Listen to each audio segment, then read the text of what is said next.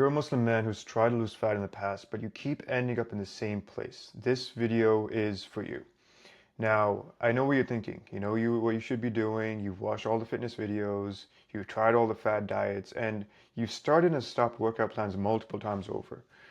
And the issue is that, months or even years later, you're carrying more belly fat, you're still frustrated with yourself for your lack of progress, and you're beginning to question if there's something wrong with you. Because every year you think that, oh, this could be the year where everything changes because I'm going to try harder, be more consistent, but nothing seems to stick for more than a few weeks. And let me be clear, the problem isn't that you're lazy, weak, or undisciplined necessarily. The real problem is that you were never given a system that actually works for a busy Muslim man living a real life with real responsibilities. And I know this because I've lived this myself. I lost over 53 pounds of fat and I didn't have to do anything crazy. I didn't need constant motivation, crash dieting, or doing 2-hour workouts every single day. It was over time, I followed a repeatable system that allowed me to get these results of losing over 50 pounds. But really the more important thing is that I've been able to help other Muslim men do the same thing. Lose fat, build muscle.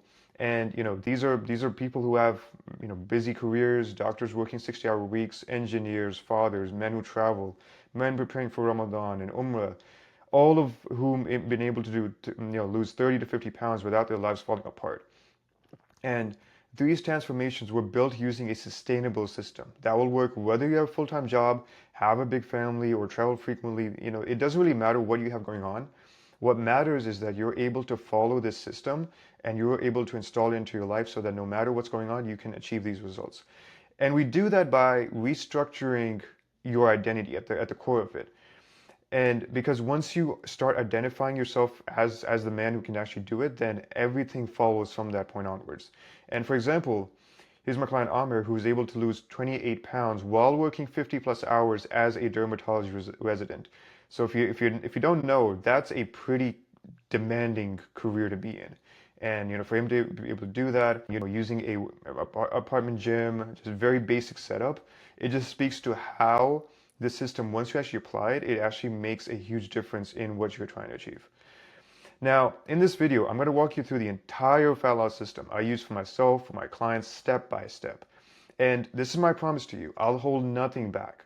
And by the end of this course, you'll understand exactly why fat loss has felt so hard up until now, what actually causes fat loss to become inevitable, and how to eat, train, live, and live in a way that works with your faith instead of going against it. That's a huge thing that a lot of people don't address because they're just non-Muslim. And they don't understand the unique kind of situations that we as Muslims, fall into just because of our faith. And also how to stop restarting and finally begin to move forward in your fat loss journey. And finally, how to build a kind of discipline that doesn't disappear when life gets busy. And this is the complete framework, which if you can follow, you can expect to lose 30 to 50 pounds within the next 3 to 6 months by the permission of Allah. Now, before we start, I want to be super upfront with you about something. This is not going to be a compilation of a bunch of random tips and, tricks and just like, things that you can try, if you feel like it. This is a full in-depth system that you can install into your life today.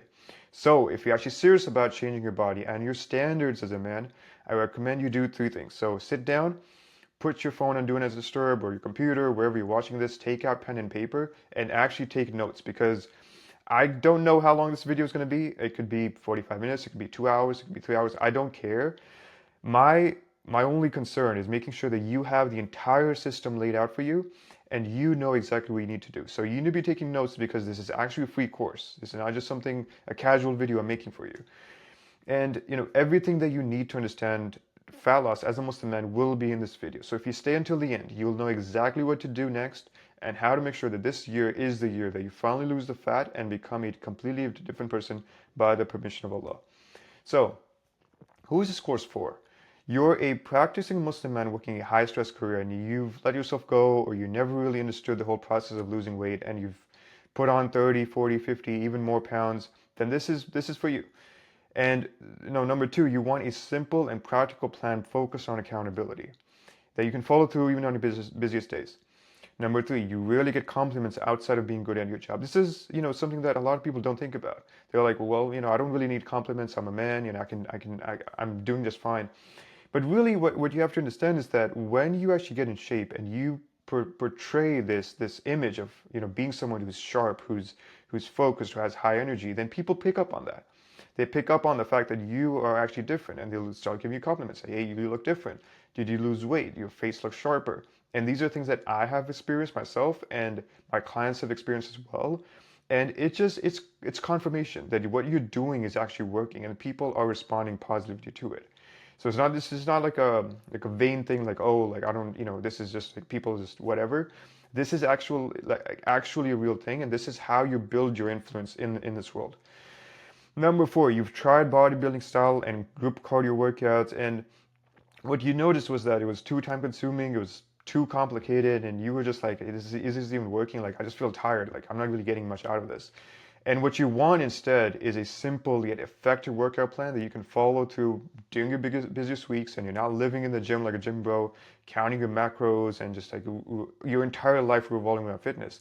You just want something that works and gets the job done, and that's exactly what you're going to get inside this course. And number five, you tried cutting out certain foods and tried fad diets, but let's be honest, you couldn't really keep that up because it's too extreme. And because of a busy schedule, you're not able to avoid the foods your family prepares, and you can't get around to doing meal prep, in a very strict and rigid way. And instead, you want something that's efficient, that's still flexible enough that even on your busiest days, even when things are still super busy, you're still able to eat with your family, attend weddings, social gatherings, then this is for you. Number six, you're done restarting. And you don't want another challenge, another detox, or short-term push. You actually want something that if you can follow for the next couple of months, even for the next couple of years, then you'll get the result, because it will take out all these things about like low motivation, nobody's watching, nobody's supporting. You know that there's a system in place, and once you follow that, then you're good. Number seven, deep in your soul that you have the potential to unlock the best version of yourself as a masculine, driven Muslim man, following the sunnah of Prophet Muhammad sallallahu alaihi wasallam, but never had the guidance and accountability to get you there. Then this is for you. Because let's face it, when we think about a strong, disciplined Muslim man, we have to look at the original model of what that is, and that is the Prophet ﷺ. So once you actually start aligning yourself with that, then you know that you're actually following the best blueprint that you can have as a Muslim man. Now, who is this not for? So number one, you don't treat your own health as a trust from Allah, and you're just like, as long as I have professional success, as long as I have my income, people respect me, then fitness, this whole thing, I don't really need to worry about it. It's just like whatever. Even though you know that your energy, your self-image, your resilience, it's not really there, and you're not okay with fixing it, then this is not for you. I'm just going to tell you straight up. I'll save you so much time. Number two, you're not willing to put in 3 to 4 hours of work per week, which is absolutely the maximum you would have to do. And this is very basic things: to train properly, stay reasonably active, make smarter nutrition choices, and instead believe that years of damage can be undone with Ozempic or detoxes or gimmicks. And you're just like, oh, let me try this new thing that came out. Then this is not for you. You're not in the right headspace to actually take control of your choices, and you just want something that will just like you can inject it and you're good. That's not for you. Number three, you want to keep recycling through the same approaches that haven't worked. This is a very common one where you're just like, oh, I tried this thing back in high school or college, let me just do that again. And you're not willing to commit to a structured, more actually modern system that's designed for your busy lifestyle. Because let's face it, when we were in high school or college, you could touch a barbell and you'd put on muscle. That's not the case anymore. If you're working a career and you have all these different responsibilities, you actually need something that is actually aligned and is something that you can follow and is actually a structured system. So if you're looking for something that, hey, I tried this in the past, then this is not for you. Number four, you're looking for motivation instead of structure. And you expect someone else to get you fired up. And instead of following the system where motivation is low. Because let's face it, if you go through all of this, then you'll have everything, inshallah. But I can't be in your corner. No one can be in your corner telling you, hey, you got this, great workout. you'll have to commit to this on your own. And if you want something where like there's motivation, there's like something coming up every single time, then this is not for you. You obviously need more support and you need someone in your corner. Number five, you believe you already know what to do and just want minor tweaks, and you're not willing to follow a process fully before modifying it. This is a big one where someone has tried something in the past, they've gotten results in the past, and they're like, oh, I just need, help here and there. I don't need a full system. Just give me like, the pieces and bits of this. That this is not for you. This is the entire system. Like I said, I keep reiterating this because I put a lot of effort into making sure that you have the entire blueprint, A to Z of what you need. So if you follow all of it, then you'll get the result. I can't just give you one piece of this and expect you and give you the false reassurance that this is going to be what you need.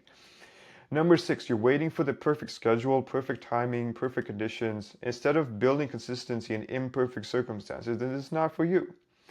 Because, there is no perfect time. There is no perfect schedule. There is no perfect, alignment of everything that happens. You have to commit to the process, even though, your life is super busy and you're not in control of all the circumstances that you want them in the way that you want them to be. Number seven, you don't want to become an example in your family and community of a Muslim man who, despite pressure, stress, limited time, took responsibility for his health, inspired others through action, and you're content staying in the background rather than leading by example. You're like, my life's good. I don't need to worry about it. I don't need to, worry too much. This is not for you. I don't even know why you clicked on this video in the first place, but if you don't want to become the example, that role model for your own family, then this is not for you. Just go watch something else, do something else. Now, what is this course actually all about? And I want to break this down and I want to show you just the overall big picture of what is this. So it's not a diet, it's not a workout plan, it's not a 30-day challenge. It's an end-to-end fat loss system built specifically for Muslim men, and I call it becoming a sacred athlete. Now, a sacred athlete is a man who treats his body as a trust from Allah, treats his discipline as an act of worship, and treats his physical strength as a responsibility. These are all three pillars, if you want to call it that, of becoming a sacred athlete. Because when you're training, eating, daily structure all align with who you believe you are, then fat loss stops becoming a daily battle. It stops being this daily struggle of like, oh, I need to do XYZ to lose weight or whatever the case is. It just becomes a natural overflow and natural just extension of who you are. It just becomes a natural byproduct of your identity. And why is this different? The reason this is different is because most approaches assume the problem is information. Eat this, or do that workout, or track these macros, or take this supplement. And you're like, oh, I was missing the information. But you already know what to do. That's not the issue. The real issue is inconsistency, relapse, and burnout. These are the biggest things that I've noticed and what I was facing as well. And what this system, the Sacred Ali system, does, it addresses the root cause. So we go into why discipline collapses under stress, why routines break during Ramadan, travel, family time, Umrah, all these different things, and why fat loss never sticks even when you do everything right. So we're tracking the root cause and I'm not just giving you like the workout plan and expecting you to follow it when there's actually something deeper causing why you can't even get the results in the first place. So what you'll get through this course is a clear framework for eating that supports fat loss without obsessing over numbers, being this nerd about everything. A training structure that builds muscle and fits a real Muslim man's life. A system for steps, recovery, routines that work during travel, family responsibilities, and work pressure.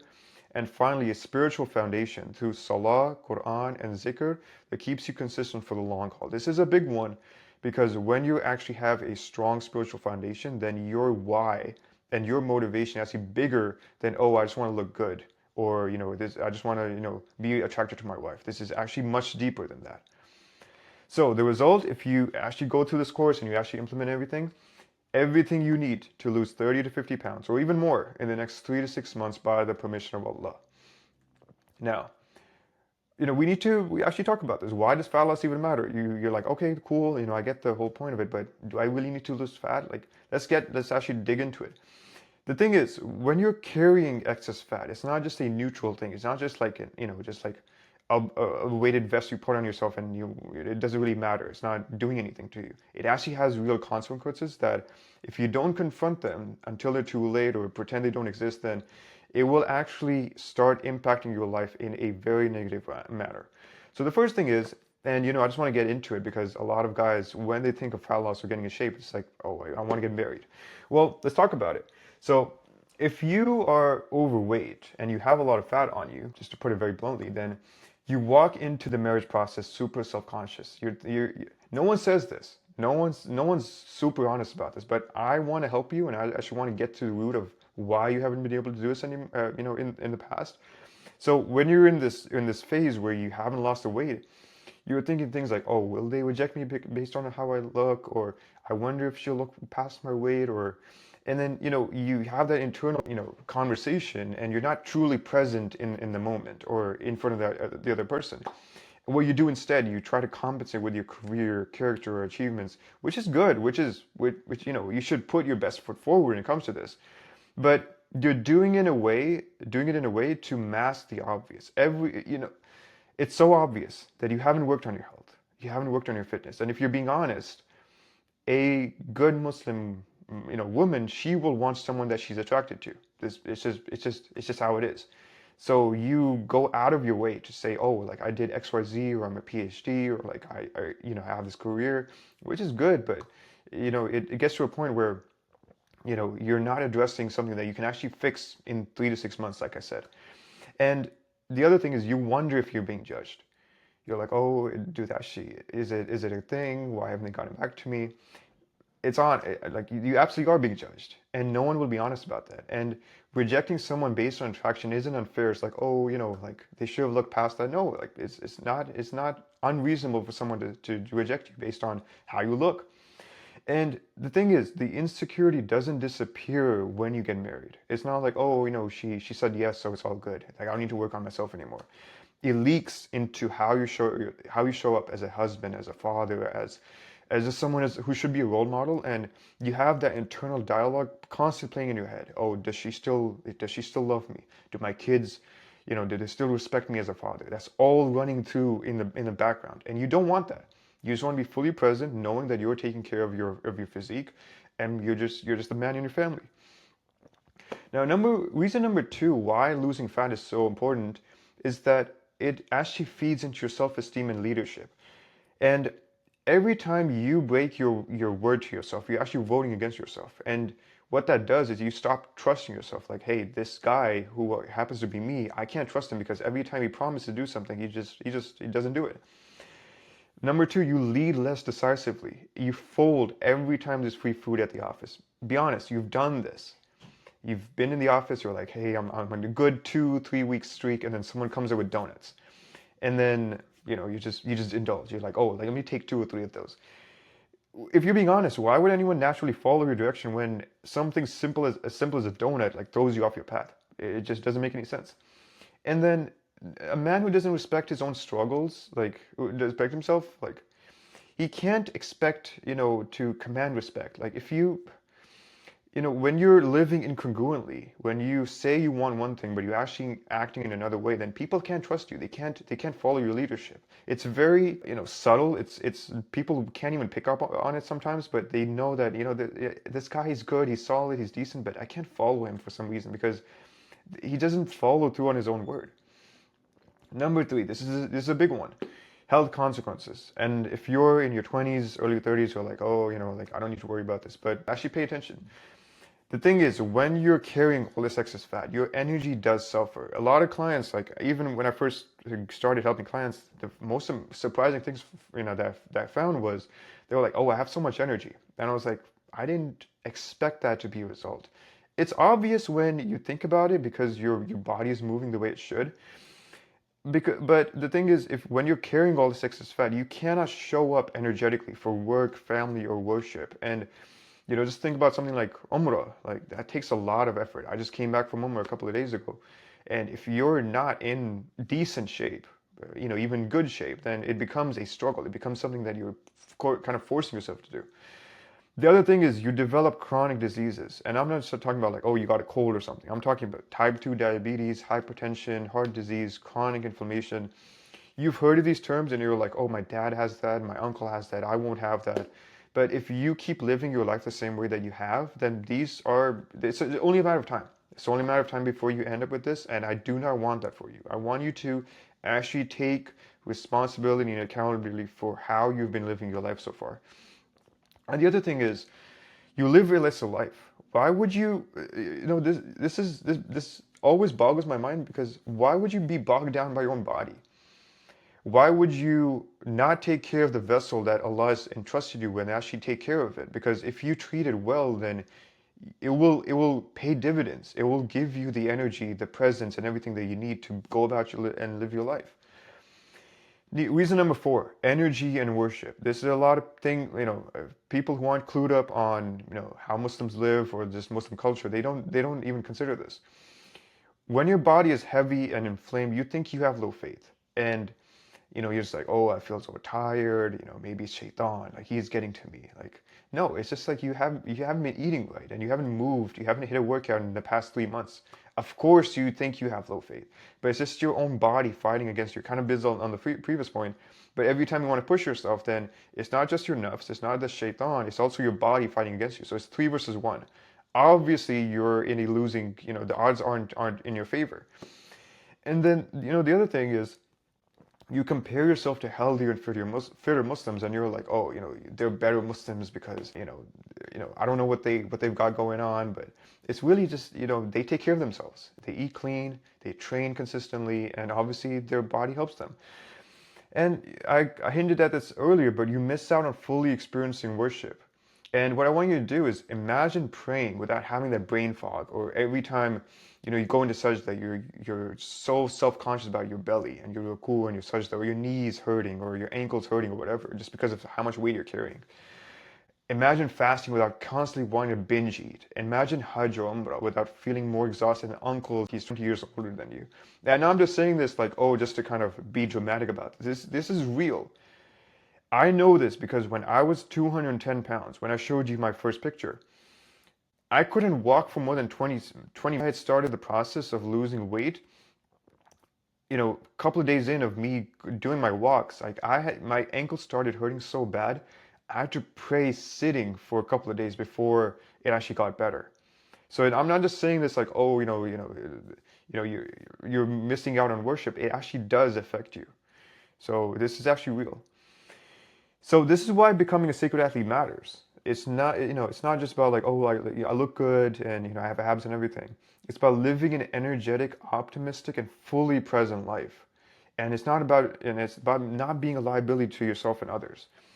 Your body should support your work responsibilities and your faith and not hold you back.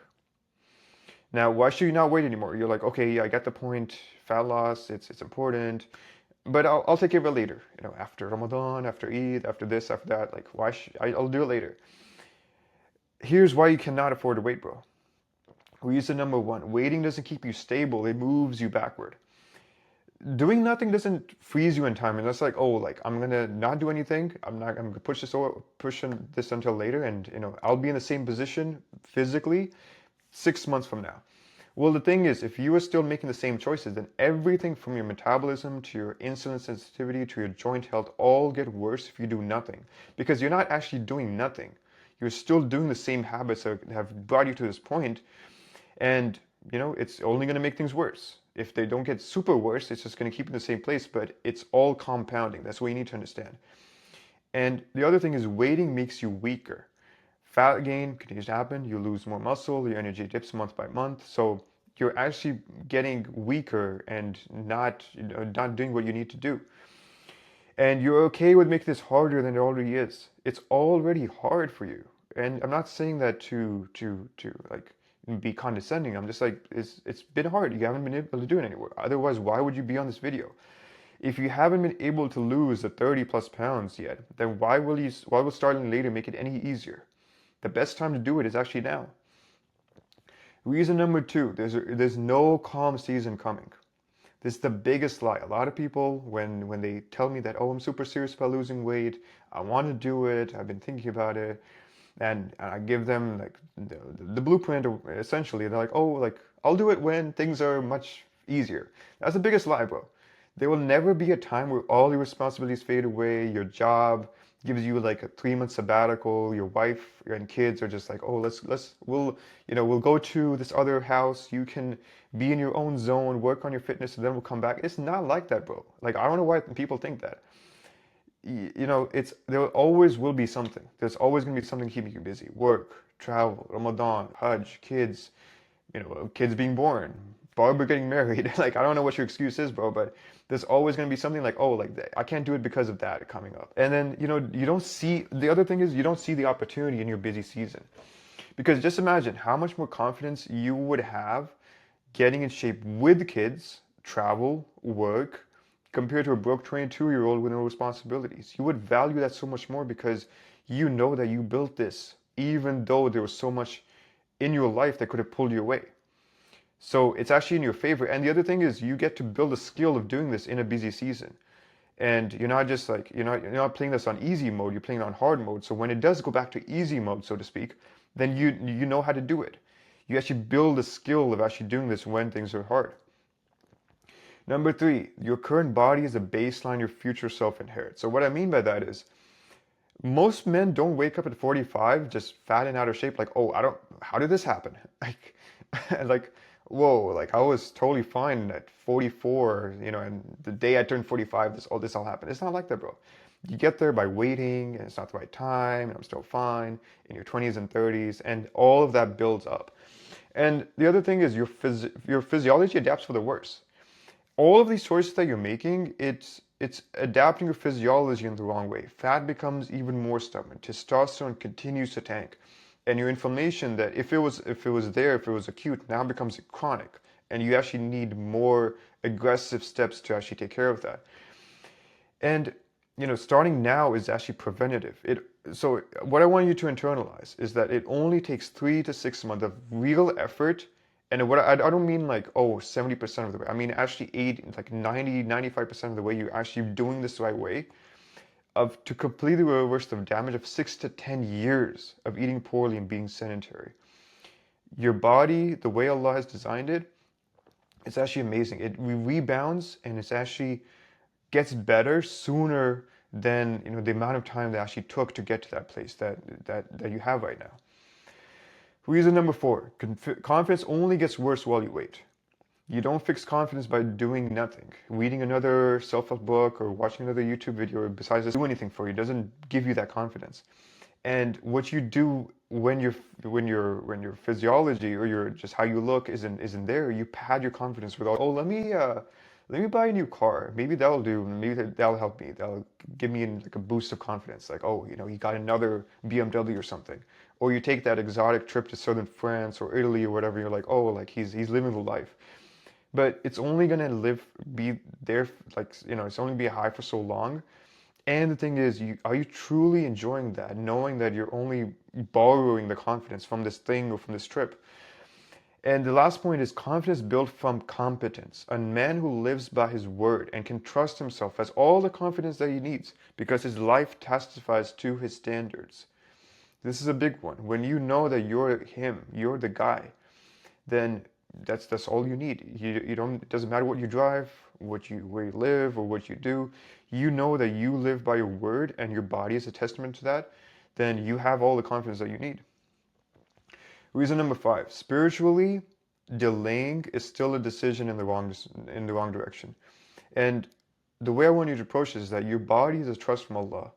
It's not just something that He gives, a healthy body to everyone. It's not. That's obviously not the case.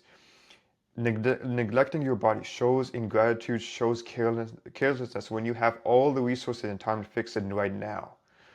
And what I want you to understand is that, are you actually guaranteed another 6 months to get yourself in shape? I'm not trying to be morbid. I'm not trying to be like grim about this, but we know that our actions are judged by our intentions. So if you're like, oh, let me wait another 6 months. Do you have another 6 months? Do I have another 6 months? No one knows that. So why not actually start now, start today? And if something were to happen, you can actually tell Allah, like, hey, like, Ya Allah, I tried, I made a sincere effort, but I only had this much time left. And maybe that will be the reason why He will not judge you or not take you to account for not, being in better shape. At least you tried, at least you started the step and you were sincere about that. And the other thing is getting in shape is emulating the Prophet Sallallahu Alaihi Wasallam. A lot of people, when they think about the Prophet Sallallahu Alaihi Wasallam, they compartmentalize him. Great father, great leader, great messenger, but they don't look at him as a role model for physicality. He was active, he was lean, he was actually muscular too. If you read the descriptions of him, Sallallahu Alaihi Wasallam, you see he was very muscular. And we claim to follow him, but you don't try to look and act like him. It's just living in incongruence with how the Sunnah teaches us to actually live. And number six is that the best time to lose fat was 5 years ago. If you're watching this right now in 2026, then the best time was 2020, 2021. You would have been in incredible shape. But second best time is today. You don't need more motivation. You don't need to do more research. You don't need to wait until life calms down. You don't need to get your ducks in order. You just need to make a decision. Now, that's why now matters. And now that you understand why this matters in the first place and why waiting makes it worse, what I want to do for you is just walk you through the Sacred Athlete Roadmap and actually show you what this course is actually, how it's actually structured, so you know how where this is going. So, but before I do that, actually, I want to make you aware of a trap, because as I go through all the steps and I show you exactly what you need to do, some of you are already thinking this. You're like, oh, like he's going to tell me all this thing, great, wonderful, but I'm in a desperate situation. So what I'm going to do, no matter what he tells me, I'm going to double it. I'm going to slash my calories by 1,000 on day one. I'm going to do 2 hours of cardio daily. I'm going to sleep 4 hours a night and just like grind my way to where I need to be. That's first of all, that's the worst way to go about this. It's not going to give you better results. You're not a champion for suffering, bro. And I'll actually walk you through why that's the exact opposite of what will actually work. You don't need to do all this. This is not the way to go about it. This is actually detrimental and actually keep you in the trap that you've been in for the longest time.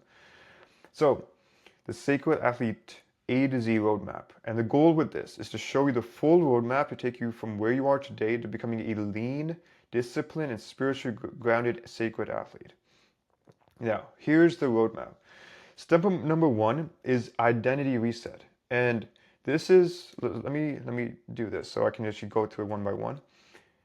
This is where you rewire your brain and your psychology to go from thinking, I'm trying to lose fat, but nothing's working, or I'm just the overweight guy who needs to lose weight. Those are very weak and disempowering self-talk. That's not how a strong man thinks. A strong man, or someone who's just meant to do this, who just does this, is I lose fat on command because I'm just that kind of man, or I'm just a strong Muslim. So why wouldn't I lose fat? Like it's just a natural extension of who I am. Step number two is environment and daily structure redesign. So once you have the right identity in place, you need to look at your environment in its entirety and know what's actually working for you and eliminate things that are not working for you. So look at your kitchen, look at your phone, look at all these different things, which I'll go into more detail, and create your environment, because if that's not in place, you could just start eating right and start training, but if something pulls you away on a consistent basis, then we need to tackle that first. Step number three is a Sacred Athlete meal plan. And this is all about creating a sustainable yet dynamic meal plan that makes fat loss and building muscle simple and inevitable. This is going to be super revolutionary in the sense that you will finally have the sense of like, okay, like I know exactly how to eat, and this is actually aligned to my goals. It's not just like eating clean. Some people say it's like, oh, I'm just eating clean. Like, how is that supposed to get you anywhere? Step number four is a Sacred Athlete training protocol, building a 3 to 5 day training schedule that gets you stronger week by week while maintaining or even building muscle tissue as you lose fat. This is super important because a lot of people, when they go about like weight loss, which is different from fat loss. They're like, oh, let me just lose a ton of weight, and muscle, like who cares about it? But you can actually build, and actually goes into looking better. You actually build muscle while you lose fat, which is totally possible. Then you look and feel much better. Step number five, cardio and recovery protocols. This is all about creating a movement structure that allows you to speed up the fat loss by up to 50%, and creating a recovery protocol to ensure fat loss happens even when you're resting. Because meal plan, training, all this kind of stuff, it's only one side of the coin. The other side is, Are you actually recovering and actually putting your body, yourself in a position where you can actually maximize this and actually get to your goal much faster, which is actually totally possible. Step number 6 is accountability and feedback loops. Because if you're watching this and you're like, oh, like I'm super serious about doing this, then you need a way to track your progress. Because if you just go about this and you're just winging it, you're following some things, but you don't know is it actually working or not, then this step will show you how to track your progress, how to adjust when you plateau, and stay accountable. So actually finish this time instead of restarting yet again in a year. Because when the numbers don't lie, bro. The numbers don't lie. They tell you what's working and what's not.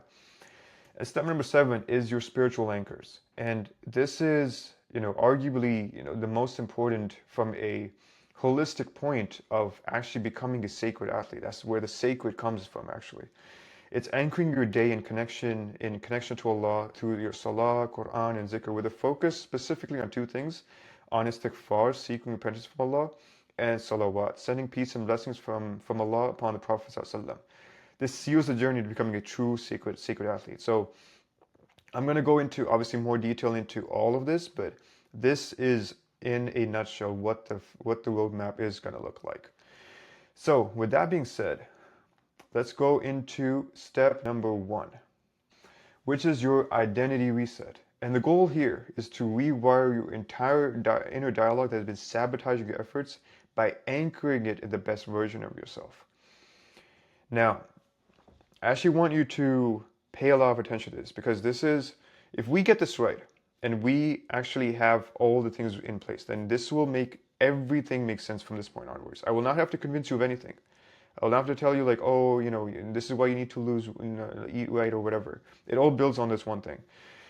And that is that every thought that you have about yourself is actually a belief you have about Allah.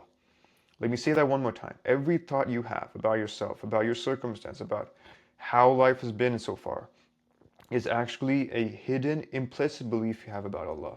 And this is all based on a Hadith Qudsi, where the Prophet ﷺ says that Allah has said, I am as my servant thinks I am. I am with him when he makes mention of me. And it goes into more detail, but it's really just the first part that we're talking about. I am as my servant thinks I am. Now when you first hear this, it's like, oh, that's nice. If I think he's gonna bless me, then he'll bless me. It actually goes much deeper than that. So what we need to do is we need to reframe who you believe Allah is if you want to create lasting change, because it all hinges on this.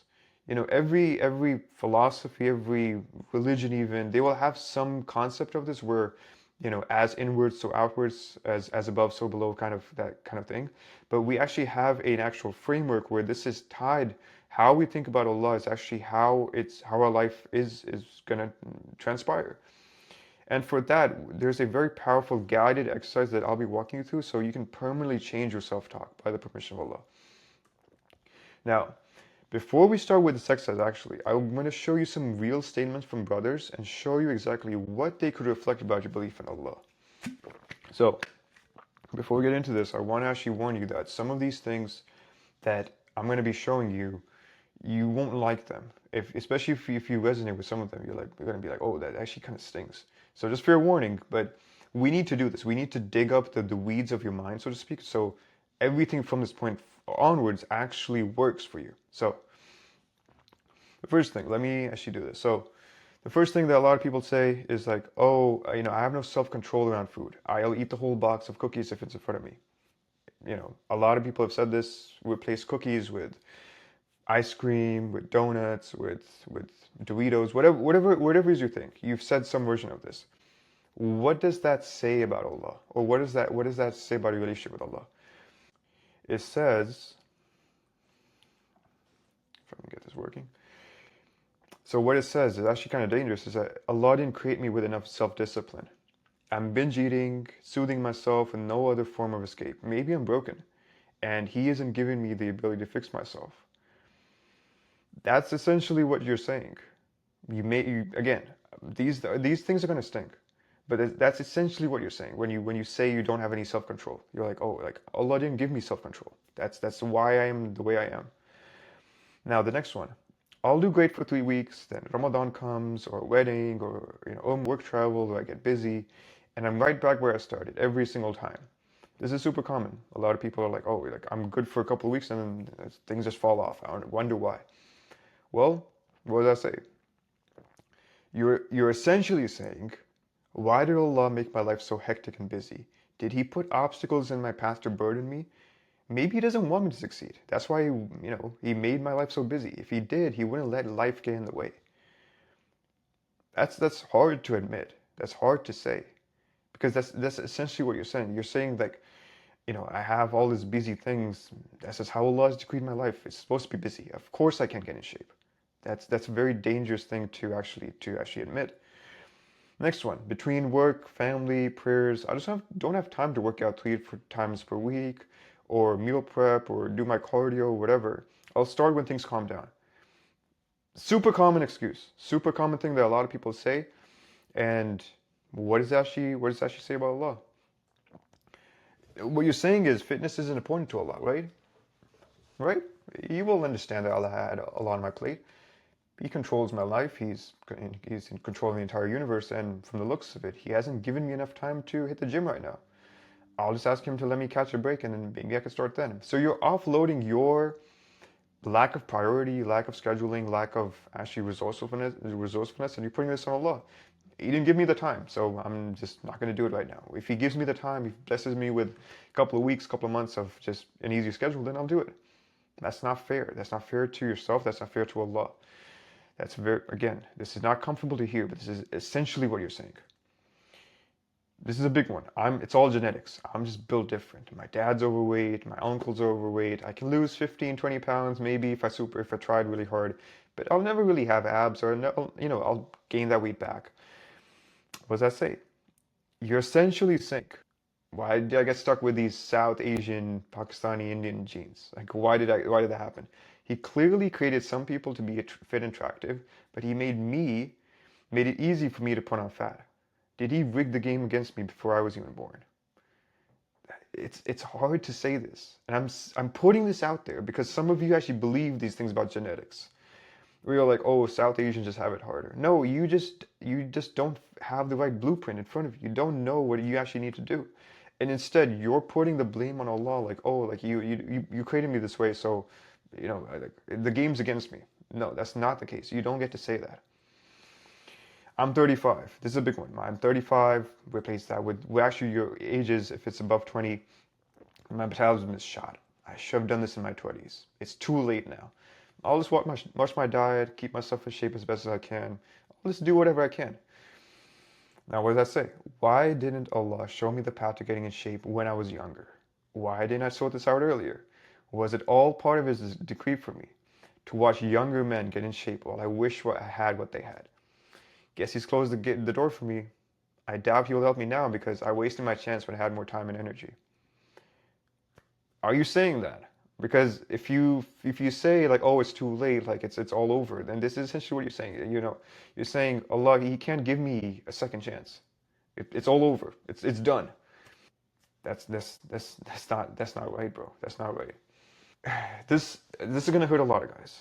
I'm just gonna say it because the thing is, to be vulnerable with you, like I thought about this. I thought this way at one point. Women only care about looks these days. They go for the tall, fit guys and ignore men with actual substance. I have so much to offer, but no one's giving me a chance because of how I look. Or what does it say? You're essentially saying, why did Allah make the dunya this way? Why did He make attraction matter so much when He knows I struggle with my weight? He could have given me a wife who sees me past all this, but He didn't. He put me in a game I can't win, gave me a body that works against me, and now I'm supposed to just figure it out? Everyone else got a head start. I got left behind. Am I supposed to believe He's not punishing me? This is, of all of them, like this one is a real, I would say even existential crisis at this point. Because if you cannot see your part in this, then you're going to believe this. And this part about the text in red, I put this here as the implicit conversation that you're having, or the implicit beliefs that you have. But this is something that I thought at one point. Why is this so hard? It shouldn't matter to women the way I look. It should be like, oh, I'm a good Muslim. I have this creed. But I actually thought this more or less, and it only started to fix itself when I realized that I actually have control of this. And it's not unfair for someone to actually, want someone who's actually in shape. So let's keep moving forward. Ramadan is coming up in a few weeks, or a few days. I'll start my fat loss after Eid. No point starting now when my schedule will be all over the place. Now, this one is this very sneaky one because it actually logically makes sense. It's like, oh, Ramadan fasting, all this. Like, why would I start now? Like, it's just gonna get in the way. But what you're actually saying here is that why did Allah make Ramadan so hard?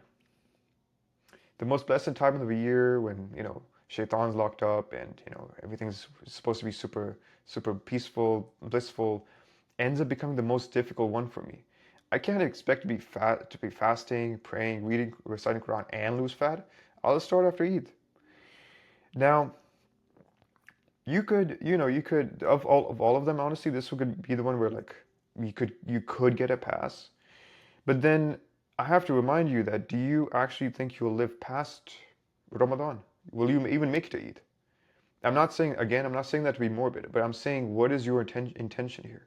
Because if you make the intention that, Ya Allah, I'm just going to start. It's not going to be perfect, but if you're watching this video, then I'm going to give you the blueprint.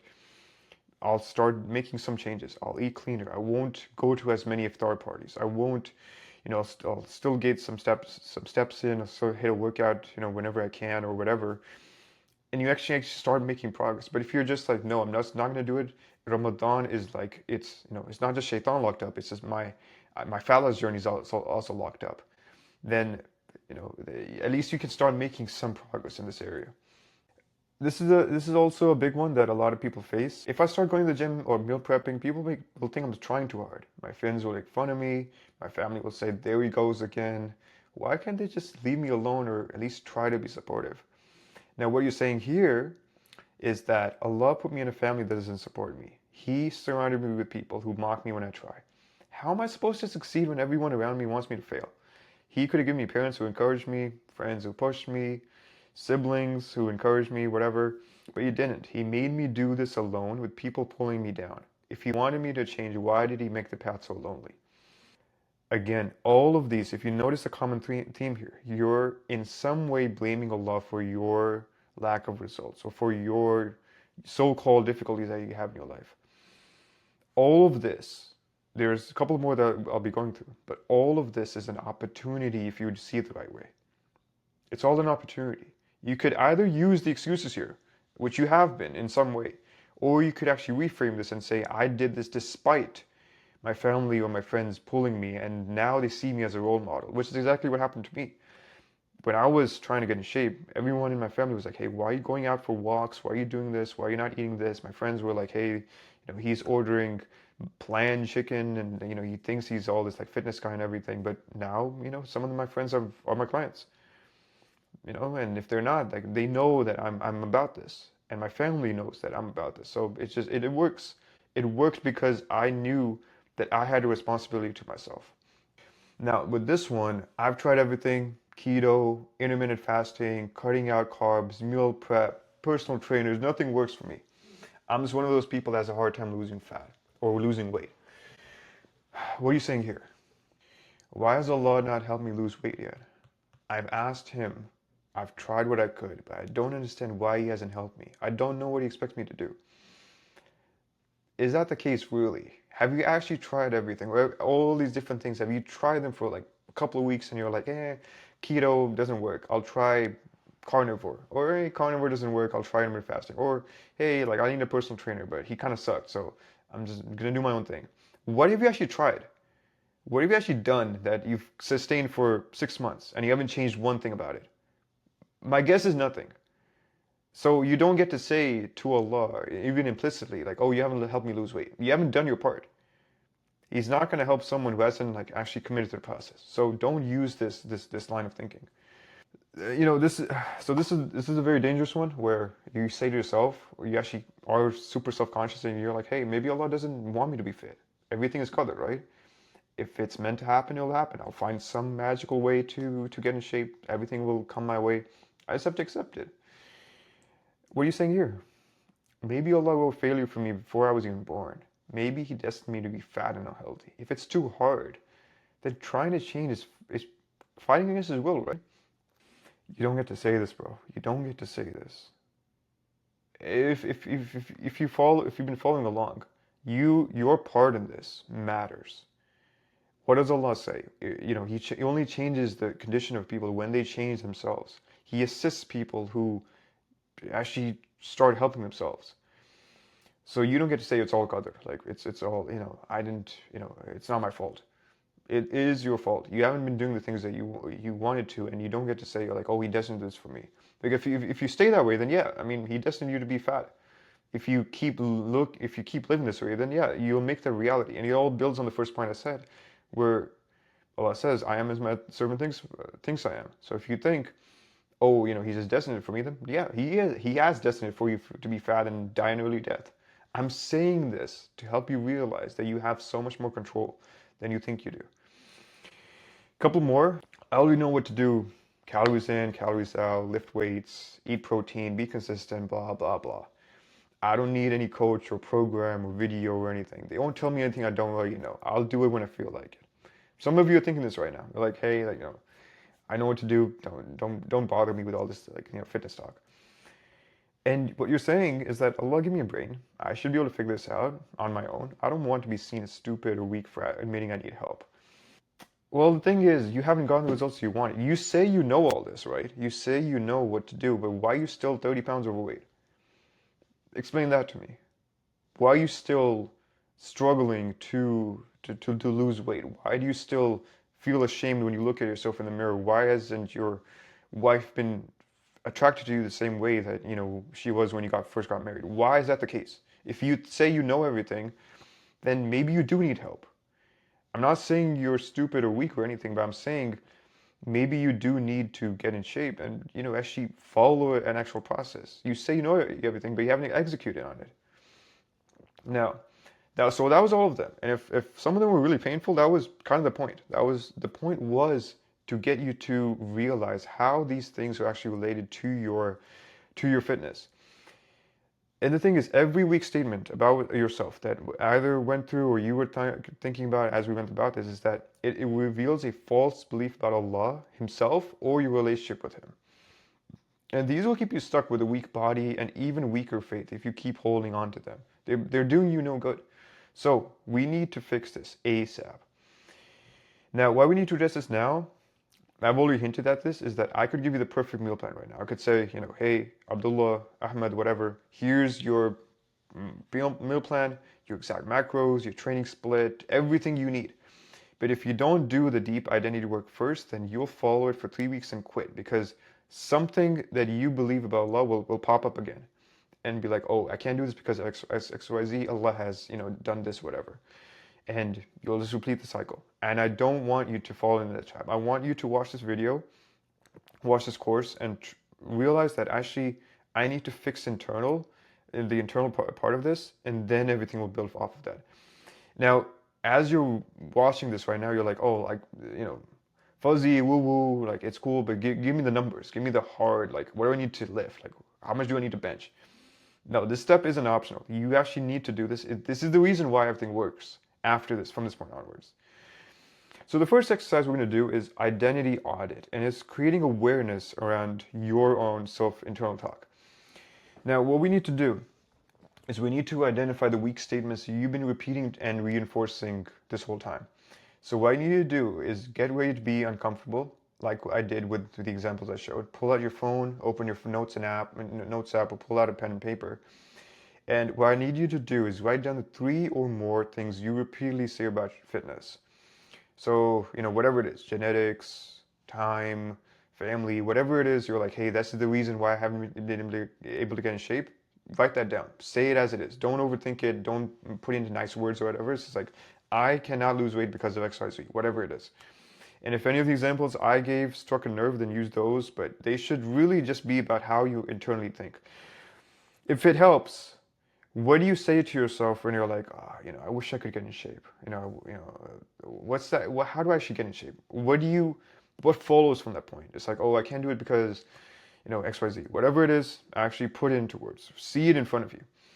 And pause the video here. If you keep watching without doing this step, you will not benefit from steps to come.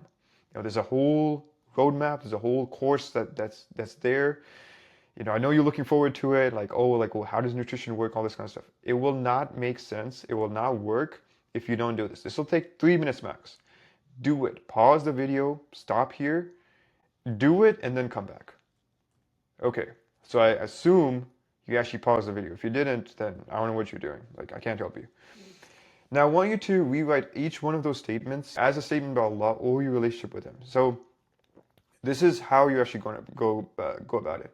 So, you're going to take what you wrote, and you're going to it's going to follow in these 3 buckets. So, the first one is this statement assumes Allah is, and are you assuming Allah is not the way He describes Himself as? Use the 99 names of Allah and see if any one of them contradict your false belief.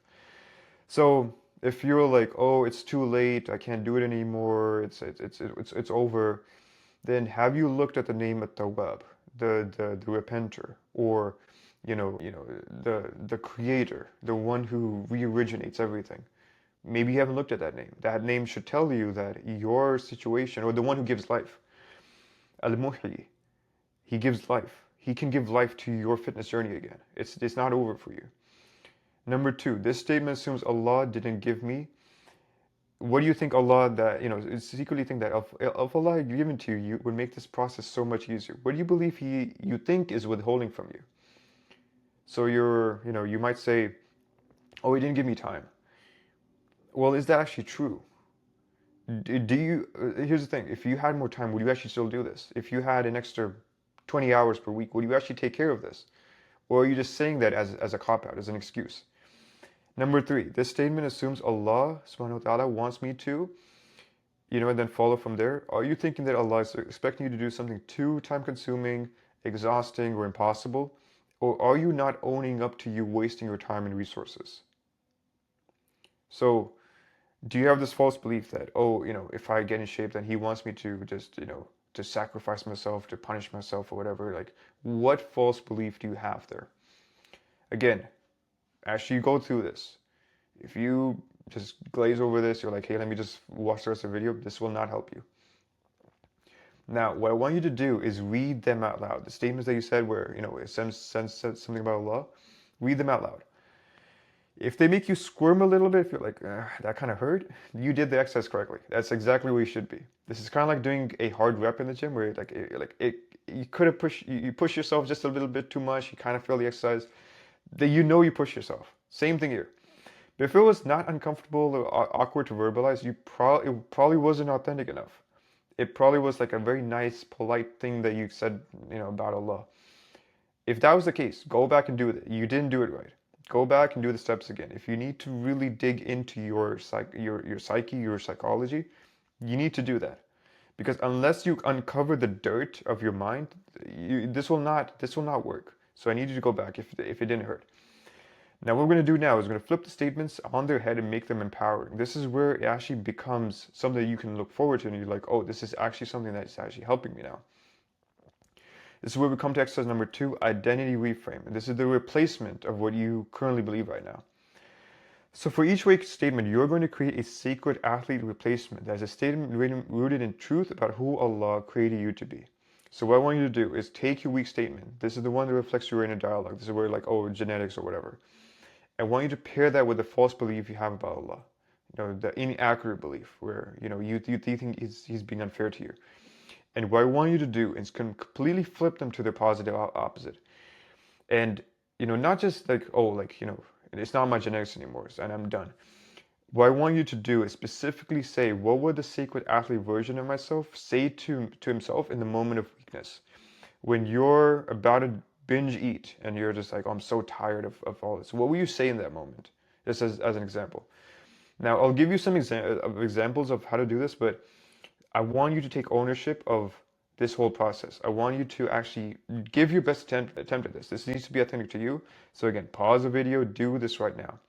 Take the time with all of your statements. Just watching all of this will do nothing for you. So actually pause this and actually go do what I'm telling you to do. Okay, so assuming you did that, here's an example of how you can actually go about this. So the weak statement, I'll just take one of the ones that we discussed. I've tried everything, keto, intermittent fasting, and nothing works for me. The false belief, we already talked about that. Why has Allah not helped me lose weight? I've done everything that I could. Now, the sacred athlete reframe would be Allah always helps those who take the means and trust Him. I failed before because I always quit when I got hard. I didn't follow to anything. I must push myself and see this through. Allah has made me capable to lose fat and get in shape. I just haven't done anything with any amount of consistency. See how that's actually empowering? You can go, you can have a difficult time and you're like, oh, like I'm considering not doing this anymore. But if you say this in that moment, then it rewires your internal dialogue. This is why we need to do this, because this is not for the good times. This is not for when everything's going well and things are working out. This is when the moment of weakness come and you're like, I just want to quit. This is what you need to say in those moments. And exercise number 3 is going to be about daily reinforcement. This is actually the implementation part of this. So those new statements that you just wrote, they don't become your identity by writing them down once or saying them once. The secret to lasting change with this is daily repetition. So here's your daily practice for the next 30 to 40 days or however long it takes until you actually start feeling and acting like a new man. Now, this is going to be broken down in 2 parts. So morning, ideally right after Fajr, is you write down your sacred athlete identity statements using pen and paper. The reason you do this is because if you just type them on your phone or you just like maybe even say them, whatever, you don't have that tactile sensation. It's what connects your hands to your brain. This is very important. When you actually write something down, it's actually rooted in reality. It's not just like something that you're saying or anything like that, or you're watching or you're reading off a page. When you actually write it down, it actually becomes real. It's just how it is. You can also say them out loud. If you're someone who needs to hear this on a consistent basis, just say it out loud every morning.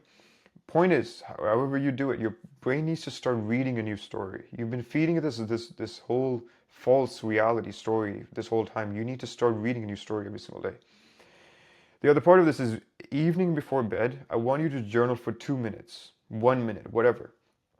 I want you to do this one thing.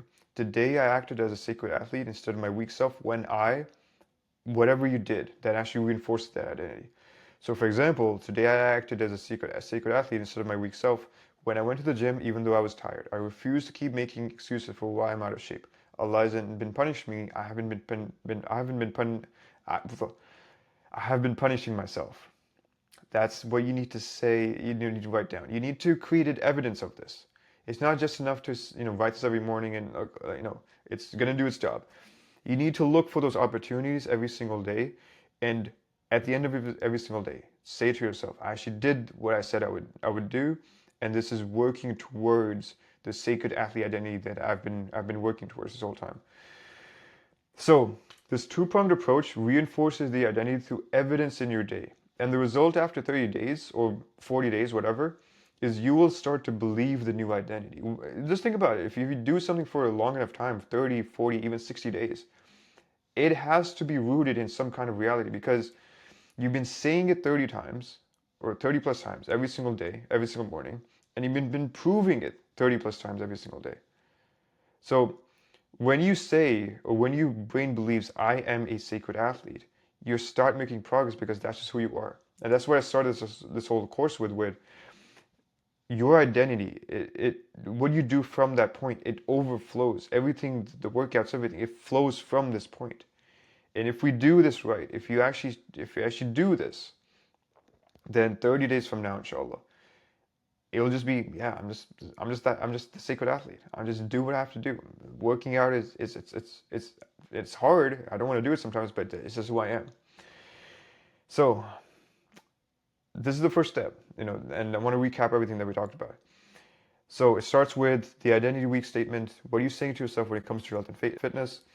Number 2, what does it say about Allah? What do you repeatedly say is actually an implicit belief about who Allah is and how He operates?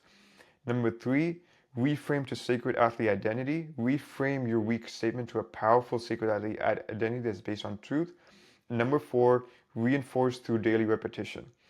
Write down your new identity and act accordingly. Create overwhelming evidence that you say who you are.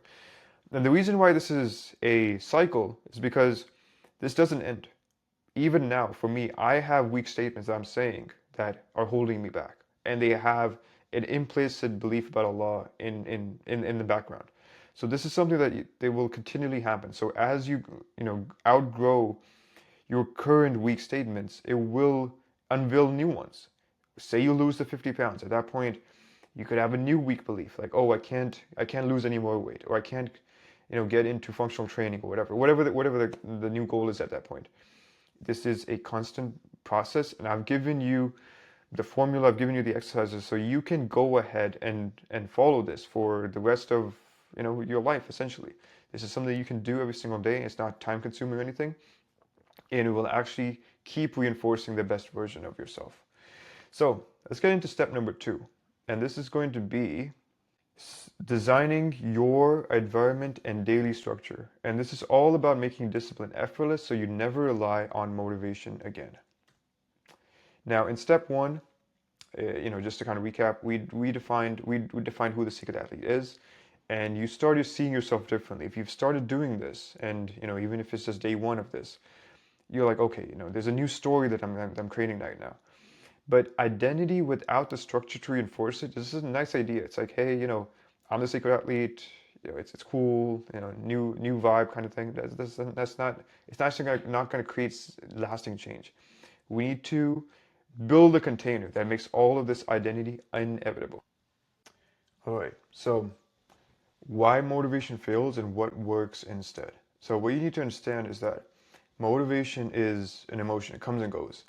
And you've probably experienced something like this where Monday morning comes and your motivation for that day is, oh, I'm going to crush this week, inshallah. I have my workout plan, I have my meal plan, I have everything working, and it's all going to go so well.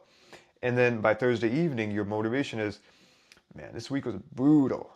I need a break. I'll start fresh Monday, inshallah. And it's like it just keeps repeating itself over and over and over again. And this is what separates the guys who transform from the guys who restart every Monday.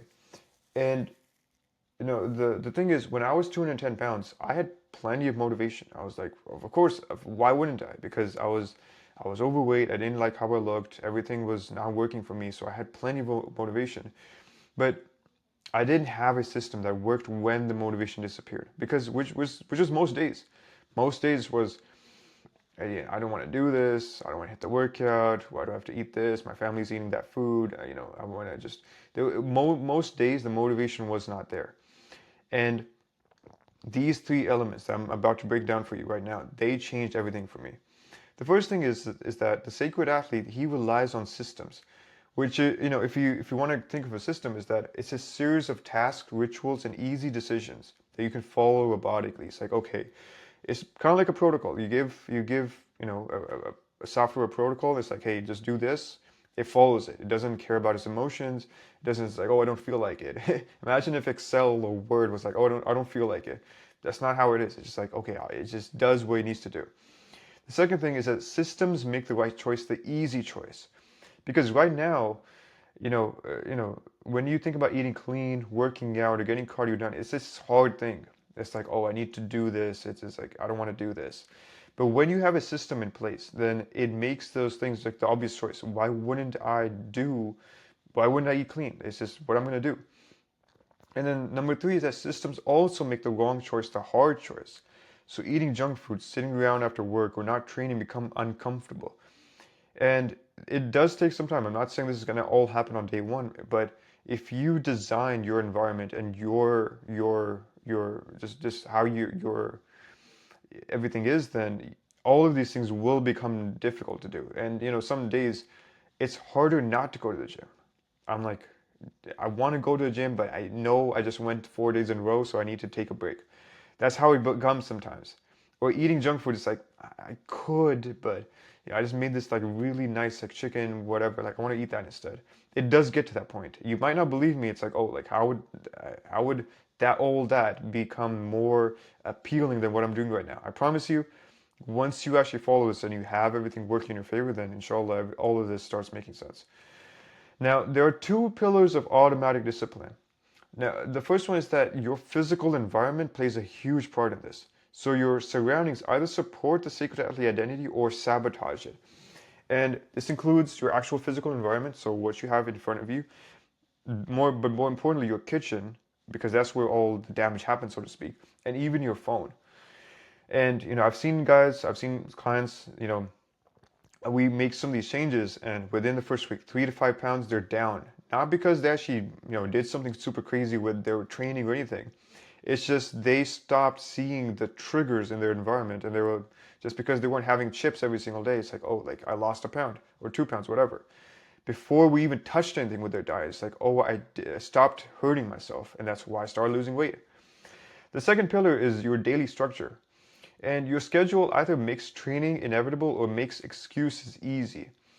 And if the thing is, if you try to freestyle your training, your nutrition, your habits based on what's going on that day, you will fail. It just makes sense. If you're just like, oh, like I woke up on Tuesday, what do I need to do today? You're already behind the ball, bro. You need to have a daily structure that is actually has all the big blocks in place, and but also be dynamic enough to account for that day-to-day variance, because not every single day is the same, and not every single day is also going to be completely in your control. But if you have these two pillars in place, then your discipline will become automatic, inshallah. So pillar one, designing your physical environment, making the right choice, the default choice. Now what I want you to do is I pulled up a series of pictures, and I want you to go to your kitchen and see what's on your counter, or see what's in your fridge, or see what's in your pantry. Does it look more like this, with the Kit Kats, the Pop Tarts, the chips, the Monsters, the whatever, the Red Bulls? Just take account what's actually there. Again, if you need to pause the video and actually go do this, then go do this. Or does it look more like this? You have fresh food on the counter, you have water with lemon just sitting there, you have your protein powder, all your things, your honey, whatever. What does your environment look like? And some of you, you have actually never done something like this. You're just like, my kitchen's my kitchen. I go in there, I eat my food. But unless you build awareness in terms of what's going on, then you will keep running into these issues. It's like, I could start working with someone, and if they haven't done this step of actually looking at their fridge or their counter or their pantry, they'll be like, I can't lose weight. I'm following everything. I'm training. I'm working hard. But every time, if I looked into their fridge or their counter, it's like there's Kit Kats. It's like, of course, every time you step in the kitchen, you take a bite of that Kit Kat or 10 of them. Of course, you haven't lost the weight that we thought you would. So all of this, it does make a huge difference in terms of whether you actually succeed or not. And what I want you to truly internalize is that your environment is designed. It's not just your kitchen's just the way it is. You either intentionally designed it based on your goals, or it was designed out of convenience, habit, and marketing. You saw something of, like this new energy drink or whatever, you got it, and it's just sitting in your fridge. What you need to do as a sacred athlete, becoming someone who's a sacred athlete, is that you need to intentionally design your environment. It needs to be everything, every piece there that could either benefit you or harm you, needs to be designed in your favor. So here's how we're actually going to do this. We're going to start with the kitchen, because this is where, again, like I said, this is where a lot of trouble, a lot of the damage happens. Where I need to address something where, if you share a kitchen or your family isn't on board yet, this isn't about like controlling them or telling them, hey, you need to not buy this food or whatever. Like that would be super unrealistic. It's about controlling your defaults. If you have any ownership of your section of the fridge or your containers or your section of the pantry, whatever, you need to control that. Because again, your family, they're not responsible for you for getting you in shape. In fact, many times they will hold you back. So you need to control whatever is within arm's reach. So easy choices. This is going to make it super easy. You need to do this. So you need to have protein sources visible. Don't need to be hiding behind, like a bunch of like junk food. You need to make your chicken, your eggs, your Greek yogurt in clear containers. It needs to be right there in front of you. So every time you open it up to either eat it or to meal prep, it's right there. It's like, okay, I need to actually take care of this. Fruit bowl on the counter. So I already showed the picture of this, but bananas, apples, oranges, whatever, just healthy, just triggers. It's like, oh, like I haven't had any fruit yet, or I need to satisfy my sweet craving. Let me just have an apple or something. That makes it so much easier, instead of seeing like a Kit Kat on the counter, like let me just grab that instead. Another one is water bottle on desk or nightstand. I have mine right here. Obviously, I need it because I'm recording a long video. But this is also a visual cue to drink water. A lot of you are simply just dehydrated. You're parched. You barely drink any water. But if you have this on your desk every single time, that like, okay, I need to drink some water. Even though I'm not super thirsty, let me just have a sip. And that will actually help with your cravings a lot as well. Last one is making your meal prep containers ready. And, it doesn't need to be super fancy. Just have them on the counter. So you know that, okay, it's Sunday, I need to meal prep. Instead of, getting to Sunday evening, like, oh, I forgot to meal prep. Well, you could have, if you have your meal prep containers right there, then, even if you forget, you know that, okay, I need to still take care of meal prep. Let me actually do that. Now, when it comes to removing things, you need to hide your junk food or just get rid of it. Put it on the top shelf. If you can't, if you live with a family, it's kind of hard to do. If you have younger siblings or other people who aren't on board with this, put it on the top shelf. You know, opaque containers where it's not super visible in terms of what's actually in there, or just don't buy it. And no trigger foods just in case guests come. This is a huge thing where our Muslim cultures, they're beautiful because whenever guests come, it's very hospitable. We want to make sure everyone's taken care of. But if you're super serious about this and you know that you have 60, 70 pounds to lose, then you need to get rid of the trigger foods. You need to put away the cookies, the biscuits, whatever, and just either just have tea whenever someone comes over, or just like actually go have an actual healthy dinner.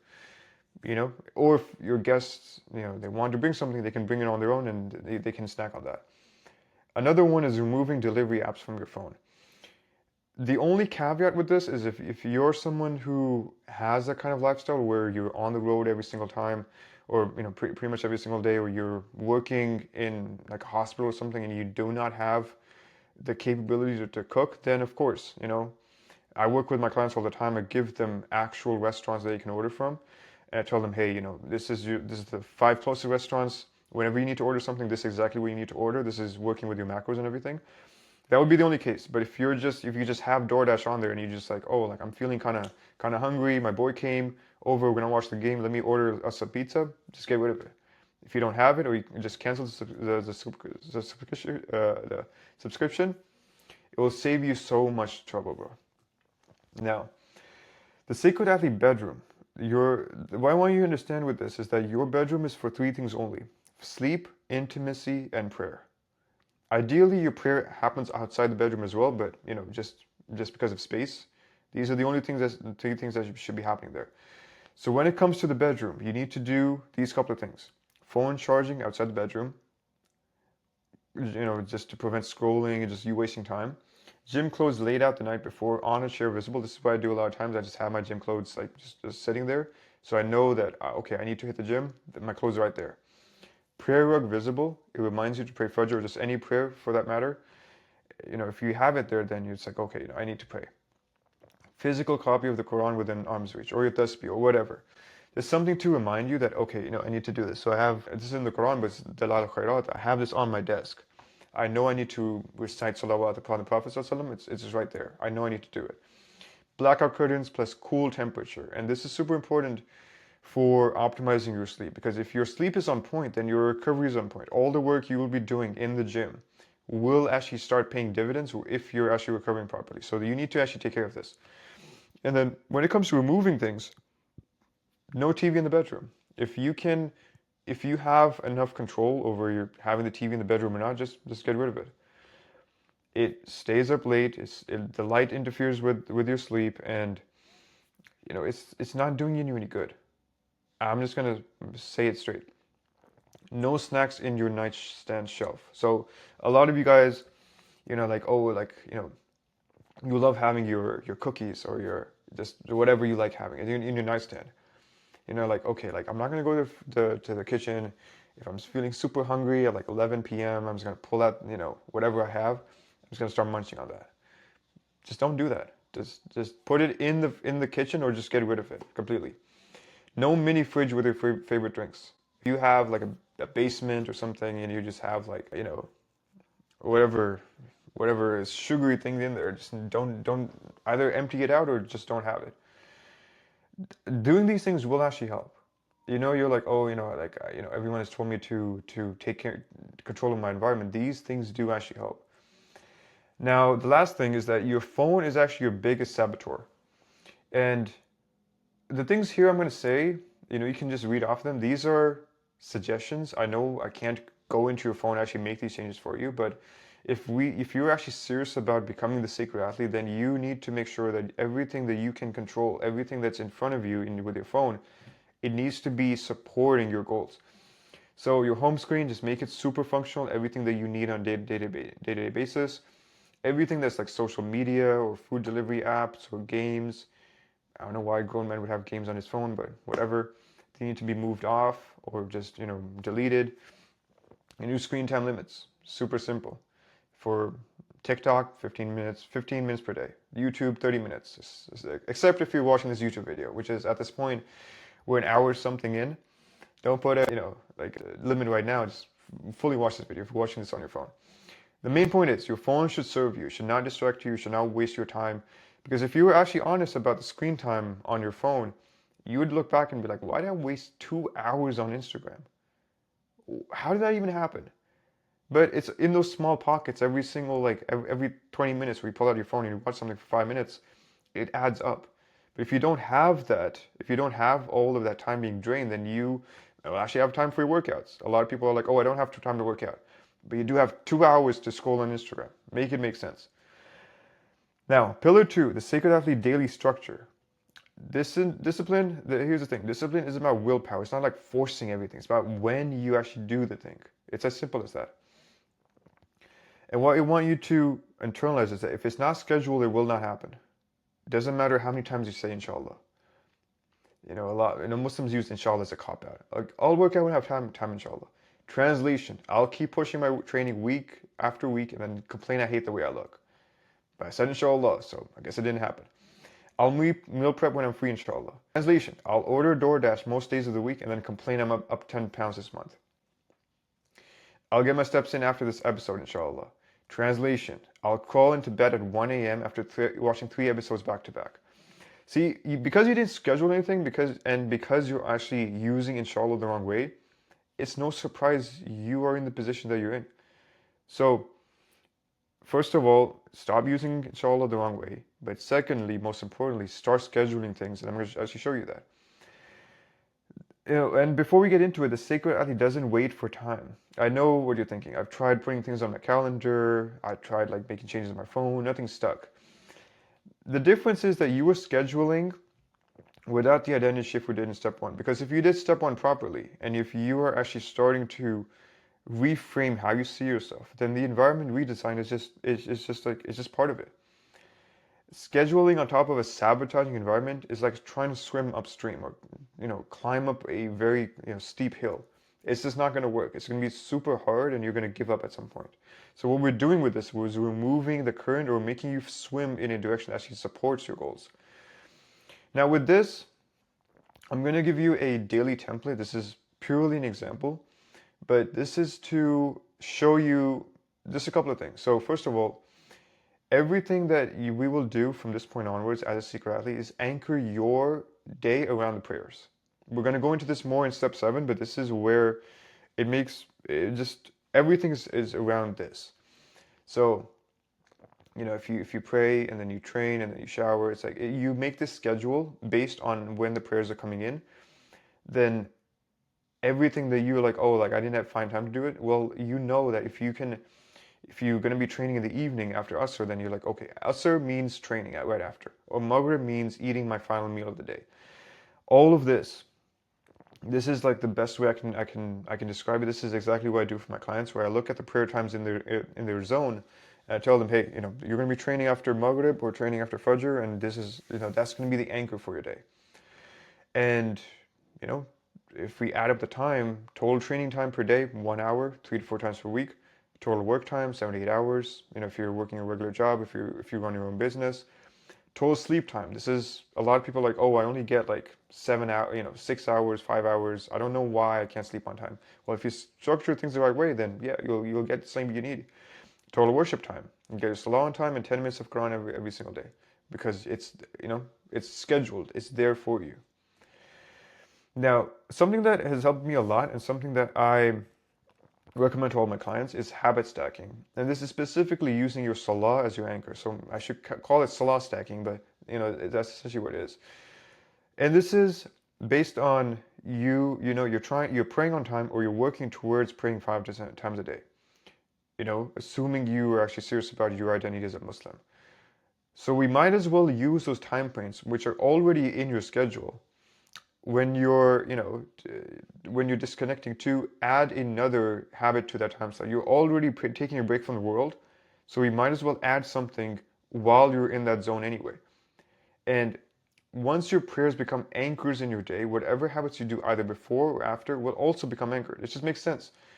I'm gonna break it down for you right now. So Fajr, just all of these are examples. So 10-minute walk, you pray Fajr right after, 10-minute walk, 10-minute Quran, walk for 30 minutes, make breakfast. It's just the automatic sequence that follows right after Fajr. Zohar, same thing. Check protein intake for the day and rehydrate. It's like, okay, like have I had the protein that I was supposed to have so far? Asr, 10-minute walk outdoors followed by gym workout. Maghrib, recite istighfar and salawat for 10 minutes. Spend time with family. Isha, shower, wind down, prepare meals, and gym clothes for tomorrow.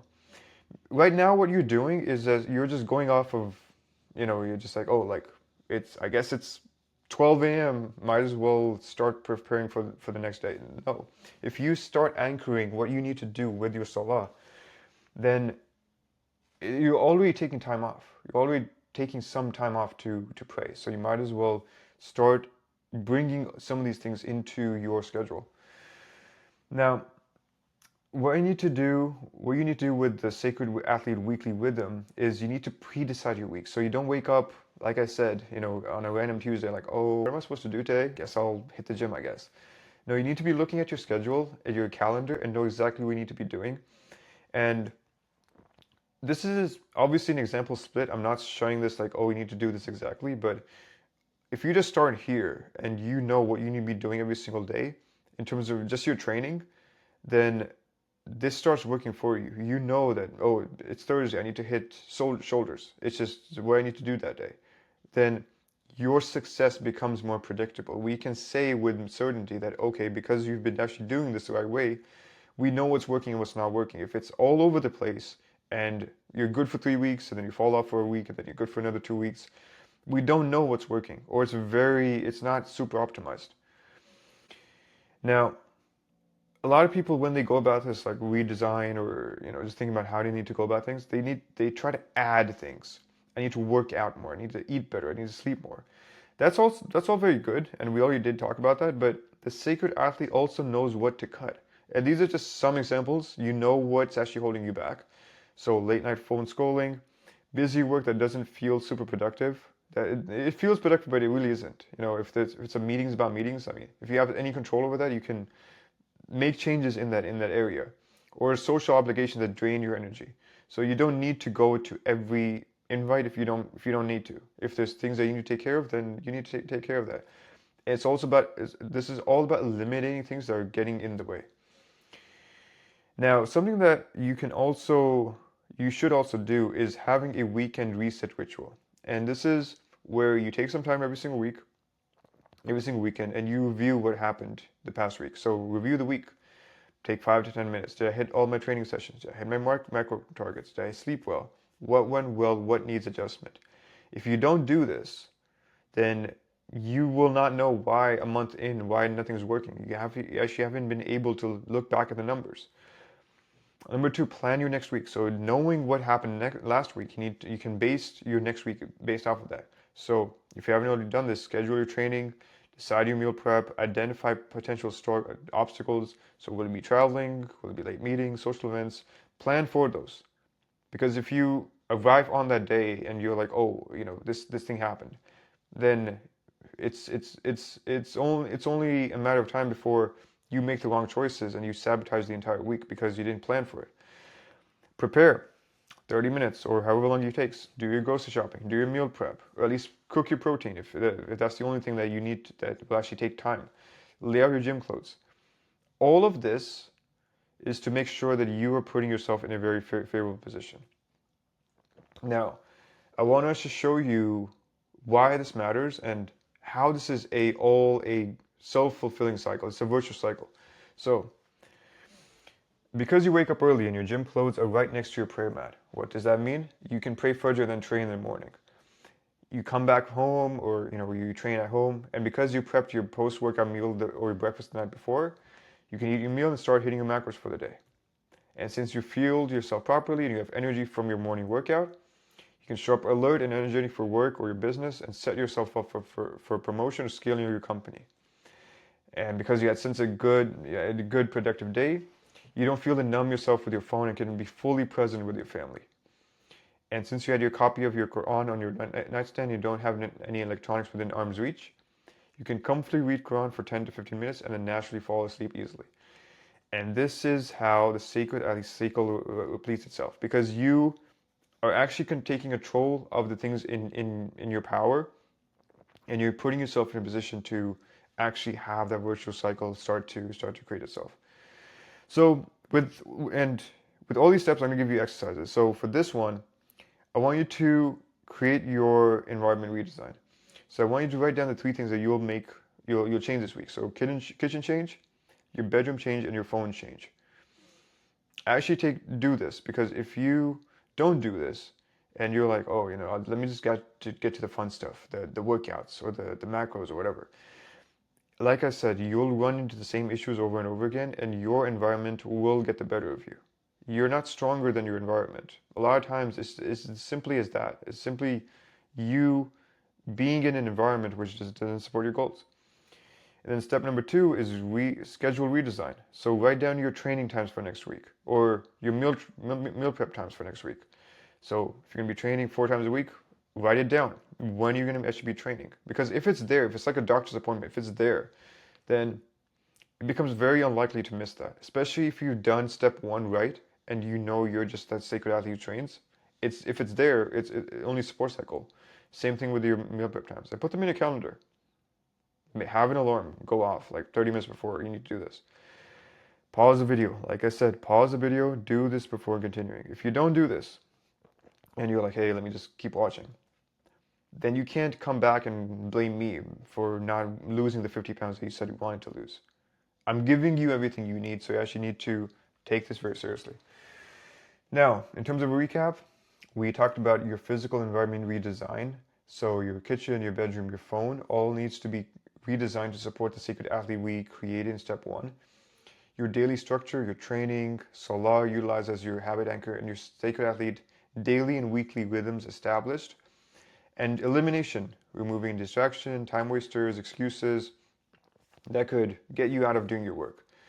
And the result is you don't wake up asking, should I train today? What do I need to eat? You wake up knowing, okay, it's Monday, upper body day, meal prep ready from Saturday, let's go, Bismillah. And you're good to go. It becomes super easy to go from this point on.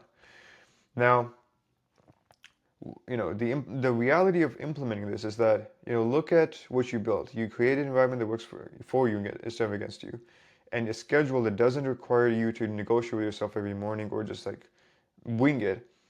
This is real progress. A lot of people don't ever do this. Even people who are in the gym working out, they don't ever do this, and they wonder why their progress isn't where it needs to be. And you have a system for structuring your day and optimizing your environment. And some of you will implement this independently and finally build momentum, but let's be honest, a lot of you will struggle because how much life will throw your way.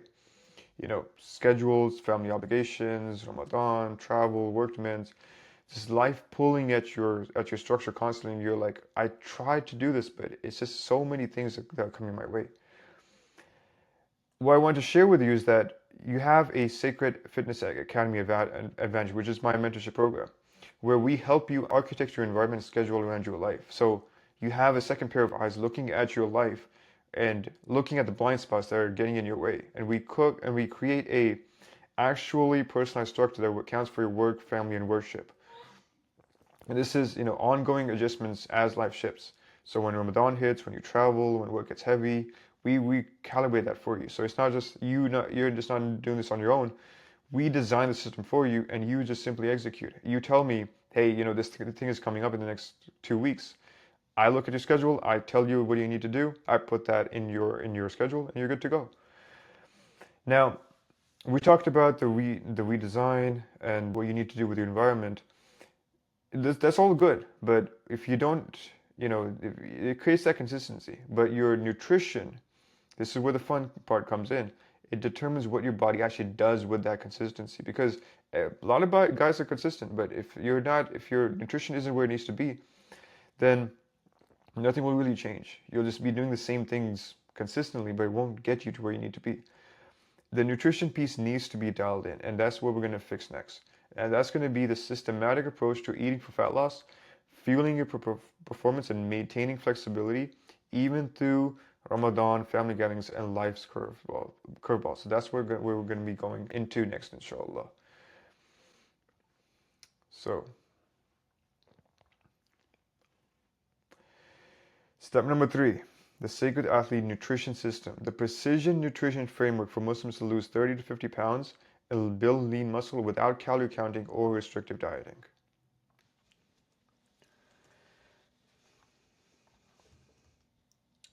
All right, so the nutrition question. So you've built the Sacred Athlete identity, which is step 1, and you build the Sacred Athlete structure, which is step 2. Now comes a question that trips you every single time. What do I actually eat? How do I actually do all this like food stuff? Now the thing is, everyone says their secret method works the best. So you have all these different options here: counting calories, zero carbs, keto, paleo, intermittent fasting, meal prep, carnivore, juice diets. And you're like, what do I choose? Like, how do I actually go about this? And what actually works? So they all work, surprise. And the reason why all of them can theoretically work is that it creates a calorie deficit. Now, I say they all work, but some of them are obviously not, I wouldn't recommend a juice diet to anyone, honestly. I don't know why people do it. But the underlying principle is that if you're eating less than your maintenance, then obviously you're going to lose weight. I think everyone knows that at this point, but if you didn't know it, that's how it works. But the real issue is that, for you don't have the time or energy to weigh at every single meal, every time you sit down to eat. That would be very impractical. If you're working as a physician, you don't have time to weigh anything. You're just on the go. If you have something prepped, that's the best approach you can have for this. And just the thought of eating bland chicken, broccoli, and rice makes you want to throw up. Makes me want to throw up. Like, I wouldn't want to do that. If my only goal was to lose weight, that's not the best way to go about it. And you need to maintain your cultural identity and family connections while transforming your physique. Now, I know I said in an earlier step where if you go about this, your family is going to be the most supportive, but you don't want to become a pariah in your own social circle. You don't want to become that guy who just doesn't eat any food, doesn't share anything, doesn't like become so antisocial. You don't want to do that. You want to create those, keep up those those personal connections, and actually do it in a way which supports your goals. And this is why most nutrition systems, if you can even call this system, fail men like you, because they don't take these things into consideration. So the Sacred Athlete solution for all of this is creating a system designed specifically for Muslims who want to create the ultimate physique. And this has 4 pillars to it. It's precisely tailored, so your exact numbers, there's no guessing. You know exactly what you need to eat every single day. It's dynamically structured so that it's rigid enough to work. It has that structure, but it's also flexible enough for real life. That's the best way to go about this. It's culturally aligned. Biryani stays, mandi stays, your grandma's cooking stays. If it fits the numbers, then yeah, of course it stays. And then most importantly, it's results driven. You will see the scale move weekly by the permission of Allah, because you're working with simple energy principles. If you're eating less and you're doing it in a way which actually supports your goals, it will work, inshallah. And let me show you exactly how it works. So the energy balance, this is the foundation of everything. And a calorie, when you think about it, is just a unit of energy. It's nothing more, nothing less, not this scary thing like, oh, I ate, calories, like this big ambiguous thing that I don't understand. It's just a unit of calorie. You could burn anything and it would create a certain amount of heat. That's just what a calorie is. And when it comes to how your body actually, burns calories, it's broken out into these three buckets. You have your basal metabolic rate, which is just your breathing, circulation, cellular function. This is you living. Just you living burns 70%. That's surprising for a lot of people. It's like, oh, maybe I thought like running or exercise, that would burn a lot. No, just keeping you alive burns most of your energy. Only about 20% comes from physical activity. So this is moving, training, daily activity. And this is where, in a later step, this is where we'll be optimizing this. But it's only a small part. And then 10% comes from the thermic effect of food. So every time you actually eat food, you burn calories. It takes calories to digest the food. We know that's just how your body works. So to create a lean and muscular physique, you need to do two things at the same time. I know I hinted at this, but we're going to go into this when it comes to your actual nutrition. You need to lose fat, which is consume less energy than you expend, which is creating that calorie deficit and burning the fat stores, but also build muscle, which is providing adequate protein and training stimulus. Notice how I didn't say you need a calorie surplus to build muscle. That's not how muscle works. If you are in a calorie surplus, yes, it will support it. It will make it a little bit easier, but that's not how you put on muscle. If anything, that's how you put on fat. Building muscle is a completely different system. So I need you to understand that losing fat and building muscle, two completely systems, and that's why they can be done simultaneously. That's the beautiful part about this. So your precision calorie target. If you've done any, calorie calculators or how do I, what's my calorie deficit, they'll ask you all these questions of like, what's your height, what's your weight, what's your activity, and you're looking at the thing and you're like, oh, am I lightly active, slightly active, kind of active? It's like, okay, let me just put down whatever. It's better than nothing, but there's actually a much simpler way to go about this. And the secret athlete formula is just multiplying your body weight in pounds by 11. That's your daily target. Yes, you could do 10, yes, you could do 12, but 11 is the sweet spot. This is the simplest way. This is how I go about it for myself, for my clients. It just works. And this formula accounts for moderate deficit, optimized for fat loss while preserving muscle mass. This is the exact amount of calories that will create the deficit we need. And it's calibrated specifically for men training 3 to 4 times per week. So for example, if you're 200 pounds, multiply that by 11, that's 2,200 calories per day. Simple. You don't need to do any complicated math with this. Now, where do those calories come from? Every food is made up of 3 macronutrients. And I'm just saying this, I know a lot of you might already be clued up on this, but I want to break this down because I need you to understand how we're going to manipulate all these calories.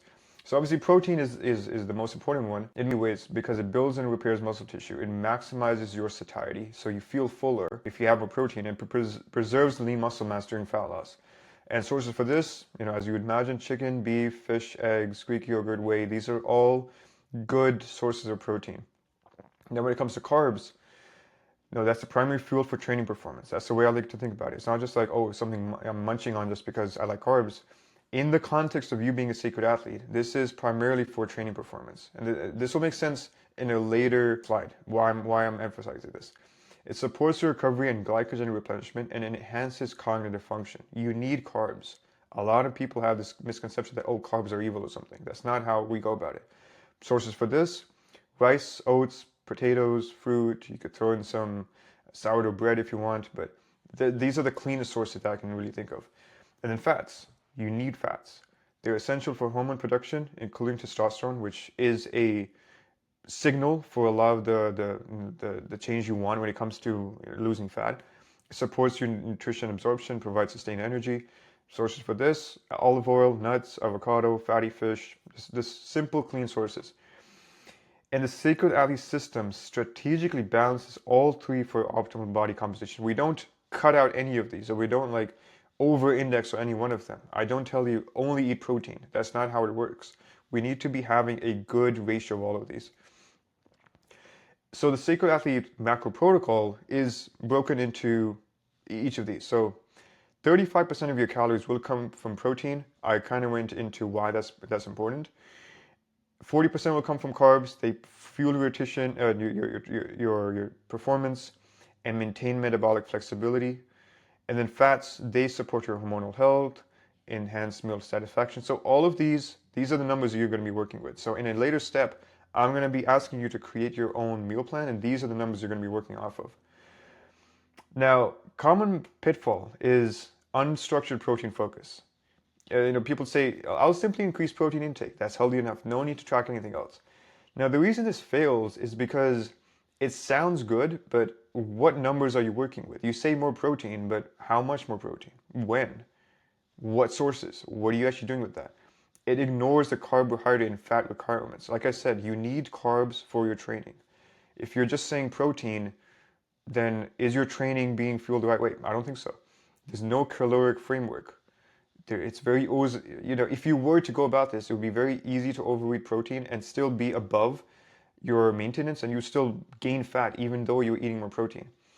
And it doesn't, have any sustainability and no structure, which is you need to have a structured approach to this. And the outcome is just random eating patterns, inconsistent progress, and eventually giving up because you're not seeing any results. Because it sounds good, like I said, but there's no thought process behind this. And the solution is what I shared with you, which is the precise micro targets with a defined caloric framework. And this creates those results that we're looking for. So your macro calculation protocol. This is going to be some simple math. Don't worry, and this is not going to be anything above high school level. So don't need to, if you have a PhD in math, this might help you. But we're going to start very simply. So establish your caloric target. We're going to work with a 200-pound man. 2,200 calories. That's his target. Calculate your protein. 2,200 times 0.35. That's 770 calories. And a gram of protein has 4 calories. So divide that by 4, 193. Same thing with the carbs. 2,200 by 40%. You get your calories. Divide by 4. That's 220 grams of carbs. And your fats. 2,200 by 25%. Divide by 9, because fats have more calories per gram. That's 61 grams of fats. These are your final numbers. And that's what you're working with. That's your nutritional framework right there. So if you're wondering, hey, how does math work? This is as simple as it gets. You do this once, unless and when you drop 30, 40 pounds, you do this again. But you only need to do this once to get started. Now, common pitfall number 2 is vague caloric restriction. This is when people say, I'll just eat less. That's all I need to do. I don't need any complicated numbers or formulas or anything like that, which I didn't give you anything complicated. You don't need a PhD for that. But people make this seem like, oh, this is so hard, or I just don't want to work off of numbers. Again, why this fails is because there's no quantifiable target. Like, what are we working off of? There's no protein threshold. You're going to lose muscle if you go about this. Like, oh, I don't need to worry about anything. You're going to lose muscle because you're obviously most likely not going to be eating enough protein. It leads to these restriction binge cycles where you eat less, but then because you are eating too less, you binge eat, then you eat more, and then you feel bad, then you start eating less. It doesn't work anyway. It doesn't work. So, like I said, severe restriction for 72 hours, binge on day 4, give up by day 7, start up back at day 8. This does not work. The solution is to use a formula, eat the calculated amount, trust the process. That's what you need to do. Don't do this, I'll just eat less. So the Sacred Athlete's execution system is because it works off of, a lot of systems, they have this execution complexity. Like, oh, you need to track everything in MyFitnessPal, weigh every single ingredient to the milligram, eat different every meals to create, because you love variety, you need to be eating different meals. The Secret Athlete method is very, very straightforward. You eat the same meals Monday to Sunday. Now, there is a training day version and rest day version, which I'll go into. But honestly, you could eat the same meals every single day, not worry about training versus rest day. You would still lose fat. You have your exact portions. You know exactly what we need to eat every single meal. So there's no weighing daily necessarily. If you want to be sure, you can weigh that, but you don't need to crack out the scale every single time. This is exactly, so if I'm going to be eating, two things of chicken breast, you have it right there. You've already weighed it out when you did your meal prep. You don't need to do it again. Oil sprays only. This is a huge thing that a lot of people overlook, where they're just dousing their food in oil. If you just make this one change, you'll save like 100 to 200 calories per day, even more. I'll go into the math of how oil actually adds a lot of calories to your meals. And then fruits and fat-free yogurt as your desserts. It satisfies the cravings, it fits your macros, and honestly, when you're eating right, when you're fueling your body properly, things like fruits will actually taste delicious. The way I like to think about it is that fruits are like they're they're candies given by Allah. You don't need candies. If you eat blueberries, pomegranate, strawberries, you'll feel amazing. You'll be like, oh, this is wonderful. And then you add your fat-free Greek yogurt to get that protein in, you're set. Now, one unbreakable rule as we go about this is that you will not have any variety for the first 4 to 6 weeks. Why? A lot of you are like, oh, like this is gonna be wonderful. Let's have my numbers. I'll create the meals I want. I can change them up every single time. It's because variety creates decision fatigue. You go about if you go about this and you're like, oh, I'm gonna change it every time. You ask yourself every day, it's like, what should I eat today? You already lost. If you don't know what your meals are gonna look like, if you haven't prepared them, then your best choice at that point is the healthy option with the workplace cafeteria, which who knows what the macros are like there? Like, oh, like I had this like thing of salmon. Who knows do you know how much oil they cooked it in? Do you know what the numbers look like? You don't know. The other thing is, do I have the ingredients? Are you seriously going to go shopping after a long day of work to cook up that exotic meal you saw on Instagram on a random Wednesday night? I don't think so. If you're busy, if you have responsibilities, you're not going to do that. You think you might, but it's not going to happen. And then the other thing is, how much should I portion? I'll just guesstimate it. That's not going to work because you're going to run into decision fatigue. You'll just be like, yeah, I'm supposed to have this new recipe. I don't know the numbers exactly. Let me just have a thing with that. And then you wonder why you haven't lost any weight the last 2 weeks. So one unbreakable rule: no variety for the first 4 to 6 weeks. Set new meals, which I'll show you, and just have them. After the 6 weeks, if you want to change them, be my guest. But we need to know what's working versus what's not. Common pitfall number 3: unquantified clean eating. I don't need a meal plan. I'll just watch what I eat, cut out junk food, eat cleaner. This is a very common approach for a lot of people. The reason this fails is, what does watch what I eat even mean? Like seriously, what does that mean? Like, I'll watch what I eat? Like, on what basis? What is your framework? There's no protein target. In a lot of situations, it's like there's no protein. Like, if you're watching what you eat, like, are you tracking your protein? Or if you have any idea about that? Again, there's no caloric framework. What are your numbers? Are you overeating, undereating? What's going on? And the thing is, a lot of people, they say this and then they're like, oh, like healthy options like acai bowls, they're healthy. Well, if you look up a typical acai bowl, it's 400 calories and 80 grams of sugar. You could be watching what you're eating, but you're having 400 extra calories and you're like, oh, it's so healthy. Well, it's not supporting the goals you want. The outcome is just there's no consistent results and you're just frustrated and you abandon the whole approach. And the solution, like I said, I'll keep repeating this because it needs repeating. Quantify everything. Work off of the data. Because the position, you actually working off some numbers, it beats your good intention. You can have a good intention, but also work off the numbers. That's the best way to go about this. Now, when I was talking about carbs initially, I told you training day versus rest day. And that feeds into this, pun not intended, but it works off of this principle called carb cycling, which is using carbs strategically. And what you need to understand is that your carbohydrate intake should match your energy expenditure and recovery demands. This is not super necessary, especially if you're just starting out. You don't need to do this, but you will quickly realize as you go about the process and you lose your first 15, 20, 25 pounds, you would much rather save your carbs for when you're actually going to be training versus when you don't have to be training, you're just doing cardio or something.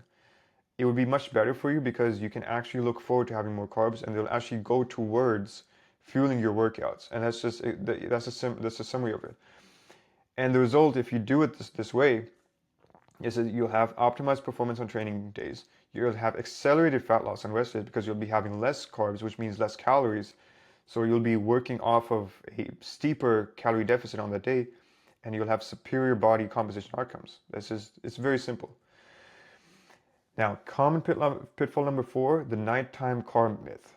I'll get fat if I eat carbs at night or at all. I need to cut out all the carbs. That should do it. This is false. This is a myth that, if you look into it, it's just, came out of 1990s. Fitness misinformation has no real scientific basis. I have carbs at night. My clients have carbs at night. We all lose fat. So I don't know where this came from. And the science is that your total daily caloric target, your intake, determines your fat storage, not necessarily meal timing. Now there is some evidence or some argument that if you eat too late, then yeah, I mean, because you're slowing down, then you'll put on more fat. But it has to do anything with carbs necessarily. It has to do with the timing to some extent. But the truth is, if you'll have, you'll have fat loss, if you're having 2,200 calories with carbs in the evening, but you have fat gain if you're having 2,800 calories with carbs in the morning. So the carbs, the timing doesn't really matter that much. Are you eating in a deficit? And if that's happening, then you'll lose fat. And the takeaway is that meal timing is a minor variable. It's not something you need to be too worried about too much. And you just need to focus on the total intake per day. Common pitfall number 5, demonizing rice. My family eats way too much rice. I've heard rice is fattening. I'll cut it out. That should help me lose weight. Again, this is not true. Rice is a clean, easily digestible carbohydrate source that's culturally relevant. If you're from a South Asian or even Arab context, then rice is just part of the culture. We're Pakistani, we eat rice. We're Bangladeshi, we eat rice. This is how it works. Trying to cut that out is like trying to cut off your arm or something in those cultures. That's just not going to work. It's affordable and it's also performance enhancing. So I don't see why you would just get rid of an entire food group. And the thing is, no single food causes fat to happen unless you're in a calorie surplus. Foods in and of themselves are pretty neutral. If they're single ingredient foods, if you're eating something processed, then yeah, I mean, it's not going to be super, positive or even neutral. But say you eat too many dates, which are arguably a healthy source of food. You can't go, no one would demonize dates. But if you eat too many of them, you'll get fat. The dates aren't the reason why you got fat. It's because you ate too many dates. Similar thing with grandma's rice. If she made something, if you eat too much of it, then yeah, of course you'll put on weight. But it's the portion size that matters, not the rice itself. I'm trying to get you to understand that. Again, why rice works, I already went over this. And it just works within the secular athlete framework. I give white rice, you don't need to worry about brown rice. I tell all my clients, like, hey, this is the best way to go about getting your carbs in. And it works for everyone. So when it comes to the meal structure, again, I want to give you a simple framework in terms of understanding how to go about like actually when you're going to have your meals and what the thought process needs to be behind it. So meal number 1, which is going to be post-fajr, is going to be structured in this way. So 0 carbs in the morning because you need mental clarity and focus. If you're having bread, I mean, you can make the argument for fruits and honey that won't impact you that much, but I've noticed that a lot of processed breads, they just they give me brain fog as soon as I have them in the morning. We're going to have 0 carbs in the morning. We're going to have high protein, healthy fats. You can add honey or fruit if you do need it. And the rationale for this is that we avoid the insulin spike for peak cognitive performance. We're going to do 2 things at the same time with your meals. We're going to give you the result that you're looking for in terms of losing the fat, but because you're working demanding career, or you have a lot of responsibilities, and you actually want to progress in your career as well, this is also going to help you with your cognitive performance. So whether you're studying, whether you're working, whatever the case is, this will help you with that as well. Meal number 2 is going to be your midday fuel, so after Zohar or right before. This is going to be a balanced meal. It's going to be the largest meal of the day.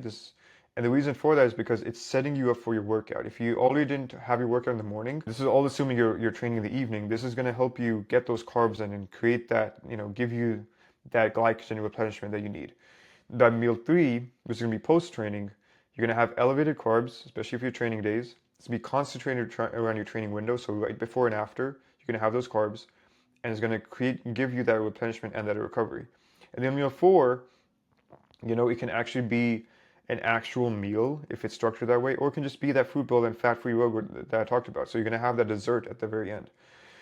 And the reason this works is that with the zero carb breakfast, you're having deep work optimization, which is very important. You're having your peri-training carbohydrates, which is before and after. And that's exactly what we need to be doing. And you need to be timing it right. Your evening dessert, which is psychological sustainability, will keep you sane. I'm not telling you to, if you have a super strong sweet tooth, like I do, cutting out all forms of like natural sugar is gonna be torture. And it's simple. 3 meals and dessert. That's all you need to do. I'm not telling you eat 6 meals or just 1 meal a day. Just create too much of a burden on yourself. You're already eating like this. You're already eating between 3 to 4 meals every single day. So we're just working off a natural rhythm which works for most people. Now, the Sacred Athlete Food Matrix, this is, if you're wondering like, hey, what do I actually eat for my protein, carbs, and fats? This is a good list. This is not exhaustive by any means. You can obviously add things to here depending on your culture or like what you have available to you. But I'm giving you this table. I'm not going to go through all of it to give you an idea of what you should be aiming for when it comes to good, clean sources of all these, of proteins, carbs, and fats. So you can screenshot this if you're taking notes, like I told you to in the beginning of this video. You can write down what you need to be shopping for. But this is basically what you're going to be building your meal plan off of. Now, the next question you have is, well, you gave me the foods, but what are the macros of each food item? And if you're doing this yourself, if you don't have a coach or someone helping you, then this is the only way that you'll get the exact macros of each meal. So what you're going to do is you're going to use something like MyFitnessPal or Chronometer, or there's like different apps out there like Macro Factor or whatever. For a couple of days, 3 to 5 days, get the exact macros of your meal. So when you go in there, you're going to put in chicken breast or rice or honey, whatever it is, the exact amount. You're going to do that for a couple of days, and you're going to get a sense of, okay, if I ate this much on Monday, it was over a little bit, let me cut down on the oil, this, that, and then you'll self-correct over a couple of days, and you'll know, okay, I know this is the exact meal plan I need to have. It factors in my training days and my rest days. Now I just need to set this on autopilot, and I don't need to worry about tracking anymore. So you can just reuse the free plan for these, or if they give you a free trial, just use that, and you're good. The only thing I need you to be mindful of is not making these mistakes, what I'm going to go over. Number one, using cooking oils, butter, and ghee in copious amounts. I'm framing it like that because if I don't do that, a lot of you will make the mistake of just like having some oil, some butter, and just being like, oh, it's not a big deal. Here's why it's an issue. 1 tablespoon of olive oil is 120 calories. If you don't believe me, Google this. I did the same. I Googled this. This is coming straight from sources. 1 tablespoon of grass-fed butter is 100 calories. 1 tablespoon of ghee is 130 calories. If you eat even one of these, breakfast, lunch, and dinner, there's an extra 350 calories that will absolutely ruin your calorie deficit. So what's the solution? Use non-stick, zero-calorie cooking spreads only, like avocado oil or olive oil. But even with these, I want you to be careful to not use too much, because a lot of food companies, they can round down to zero just because it's not significant enough. But if you use it for too long, then it's going to add calories. So only use a minimal amount you need so your food doesn't stick or anything. The next thing is not weighing your foods cooked. This is more of a life improvement thing where if you get into all the nerdy math of cooked versus raw, it'll be stressing yourself out unnecessarily. The main thing you need to do with your nutrition is have everything set in stone and not do any more mental thinking than you need to. So you're gonna base your numbers off of everything being cooked, which is the easiest way to go about it. The only exceptions would be eggs and egg whites and oats. Those are always weighed raw before cooking them. It just makes sense. Like they wouldn't work if you try to do this cooked. It wouldn't make sense. The last mistake that a lot of people make is they look at this and they're like, oh, I'll just do protein bars, or I'll just do these like protein oats or whatever. I'm not saying they won't work, but you would be much better off using single ingredient whole foods only. And the thing with these processed foods is that they have more calories than what the label says. Again, these food companies, they have some leeway when it comes to the FDA or whatever, giving them some leeway when it comes to their calories. So they're not going to be super honest about it because they don't have to. They're under no obligation to be super accurate with this.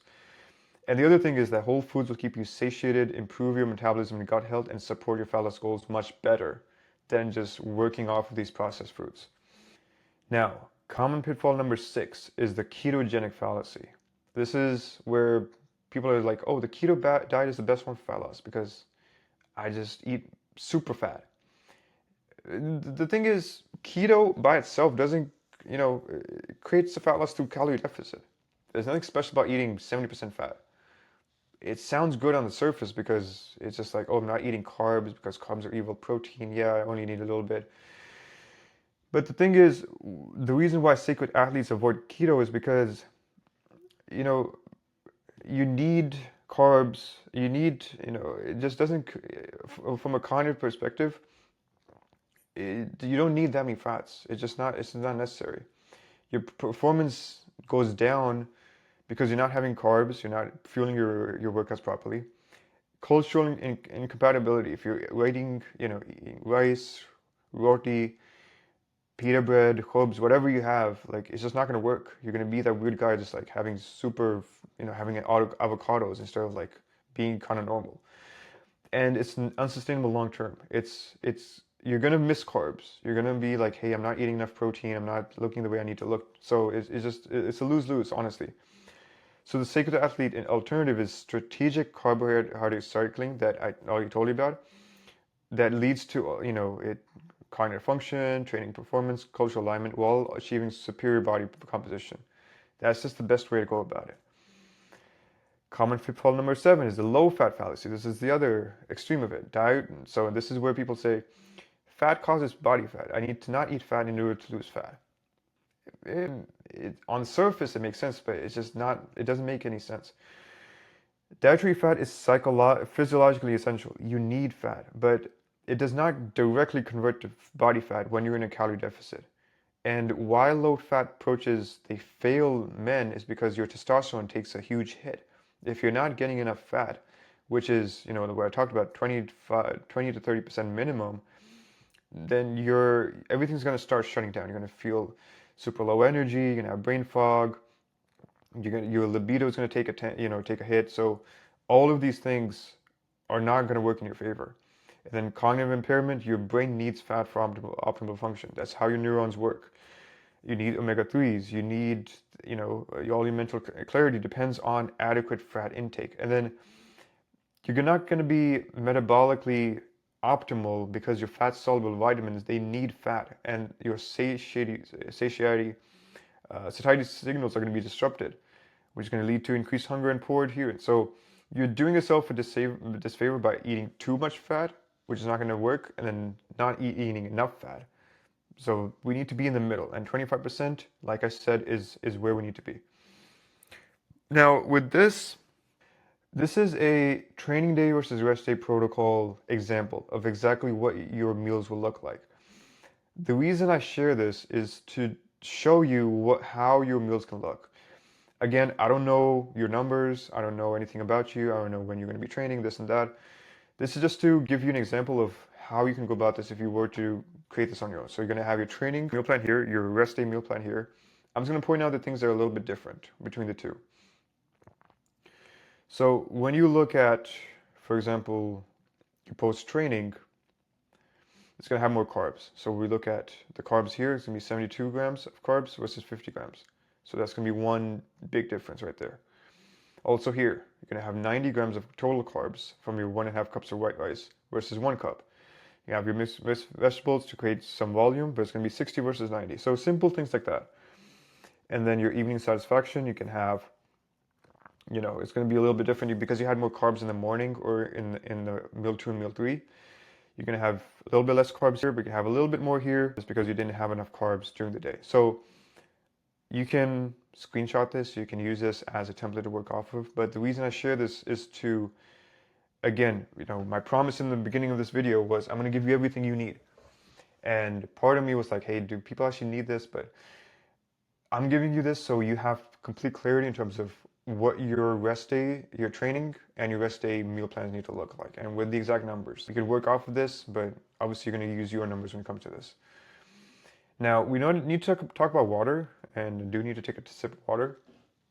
When it comes to water, A lot of men are like, oh, it's just like simple drinking 8 cups of water, which is fine, but that's not the full story. And what you need to, the reframe you need to have is that your body's not a bucket or it's not a gas tank that needs to be refilled every few hours.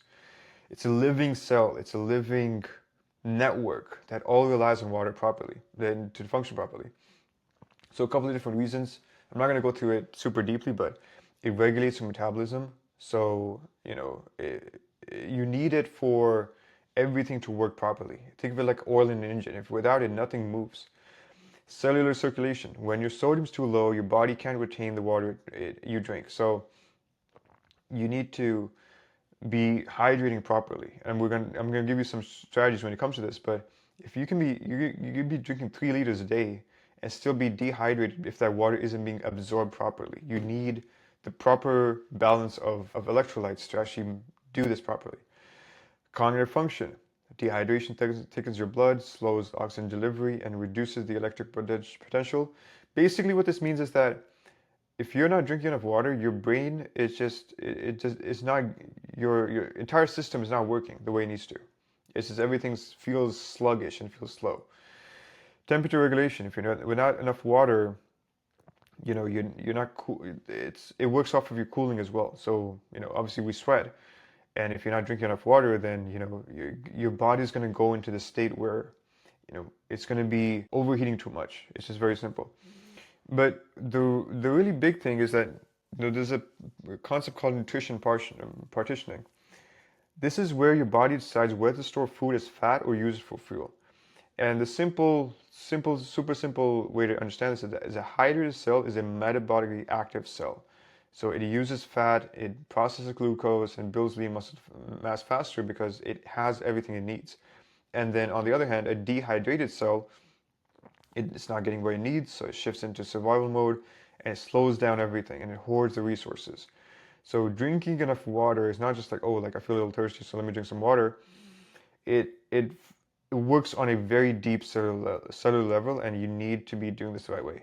So simple protocols. I'm not gonna go into this too much, but morning ritual. Start your day with some a good amount of water with high quality salt or some element or whatever packet of electrolytes you have. You can use those. The only thing I learned this a hard way is that you don't want to be doing too many electrolytes in the morning. You need to be having some kind of breakfast, some kind of meal with this. It will create, if you don't do this, you will flush a lot of waste. I'm just trying to be as polite about this, but don't do what I did. Just have if you're like hey if your digestive system is very super reactive to electrolytes, then just salt your eggs or your breakfast meats, whatever, and that should be enough. And you need to be sipping a little bit of water every single day. You're not a camel, bro. You're not a camel. Don't just like chug a bunch of water. Actually, be sipping a good amount every single day. And then when it comes to your pre-workout, you need to be having a good amount of water before, because if you're hydrated properly, then your muscles have that water in them and they're able to contract as the way they need to. If you don't do that, then it's going to be very hard. You're going to feel like you're kind of cold, your system's kind of cold, and it's because you don't have enough water in your system. During training, obviously, you want to be sipping enough water. Post recovery, you want to be hydrating with both sodium and a light carbohydrate source. Carbs, because carbohydrate, that's where it has, carbs, they come with some water with them. So you need that to refuel yourself. And then you want to avoid excessive caffeine because it's a diuretic. It does worsen hydration when it's abused. So just be mindful. No man needs more than 200 to even max 300 milligrams of caffeine. All right, so let's talk about supplements. So the thing we need to understand here is that a lot of people, a lot of guys, when they get into the whole health and nutrition thing, or just they're trying to get into losing weight, whatever the case is, they treat supplements like a buffet. Like it's, oh, I'm just gonna get whatever sounds good, whatever has, some good marketing behind it, it has some kind of hype behind it. But the thing you need to understand is that buying everything the algorithm recommends to you with no awareness in terms of whether you actually need it, whether there's some lifestyle changes you need to make instead, that's just setting yourself up for failure. Because if you're banking your entire progress on some magic supplement, then you're just wasting your money at that point. So the way I like to approach supplements and the way I like to do it for all my clients is you want to be thinking of supplements in terms of three tiers. So you have your foundational tier, which is all the compounds that support your health, recovery, and overall physiological balance for practically every single man. So these are things that are actually have some good evidence behind them and that you can take for the most part. The second tier is going to be your performance tier, things which are really good in terms of when you're at the tail end of, say, your cut, or you really need a performance enhancement, not as a steroid, but in terms of actually something that's good for you, then you can start looking into those things. And then the optional tier, I should really just call it like the I don't even know what to call it, but it's maybe the trash tier. But really, these are things which are not, they have a lot of hype behind them, but they're not actually things you actually need. So the foundational tier, this is pretty much where 90% of your results will come from if you are talking about strictly from a supplement standpoint. So the first one is going to be a whey protein, and this is basically mandatory if you struggle to get your protein in from your food. So if you're in a household or if you don't have enough, meat just lying around, then this is something that actually is going to be pretty much mandatory for you because as we talked about, your protein intake needs to be at a certain threshold for you to not lose muscle as you go about your cut. So for this, a quality halal whey or casein protein will fill that gap pretty efficiently. So if you're wondering, the difference between whey and casein is not that much of a difference. The whey is really just the more commonly used protein powder, and then casein is more, you can find it in cottage cheese or Greek yogurt. This is the more sort of, longer releasing kind of protein. At the end of the day, it doesn't really matter. Just find a good quality whey protein. The second is going to be creatine monohydrate. A lot of you will be aware of this, but basically the way it works is that it fuels your ATP energy system. So things where we're doing a lot of heavy lifting or any explosive movement or even just general activity, it helps a lot with that. And it also has some brain health and cognitive endurance effects as well. So I would say give it a shot for 30 days, see if you notice anything. Because for myself, I started noticing the difference in terms of being able to push a little bit more in my workouts. The last 1 to 2 reps, I was able to get a little bit more in at the 30-day mark or so. So give it 4 weeks. If you don't notice anything, or if you start noticing some severe side effects or even mild side effects, then you can make that call in terms of whether you need it or not. Number 3 is going to be omega-3 fatty acids, and these are really good for anti-inflammatory support, joint health, and hormonal balance. This is going to be pretty much mandatory, I would say, for most of you, especially if you're going into your cut and you're running low on fat and you need that extra support in terms of actually making sure that your hormones, your testosterone is where it needs to be, then omega-3 should be there. D3, K2, this is going to be for testosterone, immune regulation. This is not going to supplement sunlight necessarily. I mean, it gets you, it keeps you functioning. I think pretty much everyone is vitamin D deficient if you're living in the Western Hemisphere. So I would say invest in a good vitamin D3 and K2. That's how it gets absorbed, and then you should be good to go. And then I put magnesium glycinate or citrate here mainly because if you have sleep issues, then this is the one compound along with glycine, which I didn't put here, that can really help you. So if you have some kind of sleep disorder or you just have a hard time falling asleep or staying asleep, then this can really help you a lot. I experimented with it for a bit, but I really don't need a lot to fall asleep. This is not something that I would take, but if you need it, then it's right there for you. And then a high quality men's multivitamin. This is going to cover all your micronutrient bases while we're in a calorie deficit. So I know I haven't mentioned micronutrients until now, but these are all your vitamins, all your just your minerals, things that you need to keep yourself going. And if you're eating a pretty, a limited diet in terms of just a variety and not really having a ton of vegetables or a ton of different things going on, then this is something that will help you and keep you going for the long haul. Now your performance tier, I'm not going to go through all of it, but the main idea here is that these are things which are really good for performance. So some of them I'll highlight is obviously going to be caffeine. I don't think I need to really, sell you on caffeine necessarily if you're someone who needs it a lot pretty much every single day.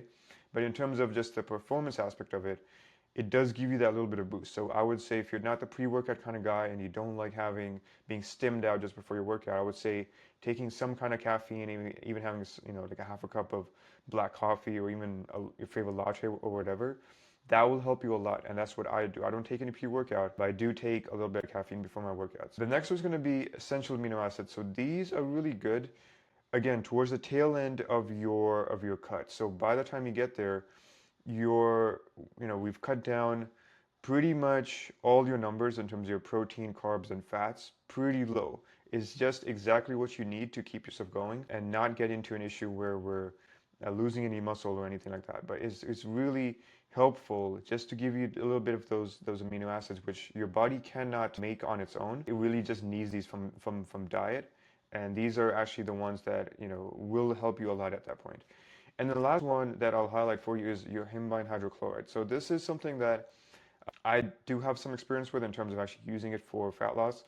The thing here with this is that you want to be at a point where you really do need that extra, just that extra boost, so to speak, in terms of actually ramping up your metabolism and giving you that that blood flow, whatever the case is, for your cardio workout. So I would say this is not something that I recommend to everyone, but it can be used in certain situations if you really do need it. And then the optional tier, I would say these are things that a lot of people default to in terms of, hey, I'm going to go on this fat burner or this, Brent's, chain amino acids or, all these testosterone boosters. These are things that you really don't need. I would say, they're really not doing anything for you. Green powders, I've seen a lot of people take green powders because like, oh, like it's so wonderful. I don't need to eat vegetables. But, if it's proprietary and you don't know what's going in there, then I would say just munch on some carrots or something. Like you're much better off actually having some vegetables.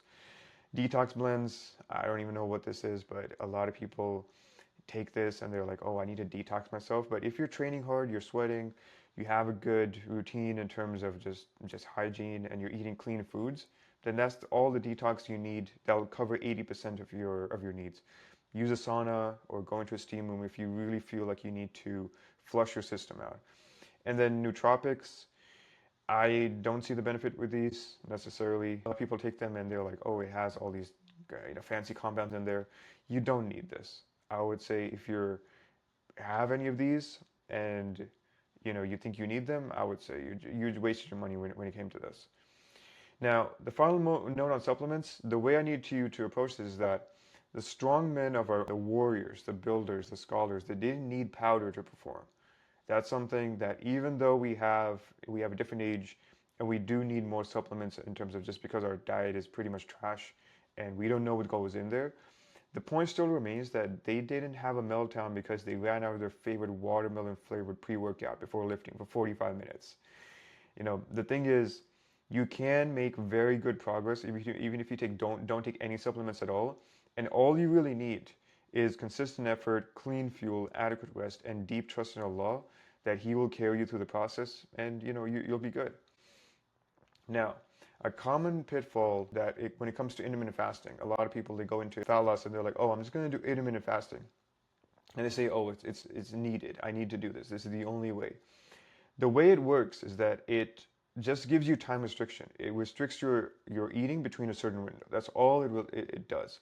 And by virtue of that, it reduces the total meals you consume and it creates that deficit again, like through meal elimination. So it's basically you're either skipping breakfast or you're skipping dinner, some variation of that. And the reason why it's optional is that, as I've stressed throughout this entire step, is that your fat loss depends on total daily calories.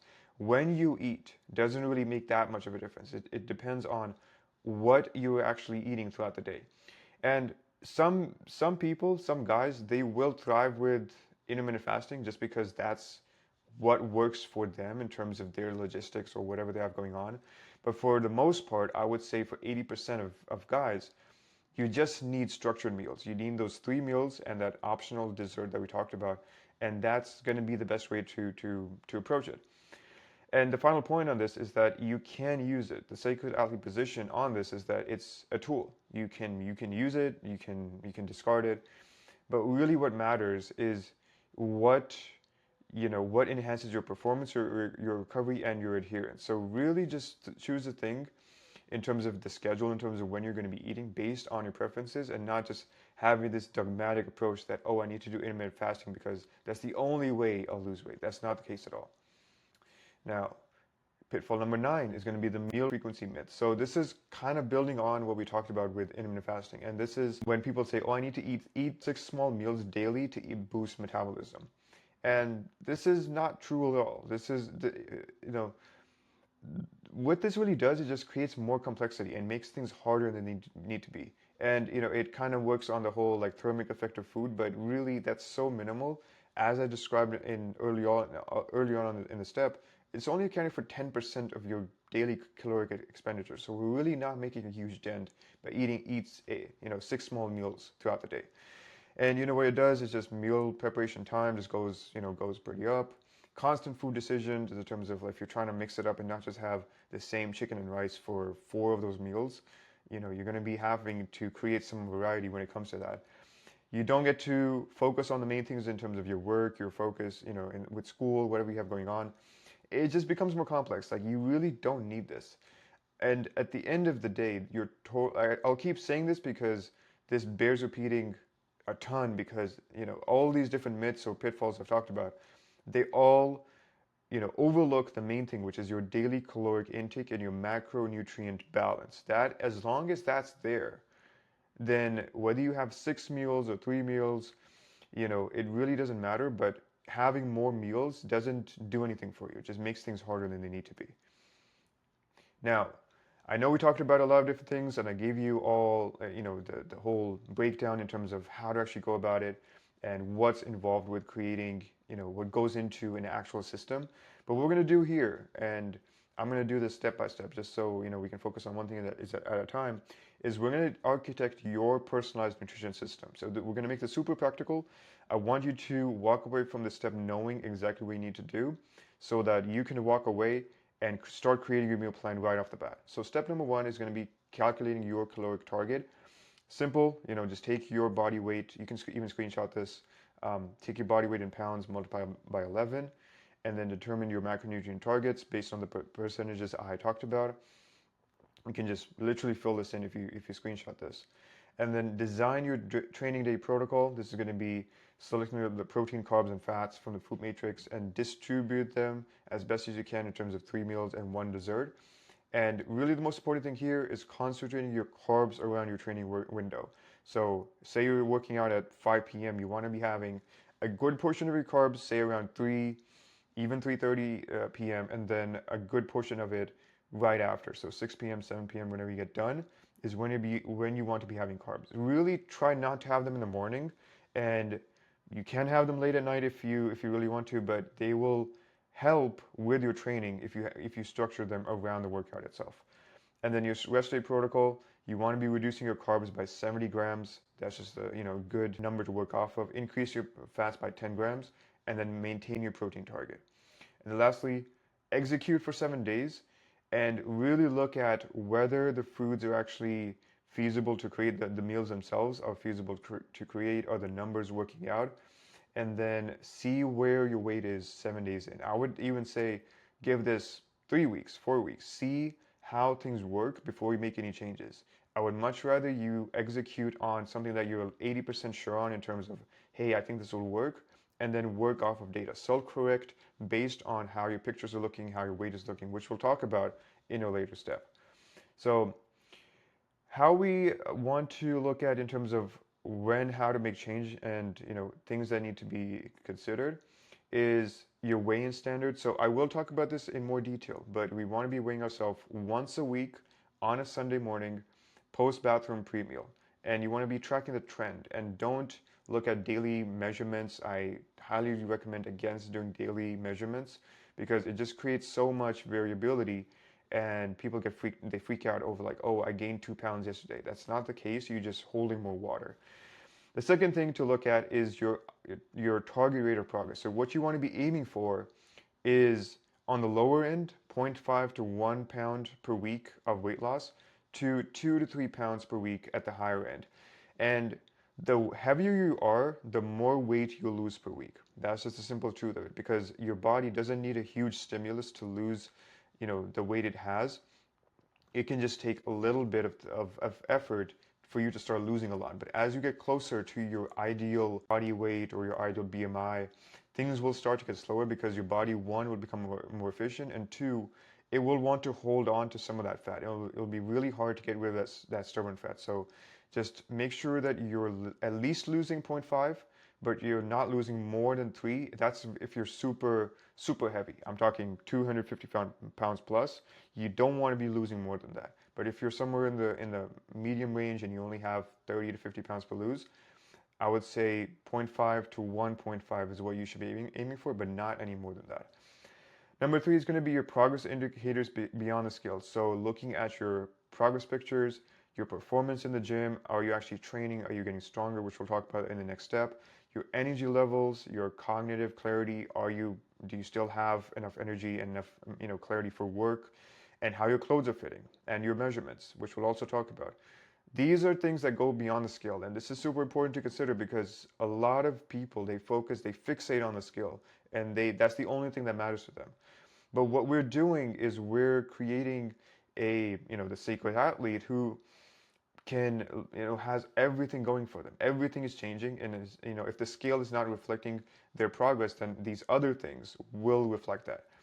And your data collection framework needs to be, you want to be logging your weekly weight in a spreadsheet or app, or using some kind of measurement to know what your weight is looking like. Calculate the 2-week rolling average, and then adjust the protocol based on the trend. Not fixating on single data points, but actually looking at the trend on a week-to-week basis. Now, what do you do if things are kind of going, they're becoming kind of wacky? So the first thing is going to be, if your progress stalls for more than 1 week, here's what I want you to do. So this is going to be your protocol in terms of, hey, things haven't moved for a week, for 2 weeks, so what do I do at this point? But the first thing is going to be looking at your adherence. Are you actually doing what you need to be doing in terms of your diet for 6 to 7 days? I would say 7 days, but I say 6 just because if you have that one day where you decide to have a little bit of food with your family or something like that, main point, are you sticking with your meal plan as you schedule it out? That's the first thing. If yes, then you want to reduce your carbs by 20 to 30 grams daily and apply that to both your training and your rest days. This will make some progress in terms of your weekly caloric intake, and then you want to be maintaining your protein and fat targets. We won't change that right off the bat, and then just keep that. Reduce your carbs, see how things are after a 7-day period, and if that works, then that's all you need to do.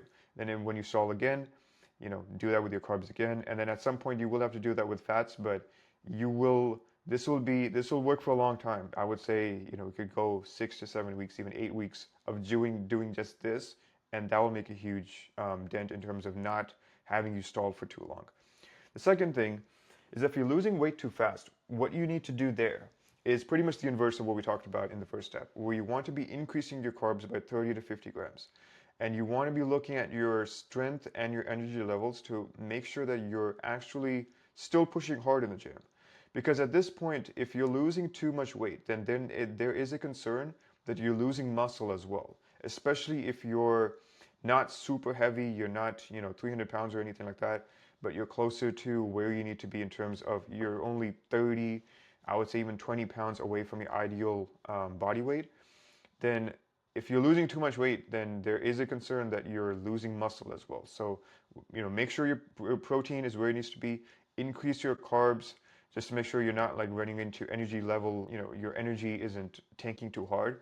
And then again, see how things are after a 7-day period. If it goes back to closer to a pound, 0.8 pounds per week, then you're good. The third thing is going to be your strength dropping. So we'll talk about this more in step 4 when it comes to your training.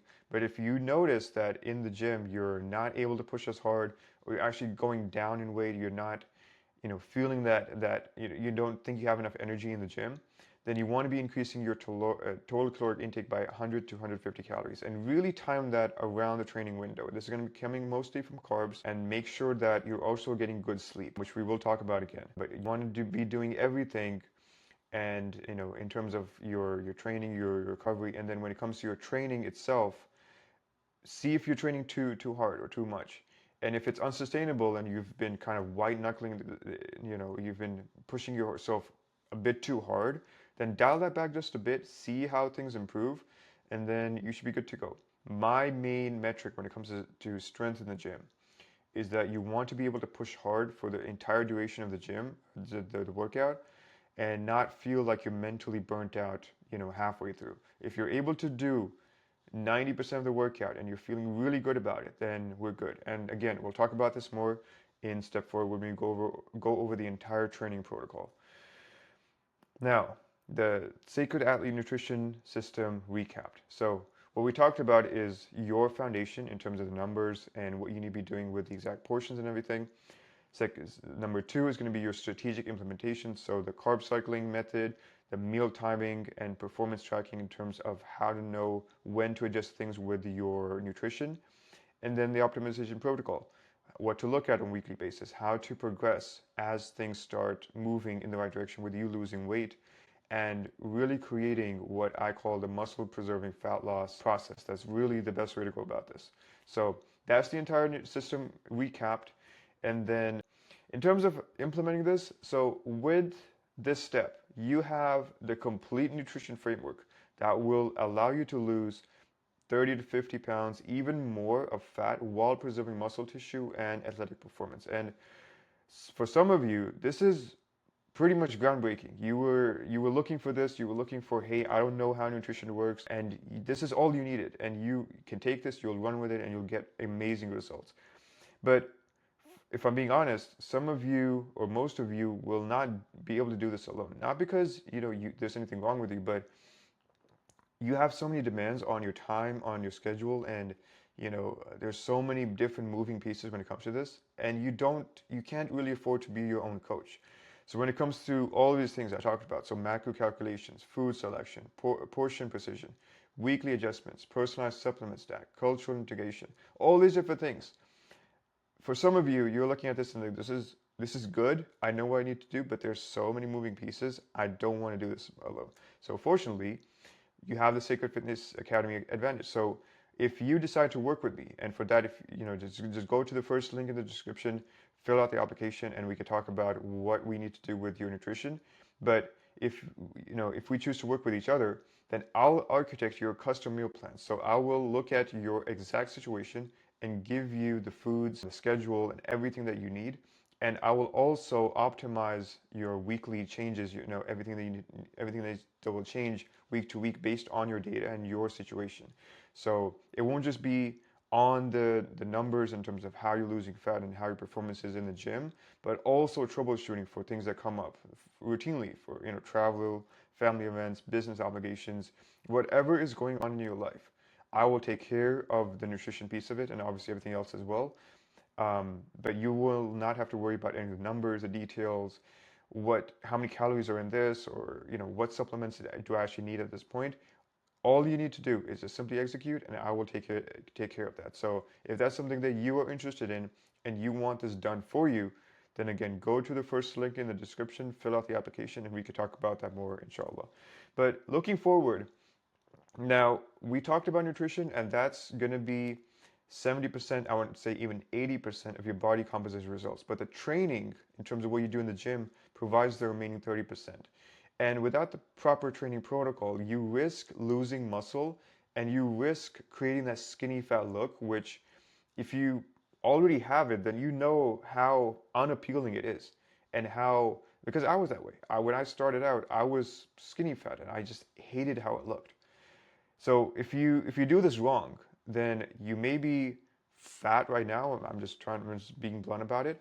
But if you do this wrong and you don't train the way you're supposed to train, you'll lose 50 pounds, but you'll look skinny fat, and that's not a position I want you to be in. So what we'll talk about next is actually the systematic approach to building strength, preserving muscle, and achieving the lean muscular physique, which is what I want all of you to do if your intention is to become a sacred athlete. So we will talk about that more in step 4, inshallah. All right, so welcome to step 4, the Sacred Athlete Training Protocol. Building muscle, getting stronger, losing fat on autopilot every single week. So at this point, you now have the identity, the structure, and the nutrition all locked in. And you're gonna have the impulse to say, great, now I'll just eat right, lose 50 pounds, it'll look amazing. And the thing is, sure, you're eating in a deficit to lose fat and you're hitting your protein to protect your muscle, but What actually keeps the muscle on and burns the fat is that consistent signal to your body from training. Because without that, you'll just look like a smaller, softer version of yourself. And it's not just about burning calories either. A lot of people, they look at training and they're just like, oh, it's all about the calories that's the most important thing to them. So what they'll do is they'll spend an hour on the treadmill, torch 500 calories, and then feel like they did like a ton of work just because they're sweating a lot. But then, they'll go back home, or they'll hit up a place and they'll just eat like a ton, like two protein bars, or just go out to eat with their friends, and they put on those calories back in. So that's not the way you need to approach training. Training is about building something that pays you back, which is muscle. Muscle burns calories while you sleep. Muscle is what makes you look fit and not just less fat. There's like a difference between the two. And muscle is why two guys can be at the same weight, but they can look completely different. And by the end of this, I'm going to show you the whole process in terms of how to build yourself into a different machine completely. So why does muscle even matter during fat loss? Muscle is metabolically active, which means that it burns calories while at rest. That's a big thing a lot of people don't realize, is that the more muscle you have, it actually helps your body composition. And then secondly, muscle gives you that toned and athletic look. Without it, you'll just drop the weight and look skinny fat. Like, the reason I'm emphasizing this a lot is because if you don't do this, and a lot of guys make this mistake of they're not training right, or they're not training at all, then it looks skinny fat is like, oh, like I did all this work, fitness doesn't work. No, you just didn't train the right way. And then muscle also keeps your metabolism high. So you don't need to eat like super low and, like 1,200 calories just to lose weight. You can actually eat a little bit more, and it gives you that buffer zone to actually have a little bit more calories from your diet. And the goal is to lose fat while keeping or building muscle. And that's what the Sacred Athlete Training Protocol is all about. It's not about like endless cardio. It's not like using baby weights for toning either. We're going to be doing actual strength training, which is going to be geared to help you build muscle in the right way. So the way I like to bring, the training philosophy in simple terms is using these 5 sentences. Always lift heavy, progressive overload, compound movements, get stronger while losing fat, and less is more. Now, I'll be going into all of these in more detail, but I would just want to give you an overview of why I've even, the way I approach training and the way I prescribe this to all my clients. So with lifting heavy, we're going to be focusing on 6 to 8 reps on compound movements. This will make a lot more sense as we go through the rest of this step, but I just want to make these points here. So 6 to 8 reps on compound movements, not 20 reps with those pink, cute dumbbells. We need to be going heavy enough that the last 1 to 2 reps are an actual fight. You're actually fighting to get the reps in. And then the second point is about progressive overload, which is very simply, if you've heard of this term, then you know it's just about getting stronger every time. And where you're adding weight or adding reps every single week. And the thing is, if you're lifting the same weight for 6 months on, even 3 months on, and you're not making any progress, then you're just maintaining, and probably not even maintaining, if you're being very honest with yourself, because you're not pushing to get more out of that exercise and get actually stronger at that. Then the next thing is compound movements, and these are exercises that work multiple muscle groups at the same time. So very common examples are squat, bench, deadlift, rows, overhead press. There are more, but these are the big ones that I prescribe for pretty much all my clients. And the reason why these are so important is because you get more bang for your buck in terms of, you go in there, you hit like a couple of compound movements, and that will cover 80% of what you need to be doing for your training. And it builds real strength as well. If you just think about doing a bicep curl, it's not going to transfer over into many other facets of your life. But if you do like a heavy pull, like a row, that's going to give you that strength. It's going to build more muscles at the same time. The fourth point is getting stronger while losing fat. A lot of guys get weaker during a cut because, to be very honest with you, it's not because of the cut itself. It's because they're scared to lift heavy, and they're like, oh, I don't want to push myself because I'm on a cut and everything.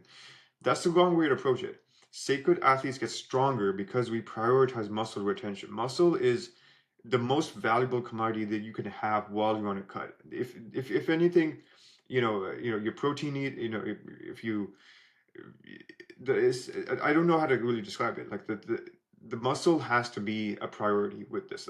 Sure, fat is the main thing that you're looking to cut, and that's going to be obviously part of it. But the way you look better and the way you function better is by having that muscle, and the signal for that is by getting stronger. And then lastly, less is more.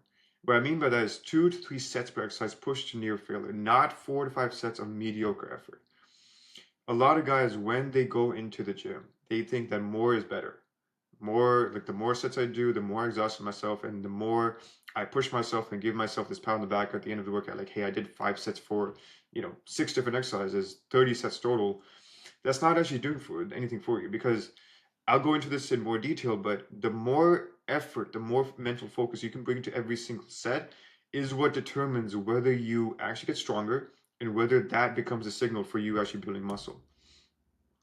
So in terms of the split, a lot of guys have the question of like, oh, what's the best split? What I found for myself and then for all my clients as well is 4 days is where you need to be. Now, why is this? Number one, it's enough volume to build and maintain muscle. It's enough recovery to actually go, because you're going to have 3 days outside of the gym. It fits a busy man's schedule. I'll be very hard pressed to find anyone who can't dedicate 4 days to the gym. You have, if you really want to, make the most of it, you could do 2 days on the weekend and then like a Monday and Thursday, or Tuesday and Friday, something like that. Someone can find the time to do 4 days during the week. And then lastly, it creates, if we do it right, if you create the ratio, then you can have a 3-to-1 upper to lowest ratio, which is what most guys prefer anyway. And to be very honest, if you have a solid lower day, a leg day, then you don't need, you don't need more than one session for legs. And just to address the other variations that you can have for a split, in my personal opinion, 2 to 3 days is just not enough volume, because it's really cutting and it's really getting very minimal in terms of what you can do in the gym. And then 5 to 6 is overkill for most guys with jobs and families. I'm just going to be very honest with you. You could do it, it's a free country in terms of what you want to do, but 5 to 6 is just, it's hard to maintain. And even if you do, it creates more exhaustion than what you actually need to lose weight in the first place. Now, what the split looks like, this is a very simple overview of what the split is going to look like. So we're going to have day one, chest and back. This is going to be very heavy focused, and this is where the compound movement is really going to play a huge role. So 6 to 8 rep range, push hard, lift heavy. That's going to be how you're going to start the week. Day two is going to be your legs, and this is where the focus is going to be on squats, leg press, hamstrings, again in the 6 to 8 rep range. And then, of course, you're training legs. Like it's basically half your body. You have to train in some way. Day three is going to be shoulders and triceps, and this is going to be moderate in terms of, we're going to dial back the weight and the intensity a little bit, but the focus is going to be on the 10 to 12 rep range, because we want to also be focusing on having some of that pump work. And this is where we also bring in more isolation and compound mix. So it's going to be more of a 50-50 or a 60-40 ratio between isolation and compound. Then lastly, we have rear delts and biceps. So this is also going to be a moderate day. Again, similar focus to day three, 10 to 12 rep range. We're going to finish the week off with arms. And the reason why this works so beautifully is because, one, it creates that 3-to-1 ratio that I talked about, but it also segments when you're doing heavy work versus moderate work. You could switch this around. There's nothing wrong with it. But I think what works better for most guys from a mental standpoint is knowing that once you get the heavy work out of the way during the week, and you have something more enjoyable to look forward to, say by Saturday or Sunday, then it creates better compliance. And this is honestly the best way that I can really think about structuring a 4-day split. Now, a training day example, I'm just laying this out to make it super clear, so no one has any questions in terms of like, hey, what's the exact day I should do it? So this is pretty much the best way I can really describe it. Monday, Tuesday are going to be your heavy days, and then Thursday and Saturday are when you could do your moderate days. And then you have Wednesday, Friday, and Sunday for recovery. So this works beautifully, because on Friday, a lot of guys have this question of like, hey, it's going to Juma, I'm doing things with my family, I'm going out, this and that. So you have Friday just to recover, and still make sure you're obviously doing what we talked about in step 3 with your nutrition. And then Sunday is a good day for recovery, and it's a good day to plan the rest of the week out. So this is, in my opinion, the best way you can have a schedule for the week. Now, a big excuse I get from a lot of people is I don't have the time. And I'm going to be very, very honest with you. I get it. You have things during the week. You have obviously your work, you have your family obligations, you have prayers, you have Juma, you have all these things going on. You have kids. And I'm not going to be one of those guys who's like, oh, like everyone has the same 24 hours. That's not the case.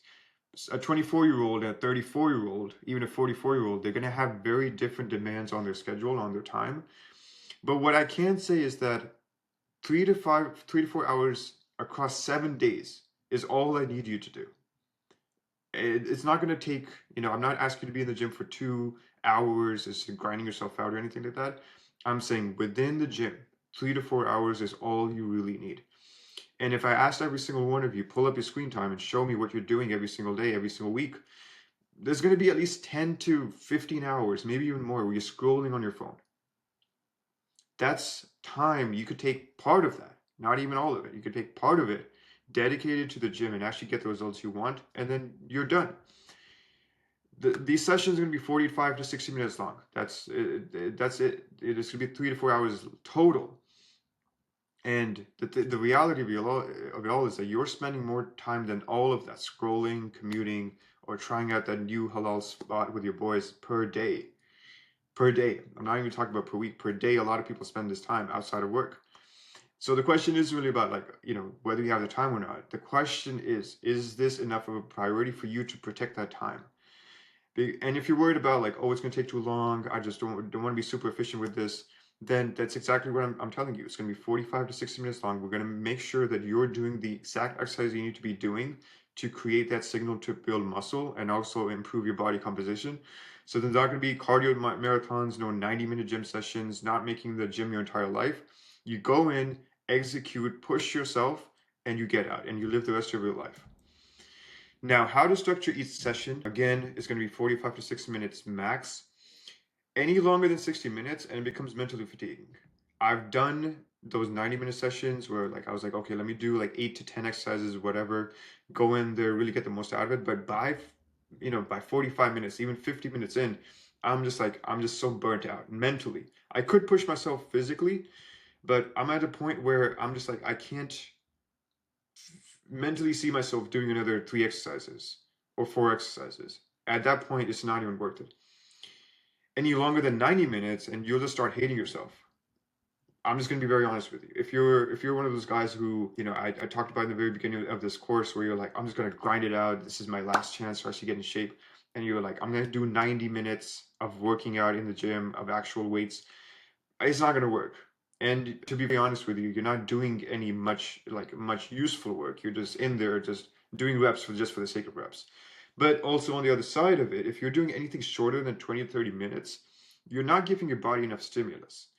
There are some exceptions, some of them being either during Ramadan, where just your ability to really push yourself is really it's really diminished just because you're fasting, or during travel. If you're traveling consistently, then sure, we can come up with a plan where you're only hitting 20 to 30 minutes because you're traveling, you're in hotel gyms, and you don't really have that time to really be in the gym, for 45 to 60 minutes. Those would be the main scenarios in which it would make sense to keep your workouts on the shorter side, but still use the principles I talked about. So you have 45 to 60 minutes for most of you guys, so we're going to make them count. And the way you're going to do this, what is that time going to look like?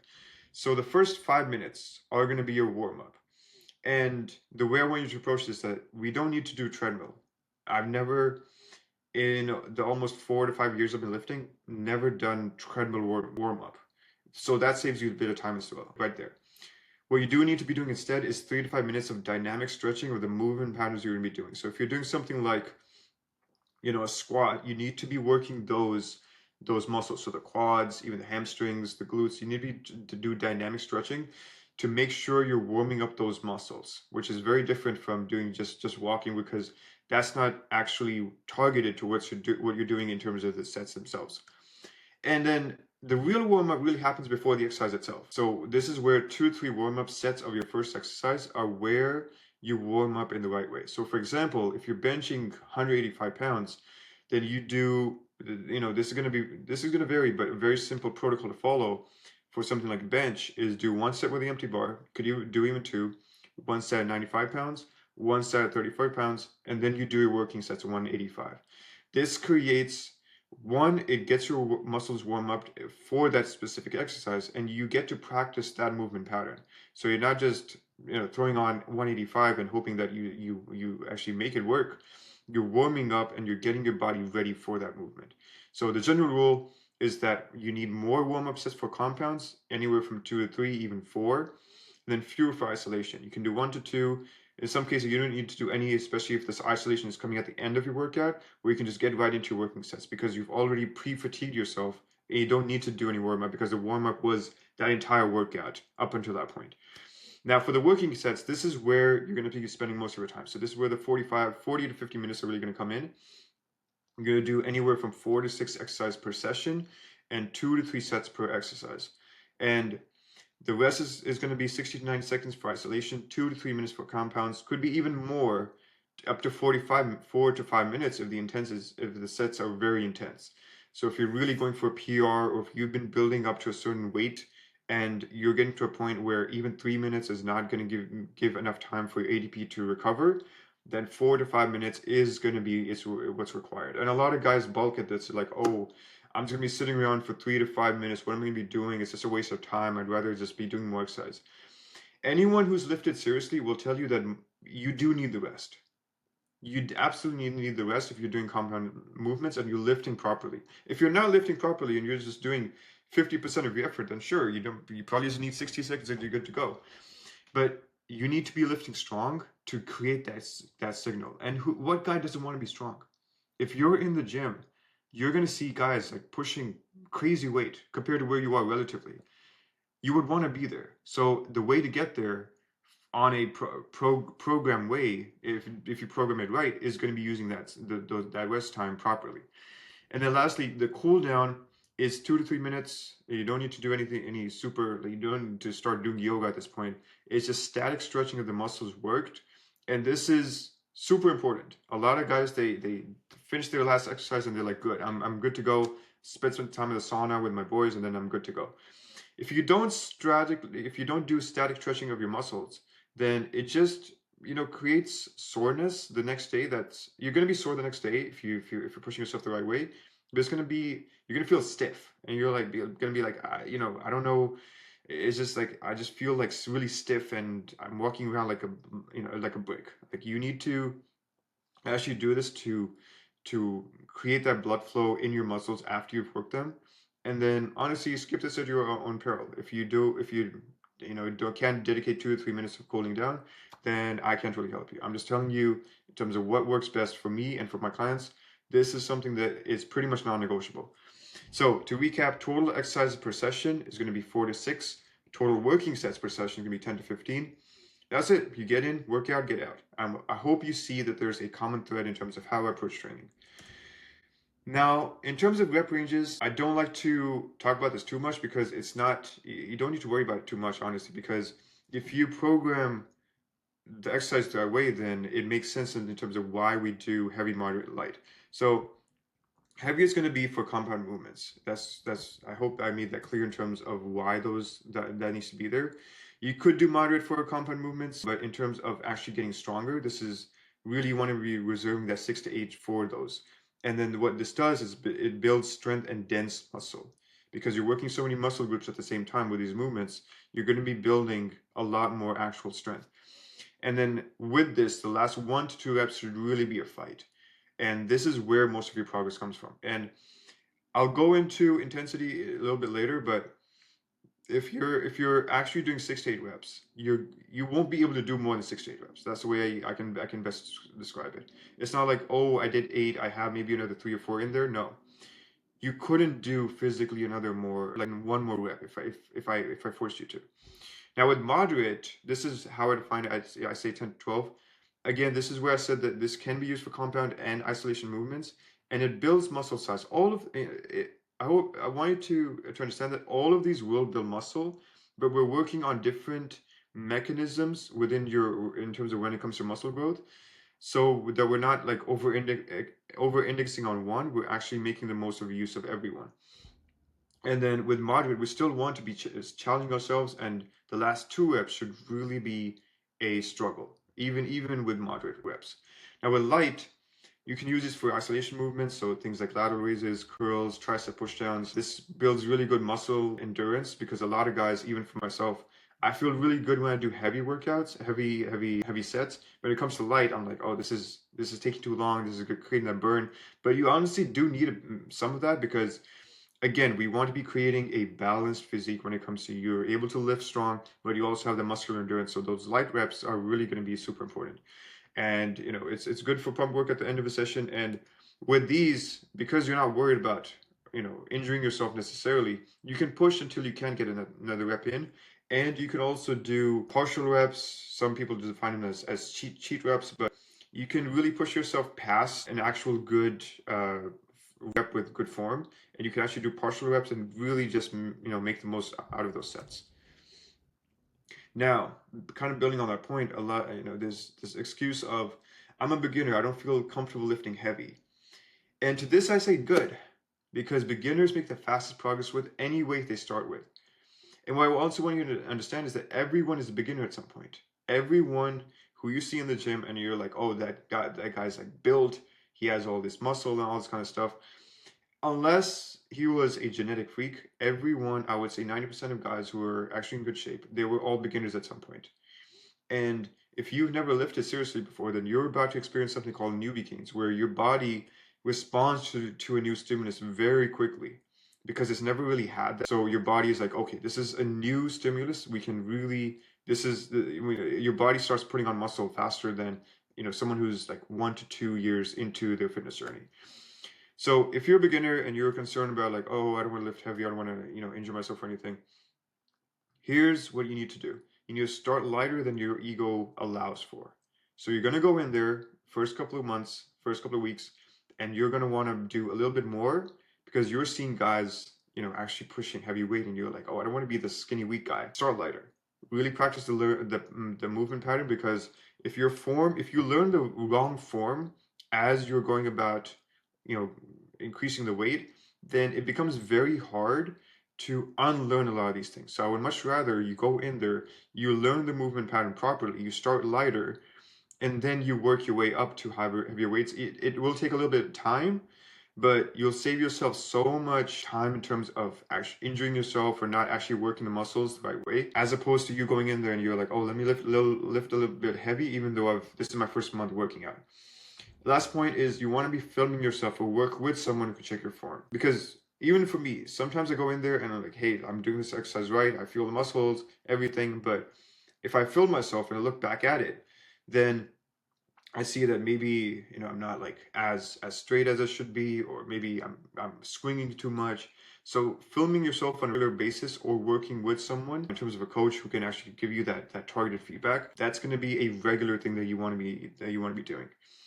And the program I'm giving you, it works for beginners and intermediate lifters alike. And the difference, honestly, is just the weight on the bar, not in terms of the structure or anything. And if you're a beginner, you don't need to know everything in terms of the technicalities and, all these different things. You just need to start. And like I said, you're in a very fortunate position where anything that you do, as long as it's paired with the right movement pattern and you're starting light and you're actually taking this properly, then you will experience a lot of growth in your first couple of months of lifting. Now, when it comes to progressive overload, this is the second thing that we talked about. This is getting stronger every single week. And the simple principle that I want you to understand is that progressive overload is the key to building muscle and strength. If you're lifting the same weight for the same reps for 6 months or more, then you're frankly just wasting your time in the gym. I'm going to keep it very, very honest with you. I see this all the time in the gym. I'm going in there, I'm getting stronger, I'm pushing myself, I'm making those ugly faces when I'm lifting. And no knock on anyone, because everyone's doing their own thing, but I see some guys who are lifting the same 30 pounds.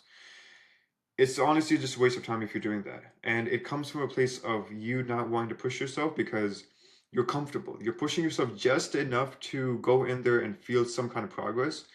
But if you're not getting stronger, then your body is just going to start adapting and you're not going to be pushing yourself to build that muscle that you say you want. Now, the sacred athlete method is, in terms of progressive overload, is what I call double progression. So what I'm gonna do with this is take it one step at a time because I don't want to get overwhelmed.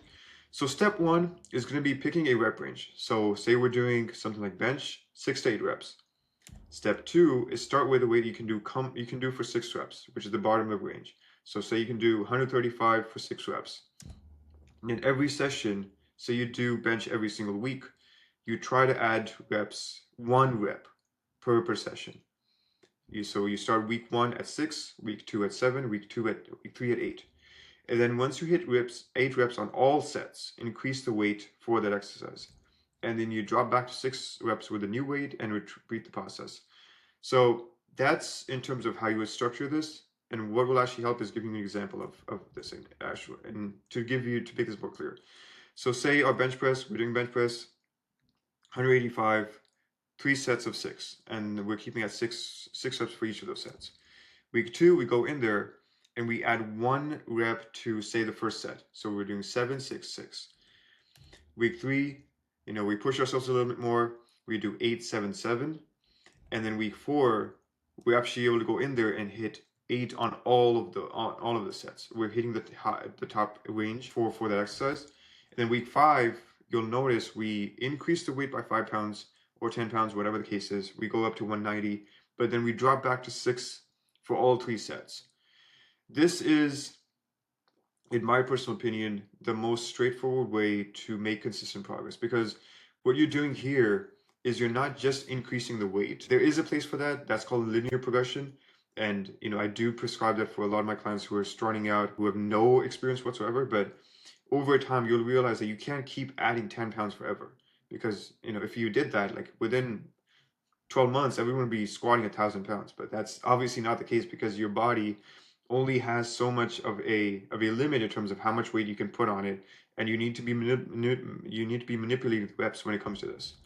So this is how you get stronger while losing fat. You never have to worry about making huge jumps in weight every single week. This is also a concern for beginners, where they're like, oh, I'm gonna be, if I do this, if I'm putting on 10 pounds every single week, then I'm gonna be putting 50 pounds on the squat or the bench or something. This removes that completely, because you're only worried about adding 1 rep and only adding weight when you've hit the top range for that set. So if you added 1 rep or you put on 5 to 10 pounds to the exercise, congratulations, you are now objectively stronger. A lot of guys, they don't know how to quantify strength realistically. They just think about the weight, the raw weight. But if you're adding reps, then you're objectively stronger because you're doing more than you could last time.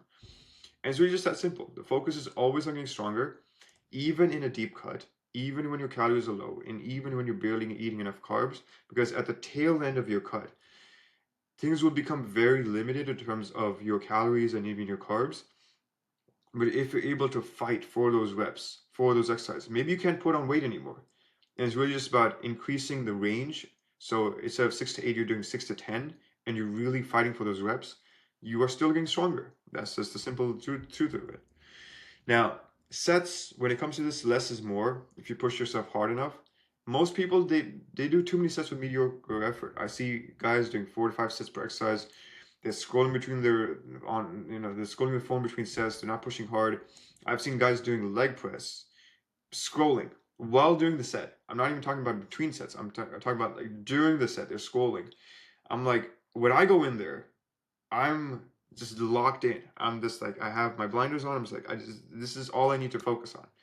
I can't imagine scrolling while doing exercise. It just doesn't register for me. So the sacred athlete way, when it comes to less is more, is 2 to 3 sets per exercise, and every set pushed to near failure, with reps in reserve 0 to 1. Now, when it comes to reps in reserve, it sounds like a technical term, but it's very, very simple once you understand it. So it's still honestly very self-explanatory. So reps in reserve of, if you do 0 or RIR of 0, you couldn't do another rep even if I had a gun to your head. You physically couldn't do another rep. Of 1 or reps in reserve of 1, you could do 1 more rep if I had a gun to your head. And reps in reserve of 2, you could do 2 more reps even if I wasn't threatening you. So it's very simple. This is a simple metric that you can use in terms of understanding if you're pushing yourself hard enough. And then in terms of how we approach this as a sacred athlete, you want to be training 0 to 1 on almost every set. That means when you finish in a set, you have nothing left in the tank. Not, man, that was kind of sort of hard. Like I could have, done a little bit more. But your internal dialogue is, I physically could not do another rep even if I wanted to. Like, it would be unsafe for me to do another rep, or it would look extremely ugly, and I would need help just getting the weight back up. It needs to be at that point. If you're not doing this, if you're not training this hard, I don't know what you're doing in the gym, bro. Honestly, I don't know what you're doing in the gym. Why does training at RIR of 0 to 1 work? Is because intensity beats volume every single time. 3 sets, even 2 sets pushed to failure is more muscle growth than 5 sets at 70% effort. What this results in is a less time in the gym and better results. This is where efficiency, this is the best use of efficiency, honestly. You go in there, you push yourself hard, and you're spending less time in the gym. Who doesn't want that? It's just like the best combo you can have.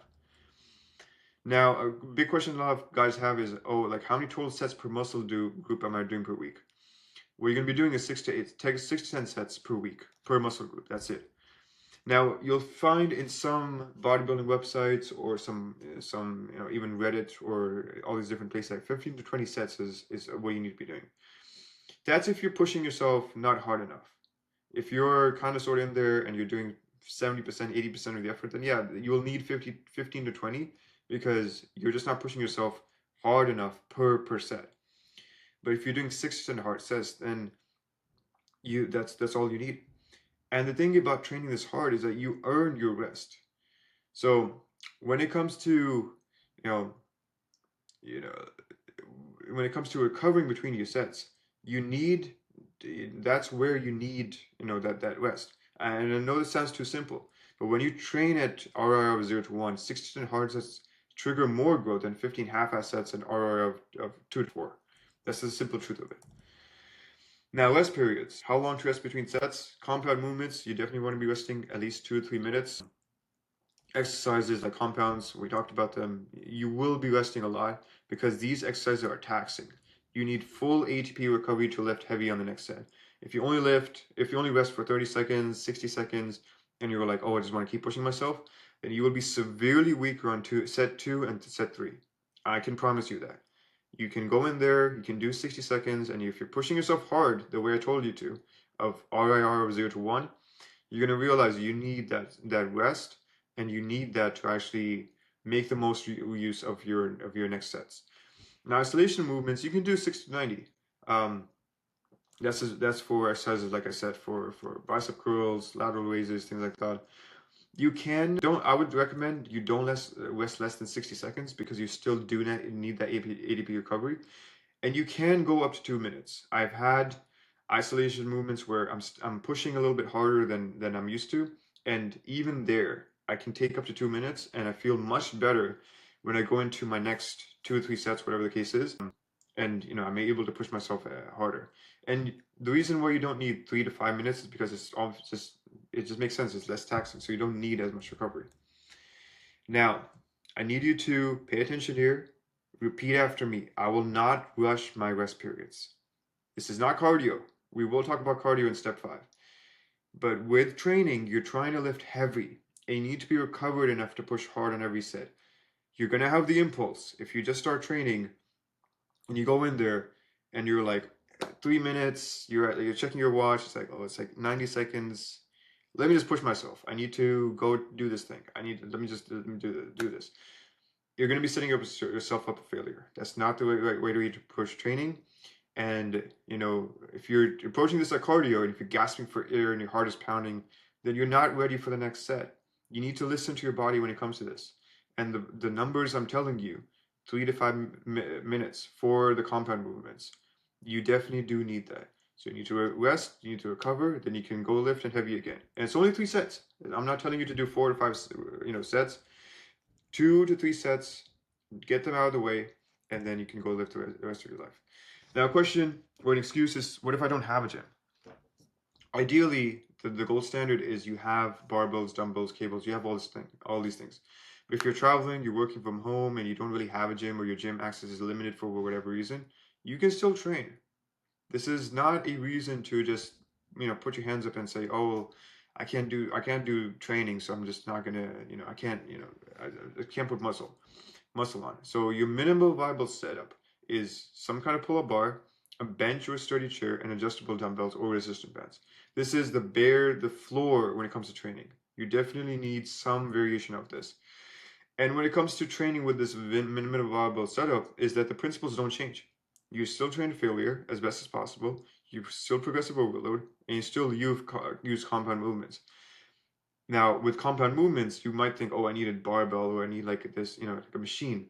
No, compound movements just means you're training more muscles, more than one muscle at a time. So even a push-up is a compound movement because you're working your chest, you're working your anterior delt, you're working your triceps. So all of those make a push-up a compound movement.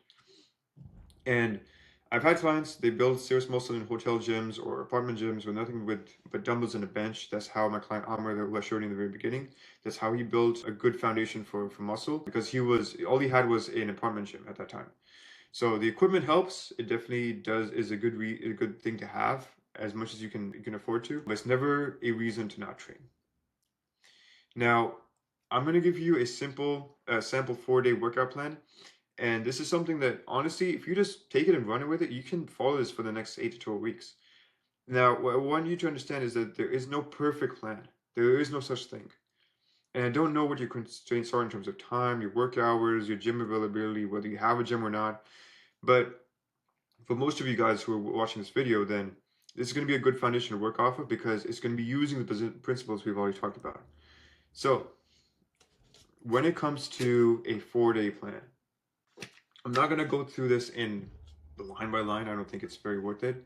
But this is the general structure. I'll do the first day just so you have an understanding of how I approach this. So your first exercise needs to be the most physically and mentally demanding one. So if you're doing chest and back, it's going to be the barbell bench press, most likely. You're going to do 3 sets, 6 to 8 reps. You're going to rest 2 to 3 minutes, and you're going to warm up 2 to 3 sets, building up to your working weight. Same thing with exercise number 2, which is barbell row or cable row or T-bar row. Same principle applies.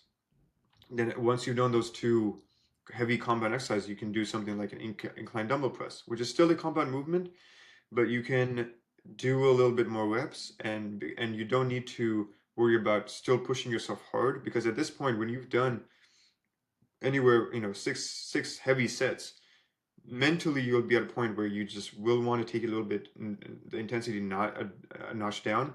So this is where you can push into those 8 to 10 reps. Same thing with the lat pull down, 2 sets of 8 to 10. And then with the cable flies or pec deck, to just really create that burn for your chest, you do 2 sets of 12 to 15 reps.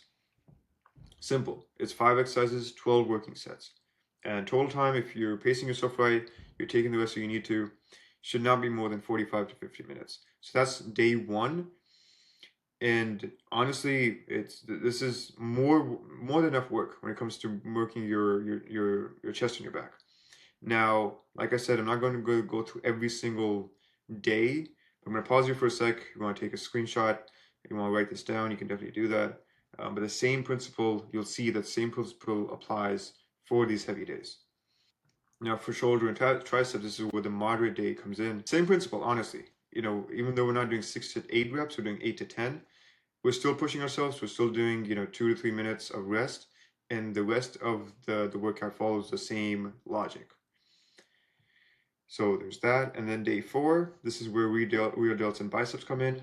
Same principle applies. We can have a little bit more fun, so to speak. We don't need to be super focused on like pushing yourself with those 6 to 8 or 8 to 10 hard reps. You can go in there, have more fun, just throw the weight around, or just have more reps, and that's how you can finish the week with your workouts.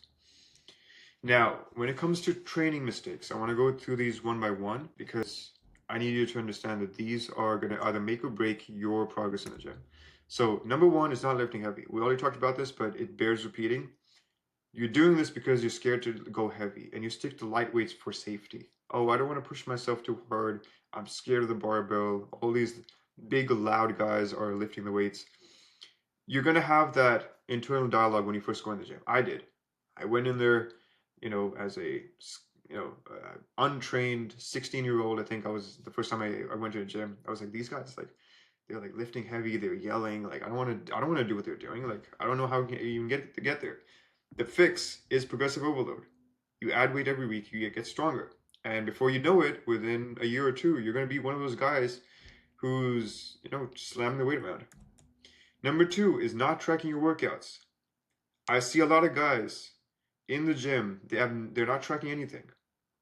They don't have a notebook, they don't have an app open, they don't have their notes app open. And if you're not doing this, then you have no idea where you lifted last week. I promise you, your memory is not good enough to remember what you did last week, and you're just guessing at that point. So the fix is using some kind of app. There's good amounts of free ones. There's strong, there's heavy, even the notes app on your phone if you just want to keep it super minimal. But what you need to be doing, I'm going to go into this a little bit in more detail, but you want to be tracking every set, every rep, every weight. It's not that hard. If you get used to doing this, then you'll find that you actually know if you're getting stronger or not. Number three, going through the motions. You're in the gym, but you're not working. You're scrolling your phone, you're chatting, you're half-assing sets, or you and abandon a set midway because you just want to get some water or something. No, when you're in there, you're working. And understand it from this point. The more you can actually work in there, the sooner you can get out of the gym. If you're in there and you want to, your mindset is don't even want to be here. It's one of those days. Then you're actually doing yourself a disservice by not pushing yourself and getting out of the gym sooner. So approach it like that. The fix, honestly, just every set needs to be at an RIR of 0 to 1. And if you're not struggling, it doesn't really count. Now, for favoring cardio over weights. This is going to be some of you guys who are you're averse to training for whatever reason, and you think cardio burns fat. So you do 60 minutes on the treadmill and you skip lifting, or you do a little bit of lifting after. And the fix is weights build muscle, which burns fat at rest. Like I told you, muscle is metabolically active. So the more muscle you have, it will burn more fat because it's burning more calories.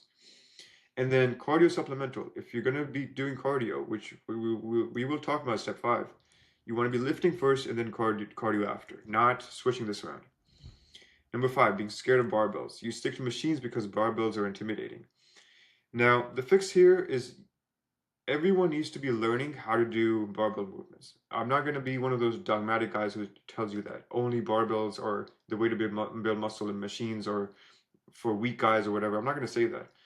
But you need to be comfortable with doing these movements because sometimes all you'll have is a barbell. If you decide to build a home gym and you don't have the space for machines, you might only get like a power rack or a squat rack. And if all you have is a barbell, then you need to know how to actually train with that. Skipping legs. I'll do legs next week, inshallah. You won't, bro. You won't. What you need to be doing is actually training your legs because legs are 50% of your body. Train them, no excuses. Number 7, thinking everyone's judging you. I promise you no one's judging you. Even if they are, what does it matter? You're in there, you're putting in work for yourself. And nobody cares. Everyone is focused on their own workout. Everyone is focused on everyone else judging them. A guy you think is judging you, he thinks you're judging him for whatever reason. So just don't even think about it. Everyone thinks they have the spotlight on them when they go in the gym, when they're not comfortable. You need to go in there, put your headphones in, listen to whatever, and just start working. That's all you need to do. Now, we're going to be recapping all of this. So what your split should look like, I said 4 days. This is going to be the most optimal way for most of you guys. For 90% of you guys, this is going to be what's going to be working best for you. How long should I be in the gym? 45 to 60 minute max. We went over why that's important. Rep ranges are going to be 6 to 8, 10 to 12, 15 to 20. I know I talked about 8 to 10, but this is a simple framework that you can follow if you just want to structure your own workouts. How many sets should I do? 2 to 3 per exercise, 6 to 10 per muscle group per week. So you just use those numbers if you're going to be creating your own workout, even though I gave you like a pretty optimal one. How to get stronger every week? Double progression, add reps, then add weight. How intensely should I push myself at the gym? 0 to 1 on almost every set. That's going to be a simple framework to use. And then how long should I rest between sets? 60 to 90 seconds, 2 to 3 minutes for compounds. This is honestly the best way to go about this. Now, the reality of implementing all of this is that honestly, you have everything you need to train effectively. You have the 4 days per week, you have 50, 60 minutes per workout, and you have progressive overload. And some of you will take this and execute it yourself. And you're like, oh, great, I only had a few missing pieces, Now I know exactly what I need to do and I'm good to go. But some of you, I would say even most of you, are thinking, how do I know if my form is right? What if I plateau and I don't really know how to progress from there? What if I don't know what exercise to pick? Even though I gave you a good sample workout, maybe you don't have that setup in your gym and you're wondering how those exercises work. So if you decide to work with Sacred Fitness Academy, or if you decide to work with me as your coach, then I don't just give you a program. I build your custom training split based on your goals, equipment, and your work and your Salah schedule. I factor all of that in and I make sure that everything's anchored to your Salah as we talked about in previous steps. I review your form, I adjust when you plateau, and I make sure that you're working and you're getting stronger every single week. So very simply, I handle the programming. You just focus on lifting. You don't have to worry about the math. You don't have to worry about the numbers. You just go in there. Everything is set up for you based on these principles we talked about, and you just go in there and execute. Now, we talked about training, which is honestly this is the most complete training system I can give you. But there's one variable that most guys ignore that can either accelerate or sabotage everything we just learned. And what you need to understand that training breaks your muscles down, but recovery is what builds them back up strong, bigger and stronger. Because when you're in the gym, you're breaking down your muscles. People have this misconception that when you're in the gym, you're building muscle. You're actually not. You're breaking down your muscle, but everything you do outside the gym is what builds it back stronger or keeps you stuck because you're not recovering properly. And then cardio, when done correctly, accelerates fat loss without killing your gains. An essential component of your sacred athlete roadmap to ensure all your hard work is being maximized to the fullest. And this is what we will be talking about in step 5. So this was step 4 in terms of how to train. And I hope you guys actually take this to heart in terms of what I told you. This is honestly everything you need in terms of when it comes to training. And we'll be approaching cardio and recovery in the next step. All right, welcome to step 5, daily movement and recovery. How to accelerate fat loss by up to 50% without burning out. Now, as we went over step 3, which is where your nutrition system came in, and your sacred athlete training protocol in step 4, you might be thinking that great, I'll just train hard, eat in deficit, I'll get the body I want. I'll do all this and I'm good. Well, you're actually looking at one side of the coin. Training, like I said in step 4, is what breaks down your muscles, but daily movement keeps you burning calories without exhaustion, and recovery builds your muscles back up. So without this, you're only executing on 50% of what actually works. And what I need you to understand that fat loss happens during recovery, not during the workout itself. So if you're training hard but you're not recovering, or you're recovering very poorly, then you're just spinning your wheels in place. You're gonna be tired, you're gonna be super hungry, you're gonna be irritable, and worst of all, the scale won't move because you are not doing what needs to be done in order to really build a body that you want, which is done through recovery. So step 5 is all about accelerating the fat loss through smart cardio and strategic recovery, and not by grinding yourself into the ground. And when I say accelerating, I really do mean that. I'll actually show you how that works.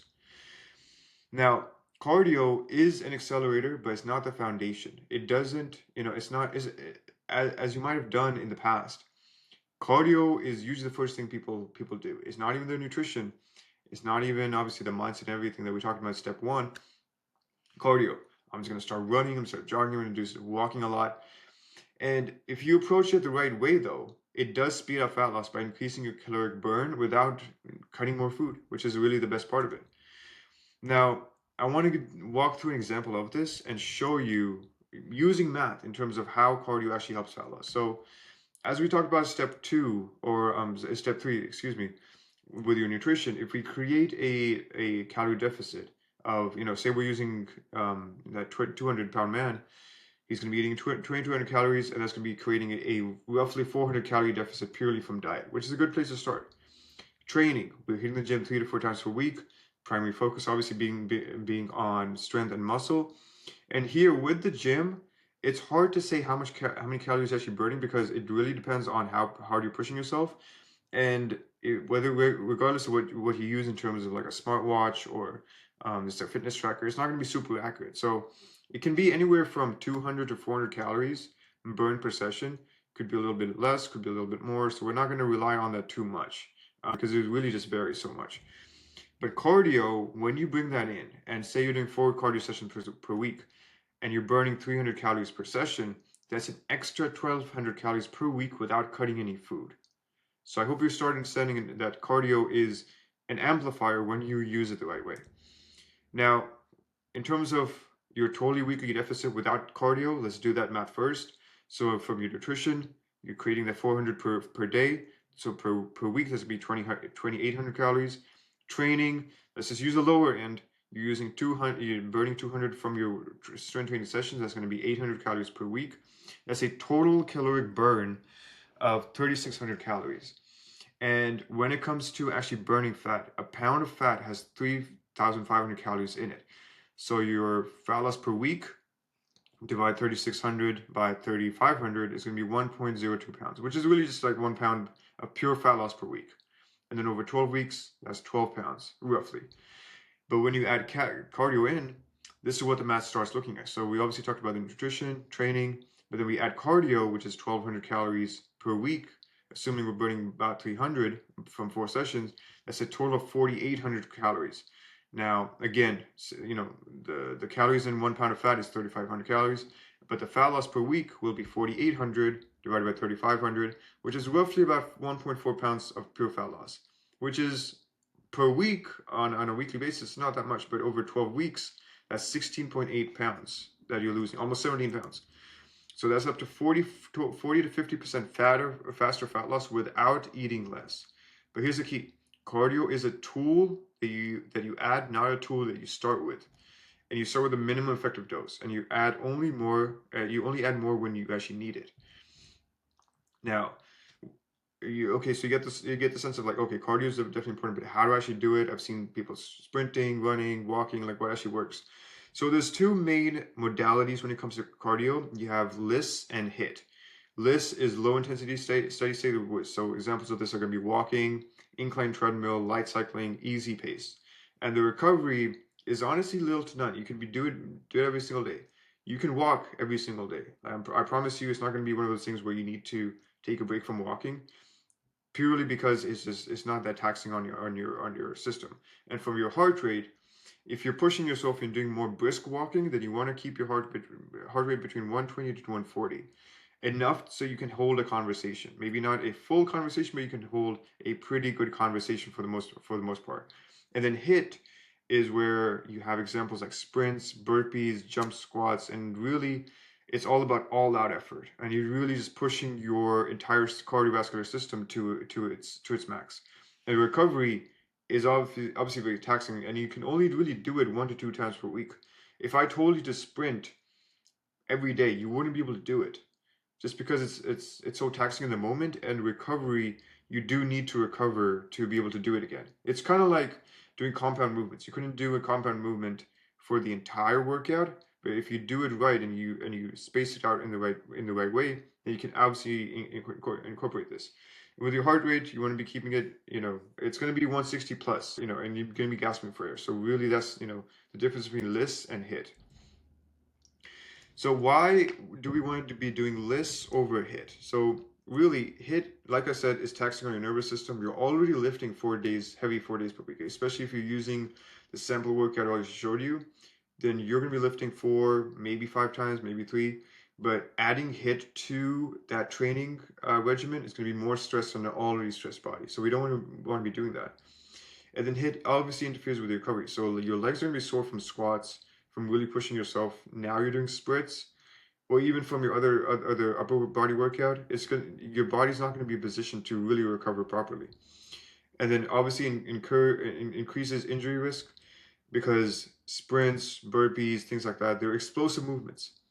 And explosive movements when you're fatigued is a recipe for pulled muscles, for injury, for all these different things. So in the context of you trying to lose weight, HIIT is really not the best approach. And then HIIT also makes you hungrier. If you're doing high intensity, it spikes your cortisol and your ghrelin, which is your hunger hormone, and you'll want to eat everything in sight. I promise you, the best example that you can kind of think of is if you did like a soccer match or you play basketball and you really went all out, you're going to be super hungry after. You are super hungry after. And that's just a natural result of you pushing yourself and being in that high intensity environment. When it comes to LISS, it's sustainable. You can actually do it. You can walk every single day, and it's not going to take a toll on you, because it's really just about that consistency over intensity. LS is very easy to recover from. A 30 to a 40-minute walk will not tax your system. You could do even a 120-minute walk, and it wouldn't really take away from your recovery all that much. This can be done daily. You can walk every single day. You can do light stationary bike every single day. You can do HIIT every single day.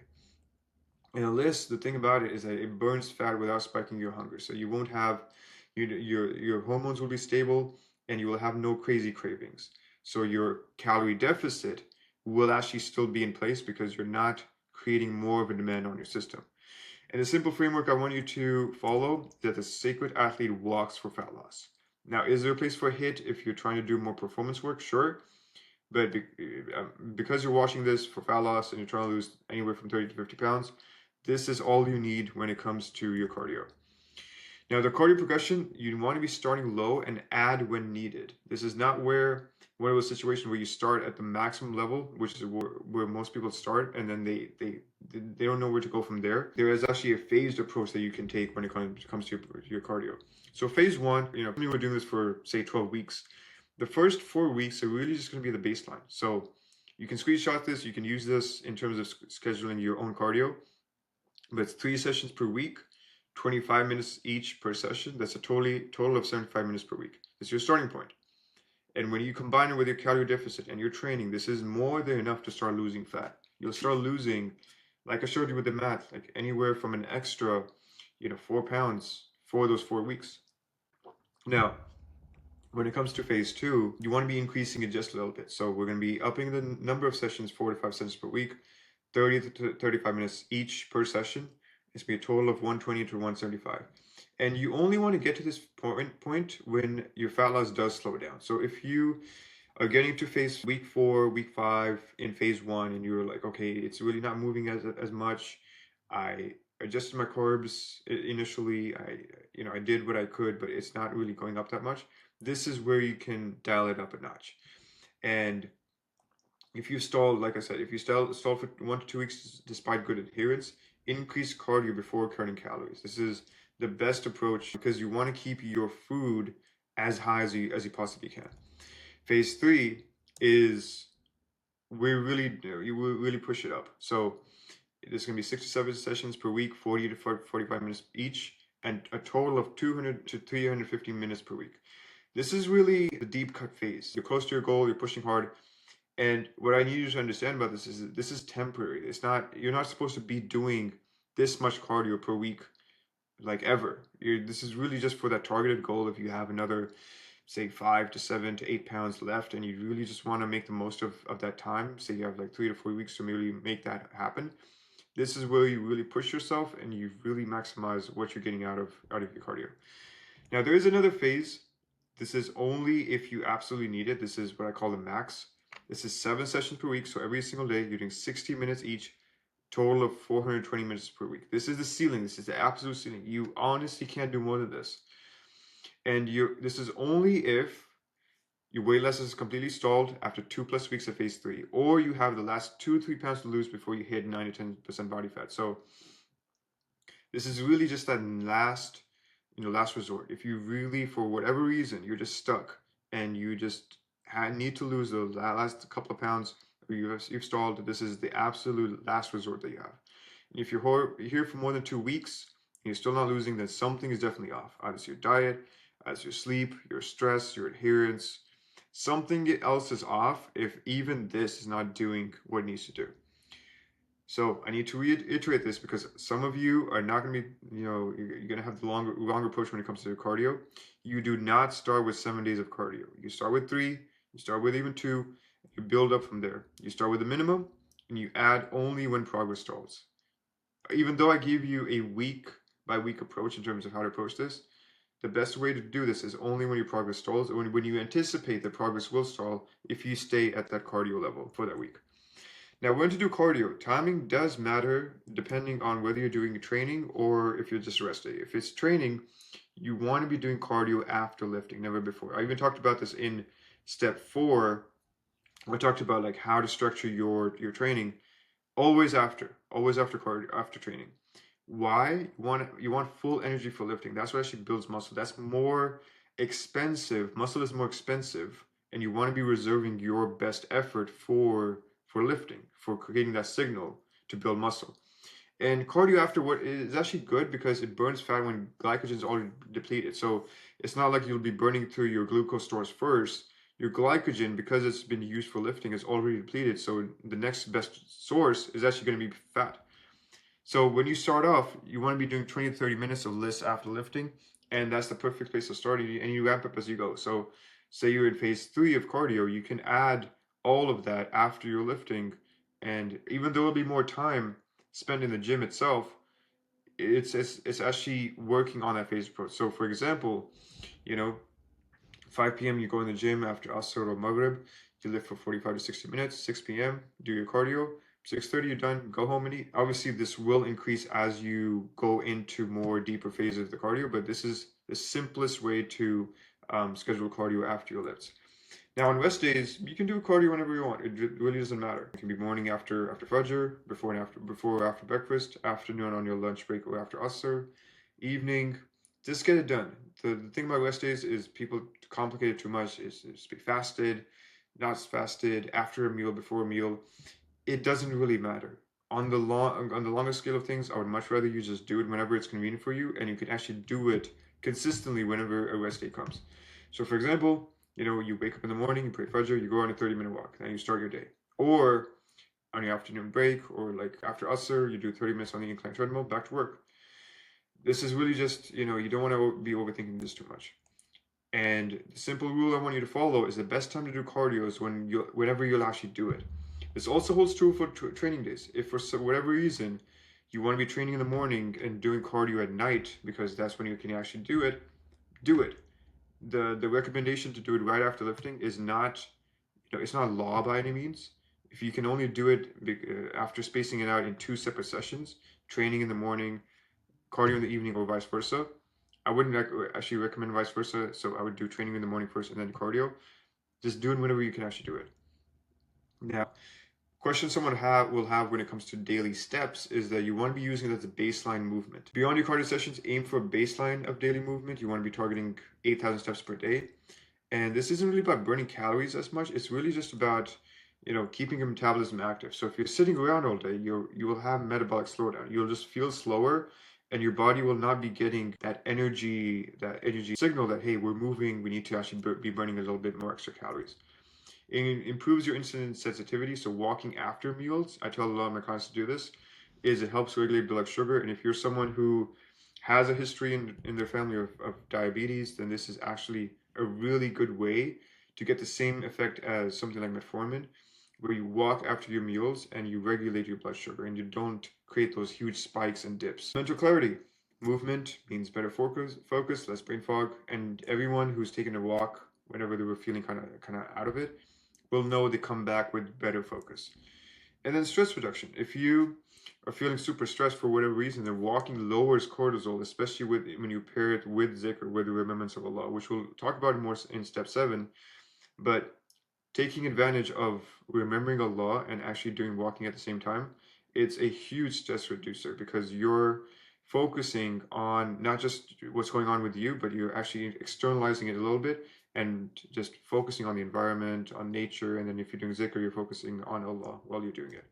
Now, I want to give you some strategies to hit 8,000 steps without actually trying, because I don't want you to make this a separate thing that you're doing on top of your scheduled cardio, if you want to think about it that way.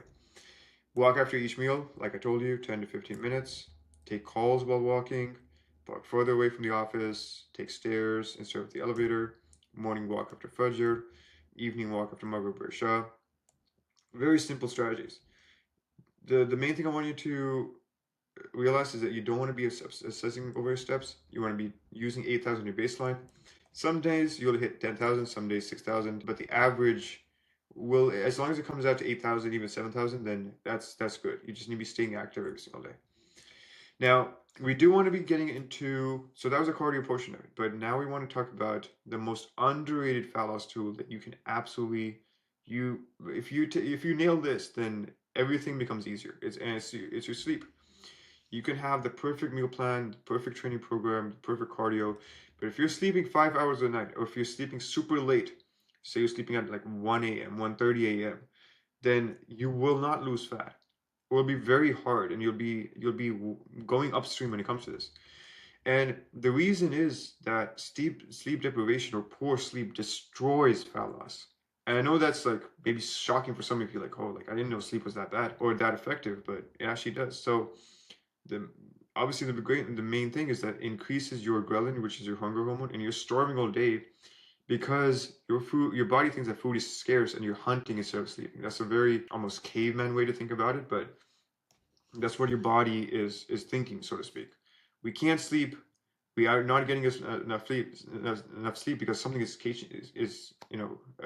chasing us, and we need to be staying awake so we don't get turn into someone's meal. It decreases your leptin, which is fullness hormone. No matter how clean you eat, you will never really truly feel satisfied if your sleep is not on point. It spikes your cortisol. Again, same thing with that hunting analogy. Your body holds onto fat because it thinks it's being hunted. It needs to just like hold on to its resources. It reduces the insulin sensitivity, so carbs get stored as fat instead of used for energy because again, your body is in that survival mode. Kills workout performance. If you've ever tried to lift on like 4 hours of sleep, I've done it. It's not a pleasant experience. You would much rather actually get your sleep in and then come back and train the next day with proper sleep. Destroys your willpower. You will reach for junk food just to feel good. Anyone who's stayed up for whatever reason, you'll know that your impulse to reach out for junk food just to feel better, just until to keep you going until it's actually time to go to sleep. You know that this is something that's actually happening, and it negatively impacts your worship. So you focus in salah, if you're trying to read more Quran or do zikr or anything, you will not have the mental capacity for it because you're sleep deprived. It's just not going to happen. And if you really want to know how bad sleep deprivation really is, then what some researchers did in 2010 out of the University of Chicago, is they tested two groups who were trying to lose weight. So group A, 8.5 hours of sleep, and group B did 5.5 hours of sleep. And the results, when I read them, I was like pretty shocked. It was like, it's actually pretty drastic. So group A, they lost 55% more fat, and group B lost 60% more muscle. Even though they lost the same total weight, the body composition of those two groups was completely different. So the same deficit, the same training maybe, I don't know what the training protocol looked like, but completely different results. And the only difference they were able to isolate this was sleep. So I know some of you pride yourself on like, oh, I'm one of those guys who can survive on 3 hours of sleep, and I'm going to be training, and I'm going to be doing cardio. And for whatever reason, like I'm not going to be one of those guys who like I'll sleep when I'm dead kind of. You have that kind of mentality. You're shooting yourself in the foot, bro. That's not the way it approaches. Your sleep needs to be on point. And even as from the example of the Prophet Muhammad sallallahu alaihi wasallam, he slept enough to be able to function. Obviously, he was blessed in by Allah in being able to survive on less or being able to do more on less. But even he showed us that sleeping right after Isha and waking up before Fajr for Tahajjud, you still get that good deep sleep in, then you put yourself in a very favorable position when it comes to actually functioning properly. And when it comes to your fat loss, this is absolutely very, very crucial. So the sacred athlete sleep target is going to be 7 to 9 hours per night. This is honestly non-negotiable.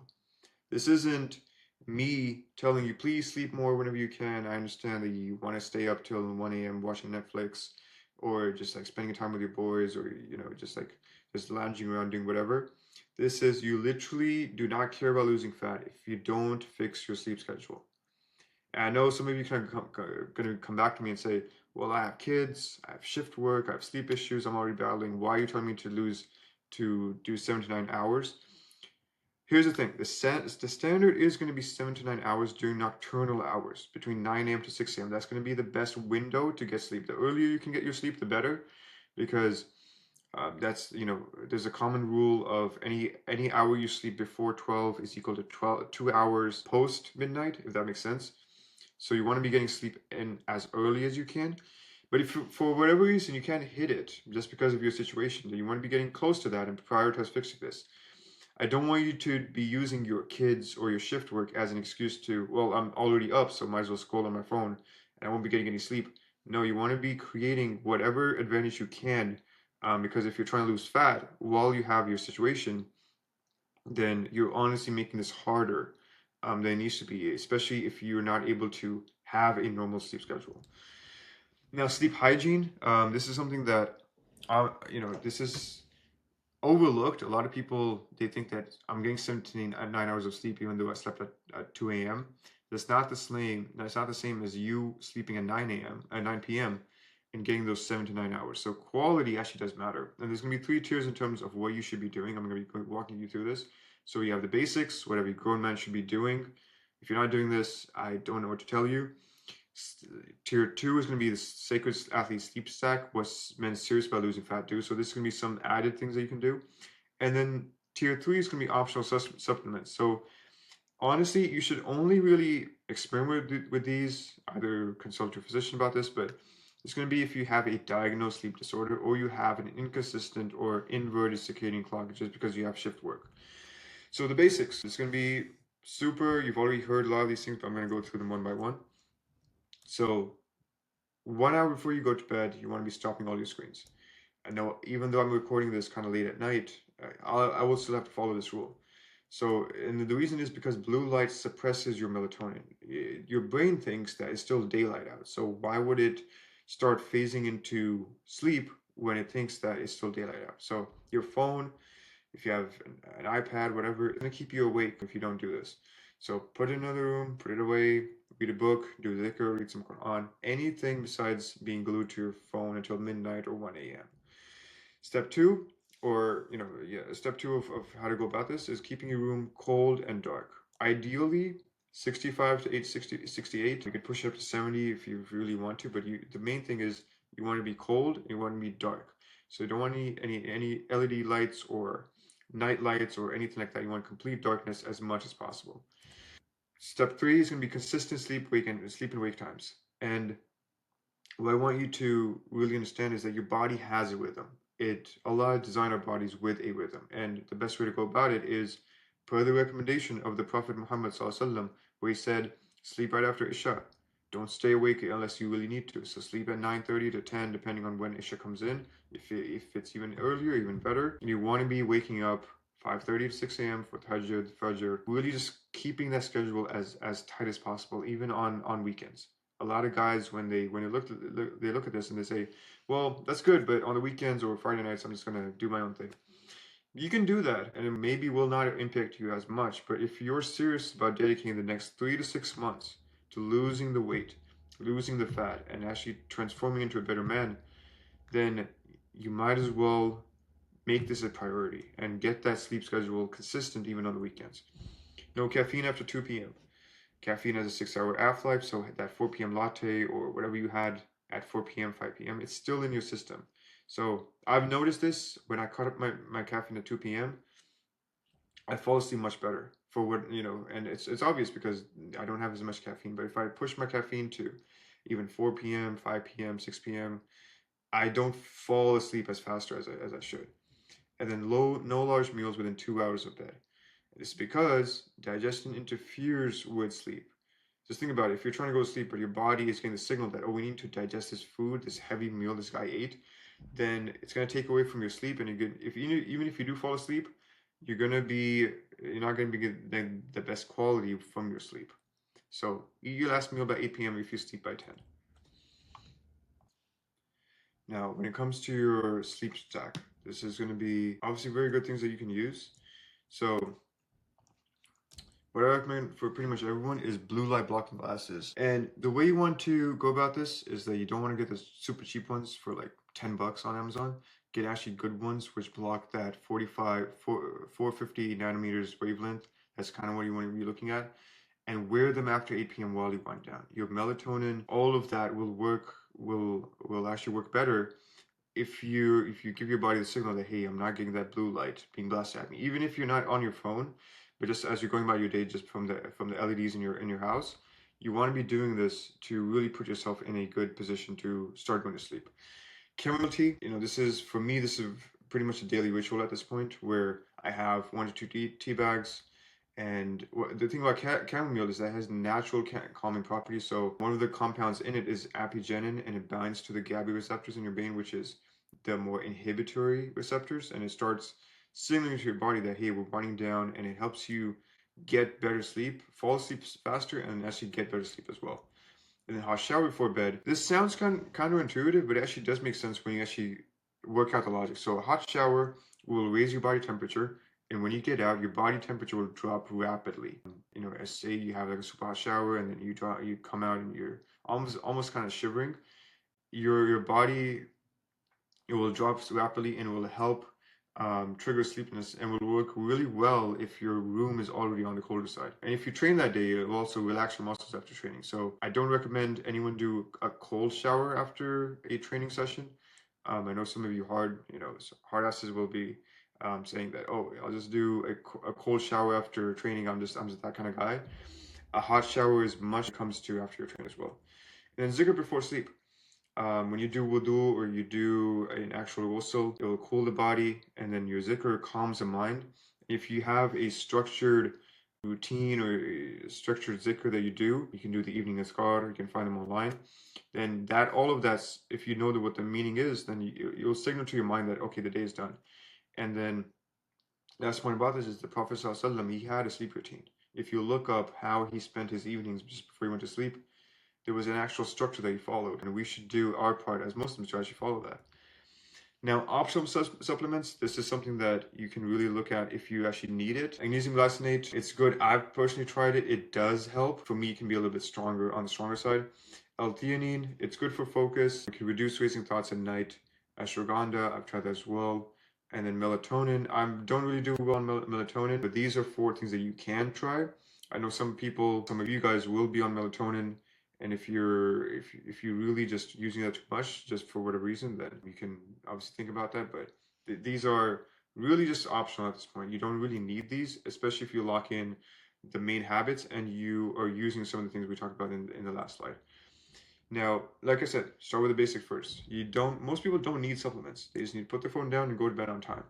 Your phone is keeping you awake. It's not the fact that you don't have that super proprietary, supplement or whatever. It's really just the fact that you're not going to bed on time. Sleep supplements, the way I like to think about it is that the last 5%, if for whatever reason you're not getting the sleep that you want, and having something like magnesium glycinate or even pure glycine is what's going to do it for you, then that's what you need. But it's not the first thing that you reach for, especially if you don't lock in everything else we talked about.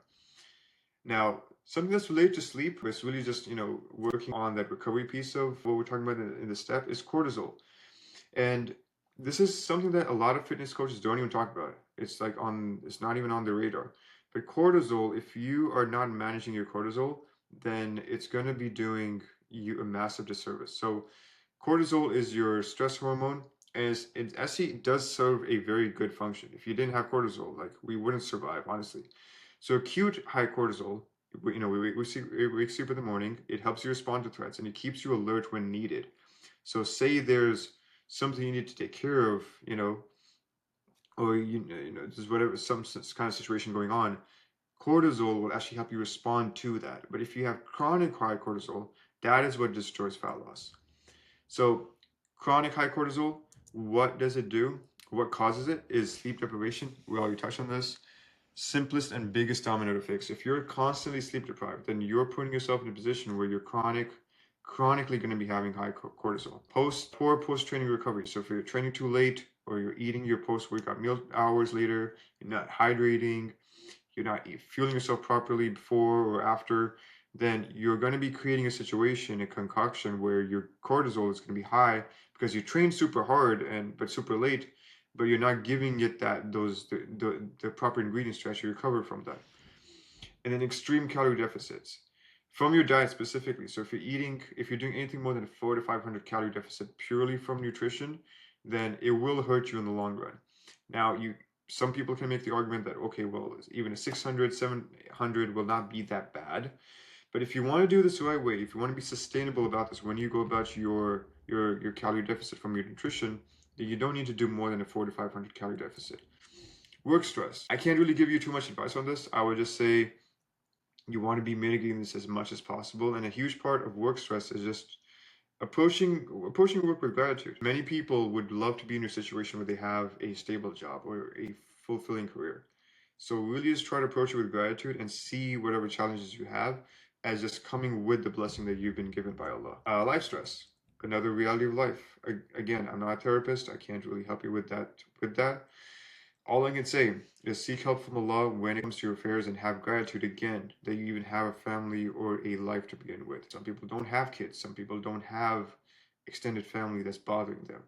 Instead of seeing it as a burden, see it as a blessing, because some people love to have, 3 kids running around. They can't for whatever reason. Too much caffeine. This is a rookie mistake. If no matter what's really going on in your life, you don't need more than 200 to 300 milligrams of caffeine per day. Even when you have intense season of work, training, whatever going on, if you're going crazy on 500 milligrams of caffeine for long periods of time, then it's going to create a situation you're going to be chronically having that high cortisol, anxiety about the scale, not moving forward. We'll talk about this more in step 6, but the weight in terms of the weight on the scale and how it's progressing is a lagging indicator. And checking every single day or checking it every couple hours, checking after a meal, it's not going to do anything for you. You're putting yourself in a position where you're just stressing yourself out for no reason. And lastly, the guilt about not moving further ahead. So what I'll say about this, I will address this in a later slide, is that the simplest way to approach this is that if you're on the road, you got on the road, just stay on the road. Doesn't matter how slow you're going. You're going to be making this much harder than it needs to be if you're just having this guilt and this regret about like not starting 5 years ago. You're starting now, especially if you're watching this whole course. You're starting now, so you might as well just stay on the road for as long as you need to be. Now, what does chronic high cortisol do? Water retention. Scale goes up even though you're losing fat. Muscle breakdown. Your body starts eating muscle for fuel because it thinks that something is severely wrong, so it needs to start drawing the calories from your muscle. Fat storage, especially belly, it just puts you in a position where it just stores whatever it can in terms of fat, just to make sure you stay alive. Increases your hunger. So if you've been in a super high cortisol state, you'll find that maybe you don't like high calorie, high sugar foods, but you just are craving them more just to feel good. And then it kills your motivation because you feel super exhausted. You feel worn down because you've been in a high stress position for such a long time.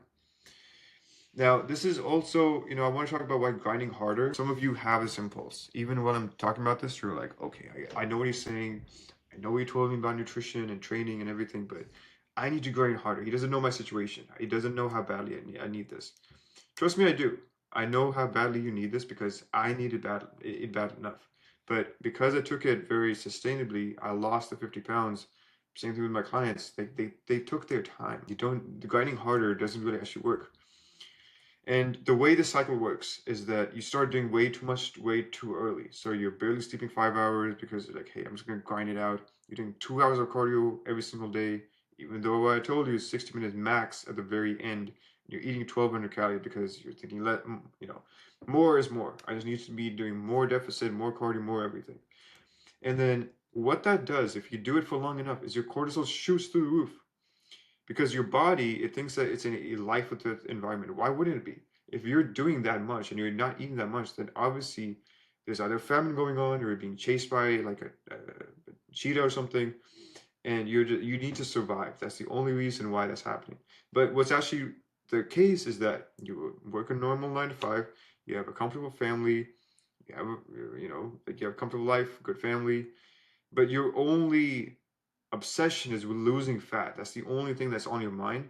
So that's why you're doing all this extra stuff that you don't need to. When your body starts fighting back because it cannot keep up with what you're putting it through. So start holding a lot of the water. That's where the water retention comes in.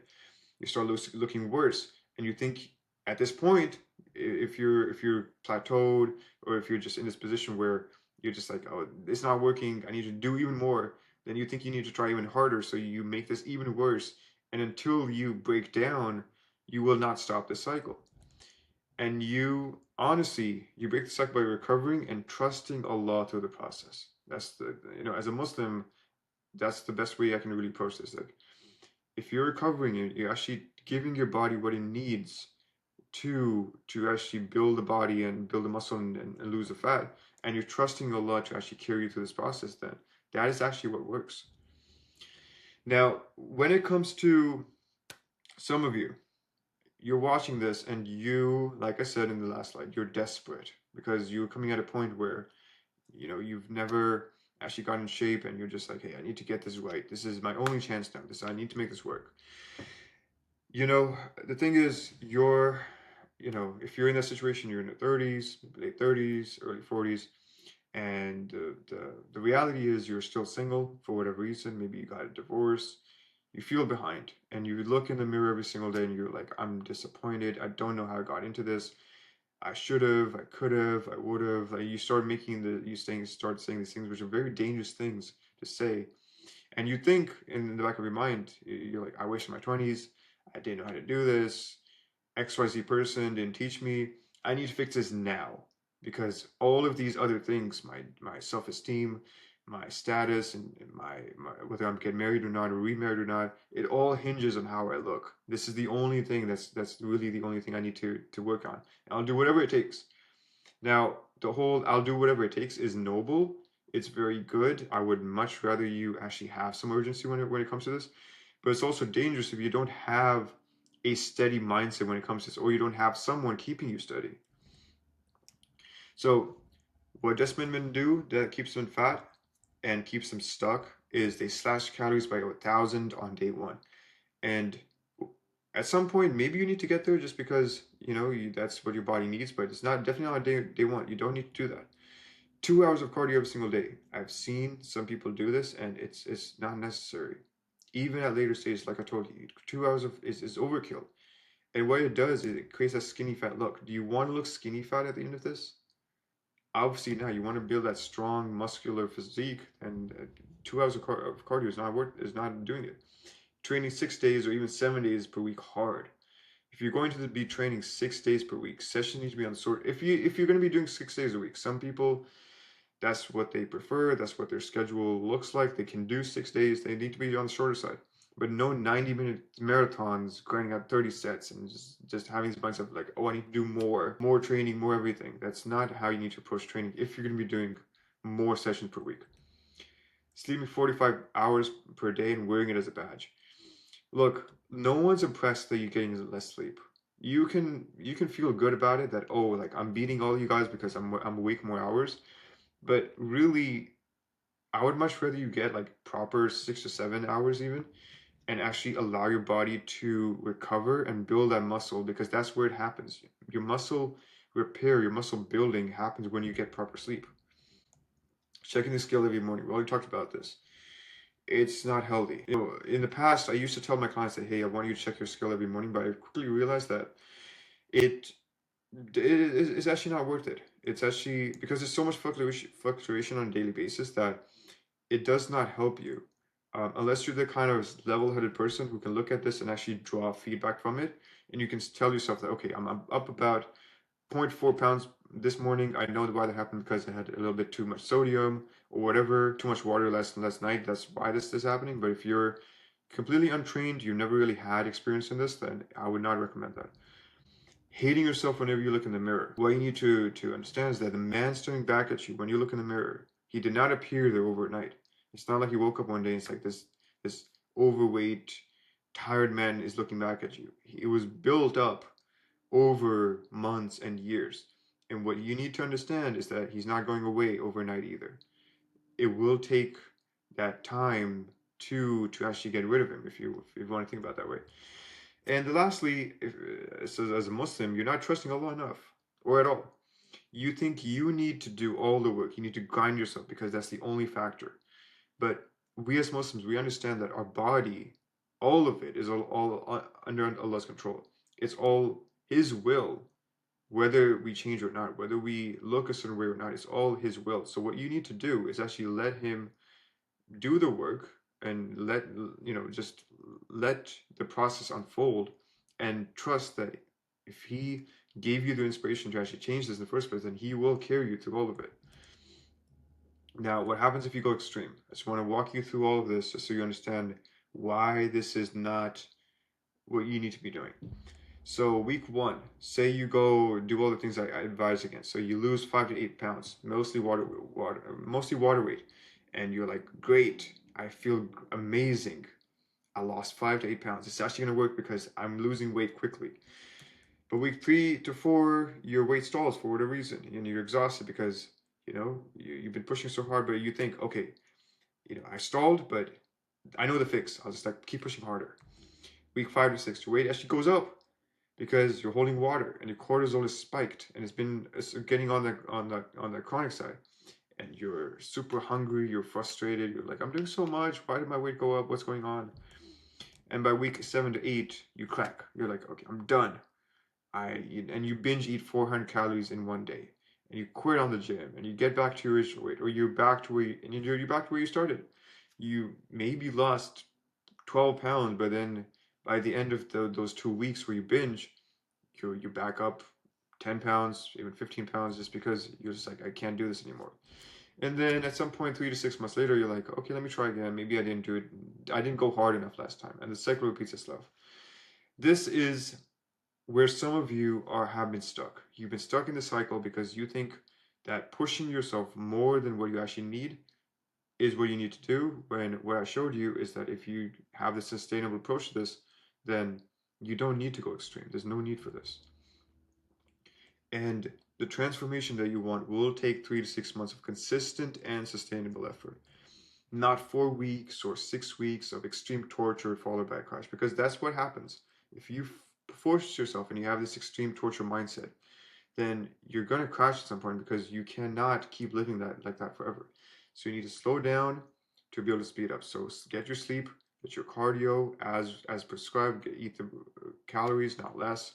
And honestly, just trust the process, man. Trust the process, because what I'm sharing with you in this course, it's an entire process.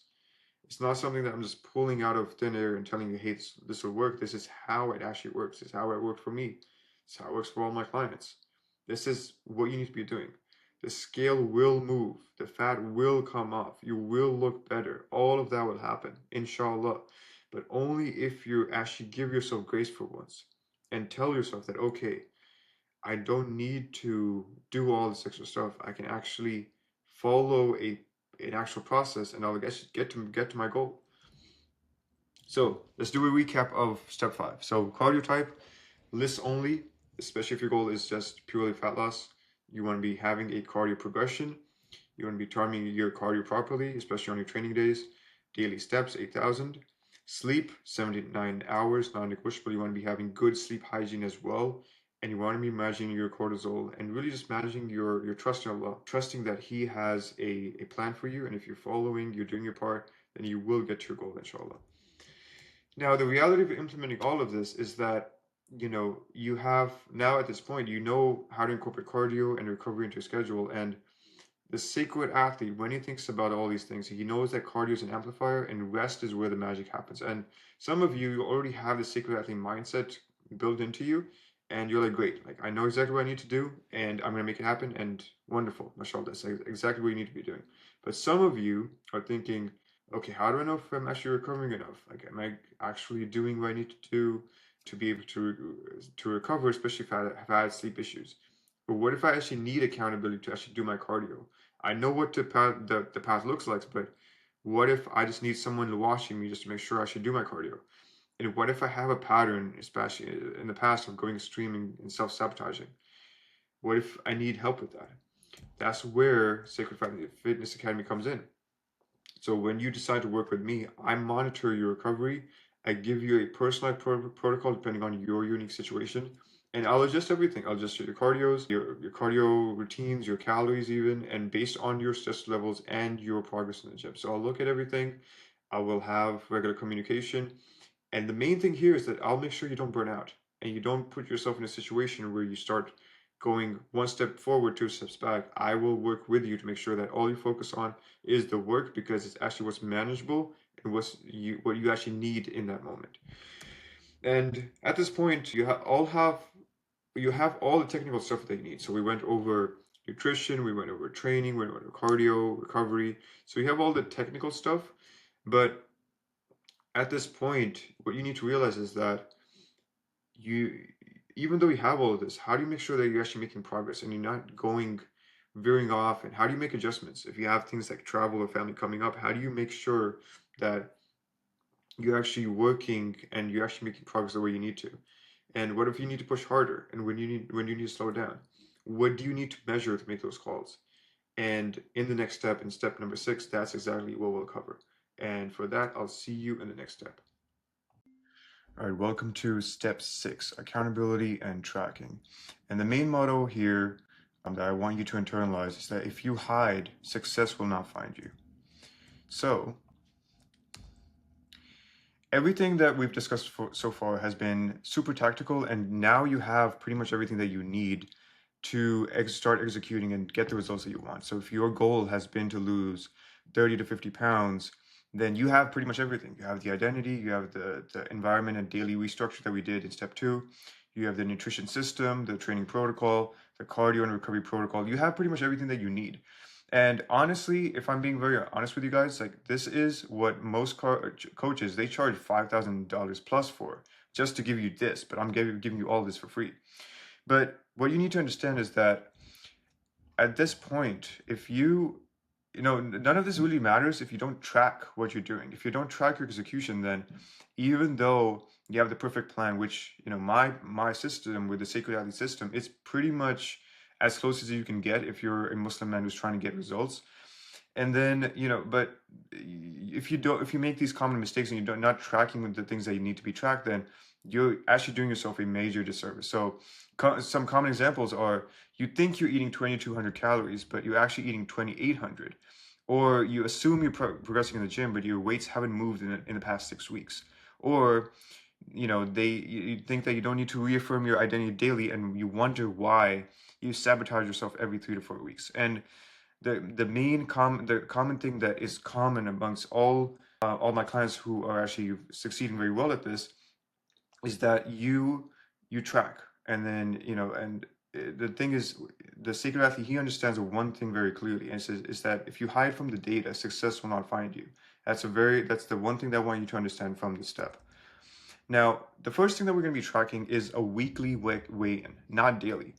You want to be weighing yourself once per week, not not multiple times, not daily, because the thing is, daily weigh-ins, I've done them in the past for some clients, and what I find most of the time is that it creates unnecessary panic. And if you're not attuned, if you don't have the emotional stability, I mean, I hate to call it like that. I'm not saying there's anything wrong with you person necessarily, but you just don't have the experience to know why things are changing, then you're going to be setting yourself up for self-sabotage. So the way it works is that, on Monday, say you start on Sunday, you weigh yourself on Monday, and you're doing this, you're weighing yourself every day, then you're down 2 pounds, and you're like, oh, this is amazing. I'm going to keep pushing harder because whatever I'm doing is working. But then by Wednesday, something happens, and you're up 3 pounds. And your self-talk at that point is like, oh, I feel like a failure, I sabotage, and then you sabotage yourself. But really what happened was that you had a little bit more sodium, a little bit more salt with your dinner last night, or you had a little bit extra carbs or something like that happened, and that created that water weight. And then by Sunday, just because you sabotage yourself on Wednesday, you're up 2 pounds on Sunday. And this is actual fat at this point because you actually ate over the course of those 4 or 5 days a total of 7,000 calories, which, if you don't know already, 1 pound of fat is 3,500 calories. So at this point, you've actually binge ate quite a number of times. And then by Sunday, you're actually up 2 pounds, and you let your emotion get the best of you because you did everything right and still gain weight. So your self-talk is actually hurting you in this process. So we want to be weighing ourselves just once per week, and your weight fluctuates 2 to 5 pounds per day to day based on various factors. And this happens for everyone. So things like water retention, sodium intake, carb intake. Carbs hold water. That's where the carbohydrate part of it comes in. Your sleep quality, if you're not sleeping well enough or long enough, that's also going to create that water retention. Stress levels, if you're stressed out and your cortisol is super elevated, as we talked about in the last step, then that will also impact whether you're holding water or not. And then when you lastly use the bathroom, all these are very simple things, but because we're not aware of them, this creates this false weight fluctuation on a daily basis, and really nothing actually changed. It's literally just water being held up in your body. So the Sacred Athlete Weigh-In Protocol, when you're going to be doing Sunday morning. This is when most people are free. You have Sunday morning to yourself, you can do whatever you want, but you can adjust this based on your schedule. But for 99% of people, it's going to be Sunday morning. The timing is going to be immediately after waking, after using the bathroom, but before eating or drinking anything. This is super critical. If you mess this up, then we don't really know what's going on.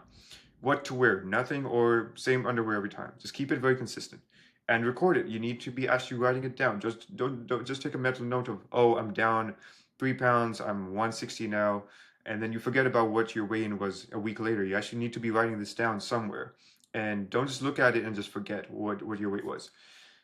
The simple protocol: same day, same time, same conditions every single week, and this gives you actual real data that's actually useful week to week, because you know that things are actually progressing or not, but the conditions are staying the same. Now, metric two is going to be progress pictures, and this, the way I like to think about it, is that these are the truth teller. The scale lies, as I showed you. There's going to be daily fluctuations. Sometimes even when you do your weekly weigh-in on Sunday, even that might actually not be the entire truth, because maybe again you had some poor sleep, or you ate some extra sodium. And the thing is, you could stay at the same weight for 4 weeks while losing fat and gaining muscle, and the scale will say no progress, nothing changed. And your self-talk might be, oh, nothing's working. But the photos, if you actually compare them and you do an accurate comparison, it will say, yes, we are actually transforming, and there has been a pretty decent transformation over the last 4 weeks. So the Secret Athlete's Progress Photos protocol is going to be looking like this. So the frequency, again, is going to be weekly, once, the same day as you do, same day you do your weigh-ins. The poses are going to be front, back, and side, relaxed, not flexed. Lighting, the same lighting every single time. Natural light is best, but just make sure that whatever lighting you are using is equally exposing all areas of your body. Location, same spot every time. Bathroom mirror, bedroom wall, whatever. And the time needs to be the morning, same as the weigh-in. So after using the bathroom, before eating or drinking anything. This is, if you get this right and you're actually good with taking your progress photos, then this will make a massive difference in terms of you actually being able to track whether things are progressing the way they need to. Now, why consistency matters for progress pictures is that if your lighting looks different, then we don't actually know what's actually working. Did you actually lose fat and gain muscle, or is that the light tricking the eyes? Because even a coach, if I were to look at your pictures and they're changing every single time, maybe you take them in the bathroom one day, and then you take them in your bedroom, and then you're traveling, you take them to the hotel. Besides some things that you can't change, if it's changing every single time just based on the lighting, then we can't make a meaningful judgment of whether things are changing or not. And then number two, morning versus evening. It is completely different bloat levels. And you can't make a meaningful comparison if you're holding more water weight by the evening. So if you do this thing of, oh, I missed my weigh-in this morning, so I'm just going to do in the evening, should be fine. I would much rather you don't record your weigh-in for that day, or do it the next day in the morning, because by evening things have changed so much. You've had a couple meals, you maybe had a workout, you maybe did some cardio.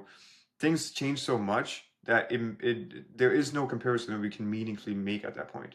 And then number three, flexed versus relaxed. It makes a completely different physique show up. Again, if you're changing this every single time, then we don't actually know what changed. And if you change the variables, you can't compare. That's the simple truth about it. And with progress photos, you want it to be taking the photos even when you don't want to. Some people, they have this hang up of like, oh, I don't like how it looks, so I'm not going to take the pictures, or I haven't really changed that much over the past 2 weeks, so I'm not going to take any progress pictures this week. When you don't want to take your pictures, that's when you need to take them, because that will give a meaningful checkpoint in terms of where you actually are, and then you can make the adjustments in terms of where you need to do, what you need to do in terms of your training, your nutrition. But if you don't have that data point and you only have the good pictures, then we don't really know what's going on. And if something needs to be changed the next week, you don't have the data to make that happen. And then monthly measurements, I prescribe them for some of my clients, but honestly, they're very optional, because just the progress pictures and just the weigh-ins will make a massive difference. But if you were to make monthly measurements, these would be the five that I would recommend. So waist at the navel, chest at the nipple line, arms flexed at the peak, thighs at the widest point, and neck just below the Adam's apple. So these are some things that if you want to measure them, you're more than happy to do it. But I don't prescribe this for everyone. I don't do it myself. But this is something that you can consider if you just want more data. And why do you want to do these monthly and not weekly is because these measurements change slowly. There's not going to be a huge change in your bicep size over, 2 weeks. It's going to take at least a month for things to change. And monthly actually shows the real trend. And you're not getting caught up in, oh, nothing changed, so my workouts aren't working either. So I hope you get the common trend that you want to be tracking smartly. If you're doing it in a haphazard way and you're letting your emotion get the best of you, then you're going to be sabotaging yourself. And why monthly can be useful is for a couple of reasons. So one, your waist dropping while your arms stay the same. What that means is you're losing fat and keeping muscle. That's a good data point you want to be working off of. Number two, your weight stays the same while your waist drops.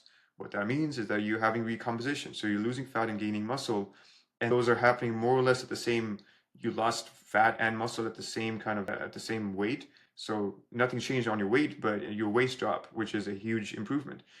And if you're not sure if your workouts are working, measuring that specific muscle group, so say your biceps, will give you the real data. If your arms are growing by half an inch or so every month, then you know you're making progress. And these measurements will tell the story that the scale can't. Now, metric number 3. We went over this when we talked about your training protocol, but I need to reiterate this because a lot of people, you will not see progress in the gym if you are not tracking your workout. And this is honestly non-negotiable. If you're not tracking your workouts, you're not doing progressive overload. Because how can you? You don't know what you did last week, at least not accurately. You're not going to remember everything. And if you're not doing progressive overload, you're not building muscle. So what you want to be tracking are these 6 components of your workout. So the first is obviously going to be the exercise name. That's pretty self-evident. You want to be tracking the weight used for your warm-up sets. A lot of people, they don't even think about this, but if you know what you're warming up with every single week, you know that, okay, for my working sets, which is going to be number 3, I need to adjust that. Your warm-up sets are not going to stay the same every single week for your workouts. They're going to change. You might need to add another set, or you might need to take away from, say, the empty bar. You don't need to do 2 sets with the empty bar. You can do just 1 because you have another 3 warm-up sets that you need to do after. So you can save a little bit of time there. We already went over number 3, the weight used for the working sets. For number 4, the sets completed. For example, you do 2 sets at 8 reps, third set at 6 reps, which have failed technically. So you need to know what's going on. Number 5, the reps per set. That's pretty self-evident. And number 6 is going to be rest periods.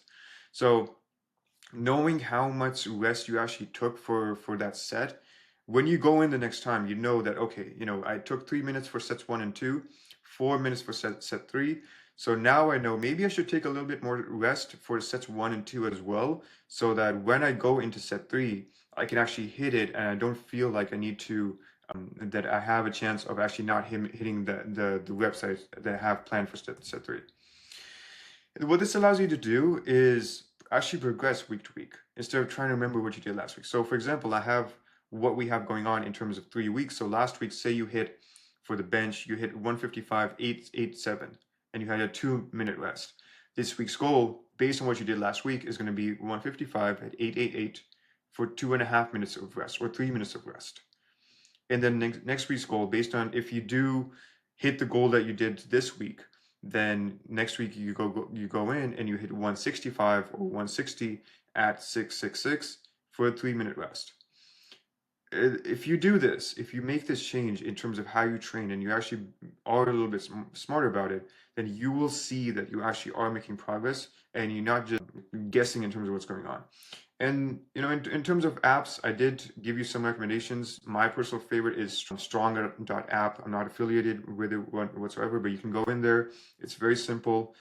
There are some other ones out there, but you just want to be using something that you can reliably look back at and know that you're actually tracking what you need to be doing with your workouts. Metric number 4 is going to be tracking your nutrition. And with this, just follow the plan. If you're following the Sacred Athlete nutrition system we talked about in step 3, you don't need to count calories daily. The plan does the math for you. If you structure it right, or if you have me as your coach structuring for you, then you just have the same meals, the same portion, the same macros. Again, I need to reiterate this. Just follow the plan. And when you could track, if you do want to introduce some flexibility, that's where you can start tracking your meals and using more of, using MyFitnessPal for that. Or number two, if you're troubleshooting a plateau and deciding if you need to swap foods. So if you've really been at this fat loss journey for say 2 months and you're running into this plateau and you think that maybe is you were having chicken thighs for the longest time, maybe you need to swap to chicken breast and you need the accurate numbers for that, then you could track. But again, it wouldn't be for the long haul. It would just be, again, for like a shared in the nutrition protocol, nutrition system step, just for a couple of days, just to make sure that you know what the numbers are looking like, and then you can go back and make that your new plan. And then number three, if you're eating out and need to guesstimate to not severely overshoot your macros. So say you're going to be eating out somewhere with family and friends, and you have a rough idea in terms of what the meals are going to be looking like, then just have some awareness in terms of, okay, I have this steak or this chicken breast and rice, and I have a rough idea. That way, you know that for dinner or for the rest of the meals for that day, you can make some smart adjustments. It won't be perfect, but it will at least keep you in the ballpark of where you need to be. The app, MyFitnessPal, a lot of people are aware of this. The free version just works just fine. But for most people, you just need to follow a plan. Just don't overcomplicate it. Don't get caught up in all the numbers and just being super nerdy about this. Just make sure that you're following the plan as you've laid it out, or you have your coach lay it out for you. The next one is going to be streak tracking, and this is the self-accountability system. So for the man doing this without a coach, you need to be tracking your streaks. And what's a streak? It's really just a consecutive days of hitting a specific target. So when you're starting out, you want to be tracking not everything. You want to be tracking these three that I have laid out right here. So one is going to be your nutrition streak. This is the number of days that you follow a plan and you don't have cheats and you don't have any excuses for why you didn't hit, the meal plan as laid out. The more days you can do that, the better your results would be in terms of you getting the goal that you want. Your training streak, your workouts and cardio sessions completed as scheduled. If you have an awareness of, okay, over the last month, I hit over those 30 days, I hit 28 days of me actually doing everything I need to do in terms of my training, then you know you're making progress because you actually are putting in the work. And number three is going to be your salah and your zikr streak. This is days where you're praying all 5 salah on time and reading your Quran, which we'll discuss more in step 7. But this is also super important to track because we're building the sacred athlete. We're not just gym bros just trying to get in shape. We're actually trying to also incorporate the salah and your relationship with Allah. So if you have some awareness in terms of, okay, over the last month, I prayed 5 times a day for 26 days, then you know that your spiritual connection is on point and you are actually making progress in that area as well. Now, why do streaks work is because you don't want to break the chain. It's a very simple psychological hack.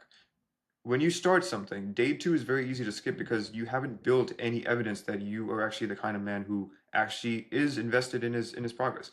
But by the time you get to day 47, it's very hard to skip because if you were to skip now, then you break that streak, and it's very psychologically tough on you to really just go back to day 1. So simple rule, the longer the streak, the more invested you are. So this is going to be the best way to approach this. Again, if you are doing this on your own, this is going to be super important for you. If you have a coach, then they will be on your case to make sure that you are actually doing what you need to be doing. And then how to track, you can use pretty much anything. I would say my personal favorite app is, it's called the Not Boring Habits app. It's super intuitive. It has visual streak tracking. It doesn't punish you for if you break a streak, but it does give you those. It's very fun. If you have an iPhone, you can definitely check it out. But honestly, just use anything. Use anything that you are comfortable with, or use just like a simple calendar. If any day you do what you're supposed to do, just mark it as X. The simple thing is just don't break the chain. And if you do this one thing, then you will start making massive progress. Now, one thing that comes up is that, oh, I don't want to trust myself. I'm just going to have my friend or my brother or my mom to make sure that I'm actually doing everything that I need to do. So I don't recommend this because for a couple of reasons. One, people flake on themselves all the time. So, if your friend, if you know he's not the kind of guy who holds himself accountable, then why would he hold you accountable? It's not gonna work out for either of you. Number two, and this is kind of a tough, tough thing to to realize is that people do get jealous when you start succeeding. So at some point, if you have, say, a close friend making sure that you're doing what you need to be doing and you're progressing faster than him, then at some point he will get the sense of like, oh, he's progressing. I don't feel so good about him actually getting the results he wants. So he'll start telling you things like, hey, just skip a couple of days, bro. Like, let's take this trip, or you've been so good about this. Let's go out and have some nice dinner or something. This will happen. This is just the uncomfortable truth when you start progressing. And number three, people who project their failures onto you. So if you have, say, even an uncle or even like an older brother or someone, and they tried to get in shape but they couldn't do it for whatever reason, you succeeding will shine a mirror at them and tell them that, hey, I'm doing this, and that's going to show them that, hey, you weren't able to do it, but I can. So what you need to understand is that your streak, if you do have the self-accountability system that I talked about, your streak is yours. The only you need to answer to Allah first. You need to have that integrity with your creator. Then your coach, if you decide to get one, he's going to be someone who's going to be looking at you. And then to your own standards. That's all you ever need. If you have the right hierarchy in terms of who you need to be accountable to, then you will make all the progress you need. Now, tracking mistakes that kill progress. Avoid these and you'll make more progress in the next 3 to 6 months by the permission of Allah. So number one is going to be not tracking at all. And the dialogue for this looks like, I'll just wing it. I can't be bothered to track anything. I just want to follow the plan and also live my life like a normal person. No, you will not notice your weight creeping up. You will not remember what you lifted last week. And you will lie to yourself about how well you're following the plan. So just track. Don't get into this situation. Number two, not sticking to the plan. And the self-dialogue here looks like, it's been 3 weeks. I've been on this plan. I'm getting a little bored. Maybe I should switch things up. Should be fine, inshallah, right? Look, you need to stop right there, bro. This is the exact pattern that's kept you stuck for the last 3 years, 5 years, whatever the duration has been before you land in this video. Look, you have the Sacred Athlete Roadmap. You have the Sacred Athlete Nutrition System. You have the Sacred Athlete Training Protocol. You have everything you need. Just follow it for 12 weeks, 6 months, whatever you need to do before you change anything.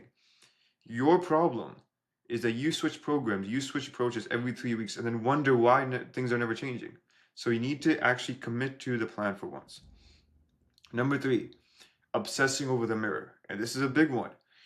You look at yourself in the mirror, you say you're going to be taking a progress picture every Sunday, and then you look at yourself and you're like, do I look leaner? I think I look leaner. No, actually, hold up. I actually look fatter today. That's it. I'm a failure. I quit. Believe it or not, this is the self-talk for a lot of people. The mirror changes based on a lot of different things. So your lighting, your bloat, your mood, your self-talk. Believe it or not, how you perceive yourself does change how you look at yourself in the mirror, because you're going to be focusing on the things that you are not proud of, so to speak. So you need to be taking everything into consideration: your data, your weekly weigh-in, your weekly photos, your monthly measurements. All of these will tell the picture what's actually going on, and not your 3 p.m. bathroom mirror pity party session. So don't do this. Just take the pictures, move on, and evaluate them in context of everything else. Number four, flip-flopping between plans. What this looks like is like, okay, you watch this whole course and you're like, okay, week one, I'm doing the Sacred Athlete Nutrition System. Week three, actually, I'm going to try keto. I saw a reel that said high fat is good for you. Week five, maybe carnivore is better. I really do like eating more meat, so not having carbs will also help. Week seven, back to calorie counting. I haven't lost any weight. Maybe tracking every calorie will do the trick. And then it repeats over and over again. This is very similar to what I said, where you don't stick to a plan. And this is the natural result of that. Look here, if you go through this pattern, then 7 weeks in, you think that because you tried a bunch of different things, maybe something stuck. That's not how this works. You need to actually pick a plan, any plan, follow it for 12 plus weeks, and then see if it actually worked. If you watch this whole course and you're like, okay, nutrition system that you gave me sounds good, but I'm really just focused on carnivore, great. Give that a good solid try for 12 weeks. If that's actually working for you, be my guest. Let's keep going. But you will not know that if you change everything every 2 weeks. Mistake number five, weighing yourself after a bad weekend and then spiraling after. So this happens with weddings, with traveling, with anything that throws you off your natural schedule. So the dialogue here is, man, that wedding last night was so much fun. I had a little bit much too much to eat, but should be okay, right? And then you weigh yourself and you look at yourself, I'm up 4 pounds. How did I ruin everything? Might as well just quit. Like, this is not working. I can't even enjoy a wedding. This fitness thing is way too much. Look, bro, you need to relax. You had a wedding for one day or all weekend. You ate too much biryani or kebsa, even though you know you weren't supposed to. You had way too much kanafa or gulab jamun or whatever your dessert of choice is. And all of that together is just water and food volume. It's not fat. You did not gain 4 pounds of fat in 24 hours. I can promise you that. That would be 14,000 calories because we know that 1 pound of fat is 3,500 calories. So the question I have for you is, did you really inhale 14,000 calories in one night? I don't think so. Even if you tried, you would be hard pressed to actually do that. If you did, I mean, that's a totally different conversation, but that's not the situation. There's so much water being drawn into your body because of all the extra carbs, the salt, and just like the dessert, the sugars there as well, the carbs there. So all you need to do, if this does happen, get back on plan, weigh yourself next Sunday, the damage will be gone. You made a mistake, that's fine, just move on from there. Mistake number 6, taking progress photos only when you feel lean. We already discussed this, but I do need to reiterate this because a lot of you, if you don't have awareness in terms of why progress photos are so important, you will make this mistake. You say to yourself, oh, I don't really look lean today. I know I followed a plan last week, but I really feel off. I don't want to feel bad after taking my pictures. That will just ruin my entire weekend. I'll just take them next week, inshallah. You skip the photo because, you think you look bloated or you had a bad week or you don't look good today. That's the point. You need to be taking the pictures from the bad weeks as well, because if you don't know what is actually going on, then you can't see whether it's actually bloating or whether it's real fat gain. But if you take the bad photo this week and by next week you are actually looking leaner and you maybe drop like a pound or so, you know that it was just bloating. It wasn't like you gained 3 pounds of fat. It was actually just bloating impacting the pictures. That's also how you stop panicking over normal fluctuations. Things just changing week to week or day to day. Take the photo, especially when you don't want to. You'll save yourself so much going back and forth if you actually do this right. Mistake number 7 is going to be comparing yourself to your friend, some influencer or some random guy at the gym, and then you're telling yourself when you're in there, you maybe start at the same time with your friend or something like that, and you tell yourself, hey, he's been training for 2 months just like me, it looks better than me. Am I even following the right plan? And the main thing here is that you just need to stay in your lane. That's very simple. That's the simplest way I can put it. You don't know the other person's genetics. You don't know their history. You also don't know if they're on something in terms of performance enhancing drugs or steroids or anything like that, or whether he has a better setup when it comes to his nutrition. Maybe he has someone cooking for him. You don't know these things. And it's not worth it. This is one of those things where you can't control what someone else is doing, so you might as well not worry about it. The only comparison that matters is that you versus 12 weeks ago or 26 weeks ago, or whatever the timeline is looking like for you, just compare yourself to where you started, and that will be the only thing that you need to be compared yourself to. Mistake number 8 is going to be using oh, I don't want to be obsessive as an excuse to not track anything at all. And you're going to be telling yourself, I don't want to be one of those guys who weighs his chicken every single day like a dork. I ain't got time for all that. I don't want my family or friends to think I've lost it. I'm just like this weird nerd who's obsessed with the gym. So my question I pose to you, if you have this self-dialogue, is, so what are you going to do? Are you not going to track anything? You're just going to guess at the portions that you're eating? So, you're going to look at the plate of rice and it's like, it looks like 200 pounds. That's close enough. I'm not going to worry about it. And you're going to be intuitively eating, whatever that means. Anyone who tells me they intuitively eat, I know that they're not making any progress because they think they're eating good, but they actually have no measurable way in terms of saying that they actually are eating clean or not. And then you wonder why you're not losing any fat. And the thing is, there's a difference between being obsessive and being disciplined. It's a very fine line, but if you know what the difference is, then you can actually know whether you're actually making the right choices in terms of what you're tracking. So obsessive would be, something crazy like weighing yourself 5 times a day for whatever reason, freaking out over zero point 0.2 pounds of fat gain or weight gain, and weighing the exact amount of rice to a milligram. That would be obsessive. That would be way too much. I will never tell you to do that. No one who's a good coach will ever tell you to be as obsessed about that. But someone who's disciplined, someone who has the right approach to this, will take the weekly weigh in, the weekly photos, and follow the plan. That's as simple as it gets. And thing is, the discipline is what gives you freedom. Freedom. A lot of people are like, oh, I don't, I want to be free.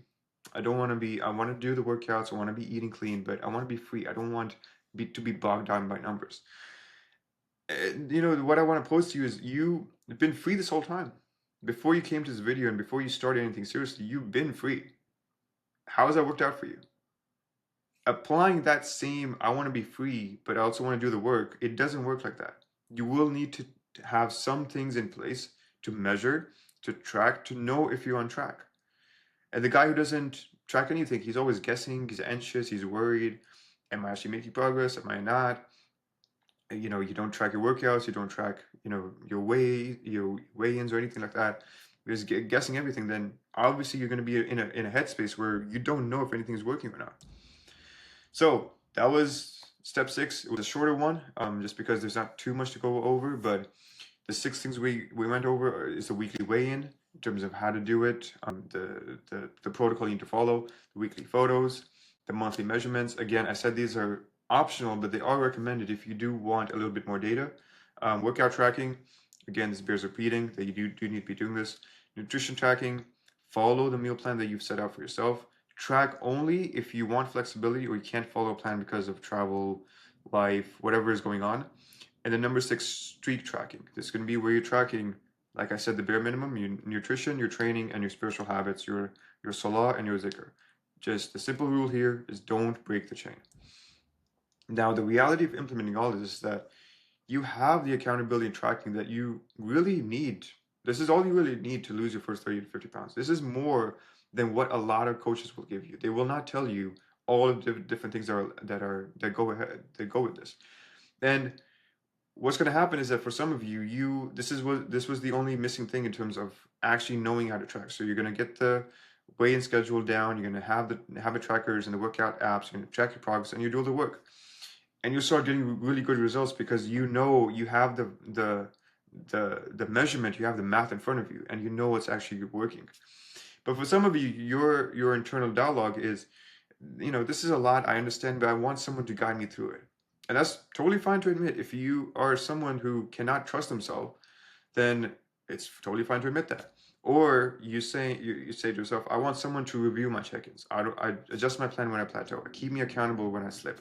Again, if you know you're the kind of person who cannot rely on himself and doesn't have a coach or someone who's actually experienced in this is totally fine to admit. And then, or if you tell yourself, I don't want to do this alone, and you just want to offload this to someone else, that's totally fine to admit. This is where Sacred Fitness Academy again comes in. I won't just track your metrics for you. I'll give you the custom metric matrix, everything in terms of what we talked about. That will give us the fullest picture, what's actually what we need to be working on. And I'm talking everything I mentioned in this step and more. It won't be just limited to what I showed here, but it will be other things that we can also work on. So your blood work, your cardio zones, your psychological states as well, your everything in terms of what actually gives us data into what's actually working. That way, where all you can do is just focus on the actual work and leave the interpretation of the metrics or the metrics themselves to me. And I'll look at everything. I'll make sure you're doing the work. And if we need to adjust based on what's going on, I'll make that judgment call for you, and you just follow the plan as it's adjusted. So for that, if you do want to take advantage of that, go to the first link in the description, fill out the application for Sacred Fitness Academy, and then we can have a conversation on that, inshallah. Now at this point, we're getting to the end of the course, but we have one final piece we need to address, and that is your spiritual anchors. At this point, you pretty much have everything you need to start losing fat and building muscle. You have the tactical and even the metric aspect out of it, done for you. But remember, we're not just making an athlete out of you. You're becoming a sacred athlete. So for this, In this final step, I'm going to show you how to exactly incorporate your salah, your Quran, your dua, your remembrance of Allah to make your effort an act of worship and bring barakah, which is divine blessings, into your journey. This is honestly the hidden superpower of every Muslim who decides to get in shape and actually has a deep intention behind it. So if you do this right, you will stay grounded and make faster progress than others who don't have a deeper why. So, and that's what we're going to be discussing in step number 7. So stay tuned for that. All right, welcome to step 7, your spiritual anchors. This is the invisible force that separates sacred athletes from everyone else. And this is honestly, the step I'm super excited about because no one is really talking about this when it comes to the health and fitness space, especially for Muslims. So I'm super excited to actually talk about this. So when we get into, the perfect, and I've given you pretty much the perfect plan as close as in it can really come to it, but you can still feel like there's something missing. And just to kind of recap, you have at this point how to build your sacred identity. And we went into some very powerful exercises when it came into it, in terms of how to restructure your self-talk and how to really have the proper understanding and the proper assumption of who Allah is and how you can leverage that to start building your fitness journey. Second, we learned how to redesign your environment and your daily structure to really promote, the right kind of, structure so that you're not bogged down by things in your immediate environment and you're leveraging your sacred identity as we created it. Step number 3, we went into the entire nutrition system. I gave you the numbers, I gave you the blueprint, I gave you the structure, I gave you everything that you need to start eating right and to start losing those 30 to 50 pounds or whatever you have to lose. We went into the training protocol. I gave you the exact structure in terms of what a good workout entails, how to actually make progress in the gym, and what you need to be doing to make sure that you're training in the right way. Again, we went into the cardio, the recovery protocol, how to make the best use of these two tools to make sure that you're actually maximizing your progress when it comes to fat loss. And then I gave you the exact accountability and tracking structure. You have everything that you need in terms of what you need to be doing tactically, but then also how to make sure you're actually making progress on a week-to-week or month-to-month basis. And if I'm being very honest with you, this is more than most people will get from most paid courses and most coaches even. Because a lot of coaches, especially if they're, just general coaches and they're not really tuned into how the Muslim is supposed to train or how they're supposed to approach fitness, they will not cover any of this, not with this depth. And I'm not saying that as like, oh, like I'm so amazing or anything like that, but this is really just everything that I can give you to make sure that you have all the tools that you need. And yet, the thing is, many Muslims, they'll look at this and they will still feel like something is missing. And I want to explore that. What is that thing that you feel like you're missing? They're missing this invisible thread, something that goes beyond all the tactical stuff that we've talked about. And just to kind of give a prelude to this, it's that thing that wakes you up at Fajr and your morning workout when your bed is nice and warm. You could call it discipline, you could call it motivation, but if we're being honest as a Muslim, there is something deeper there that we need to explore and we need to actually address. It's that thing that makes you choose grilled chicken when everyone else is eating pizza because you honor the health Allah has blessed you with. So you know that there's a deeper responsibility, there's a deeper thing, a deeper why that you need to be tuned into. And the last thing is that, it's that thing that pushes you to the gym when you don't feel like it or you're like, hey, let me just put it off. But you know that you're supposed to follow the example of the Prophet Muhammad sallallahu alaihi wasallam. You know that there's a model, an example that you're supposed to be following. And just to kind of unveil it to you, that invisible thread is your deep connection to Allah and the Prophet Muhammad sallallahu alaihi wasallam. If we're being honest, that is the thing that you feel like you're missing as you go about this entire journey. And this is what separates sacred athletes from all fitness guys who happen to be Muslim, because what it means to be a sacred athlete is to be intentional about this, is to bring this to the forefront. It's not just something like, hey, I'm Muslim, so, and I'm getting in shape, so that's just who I am.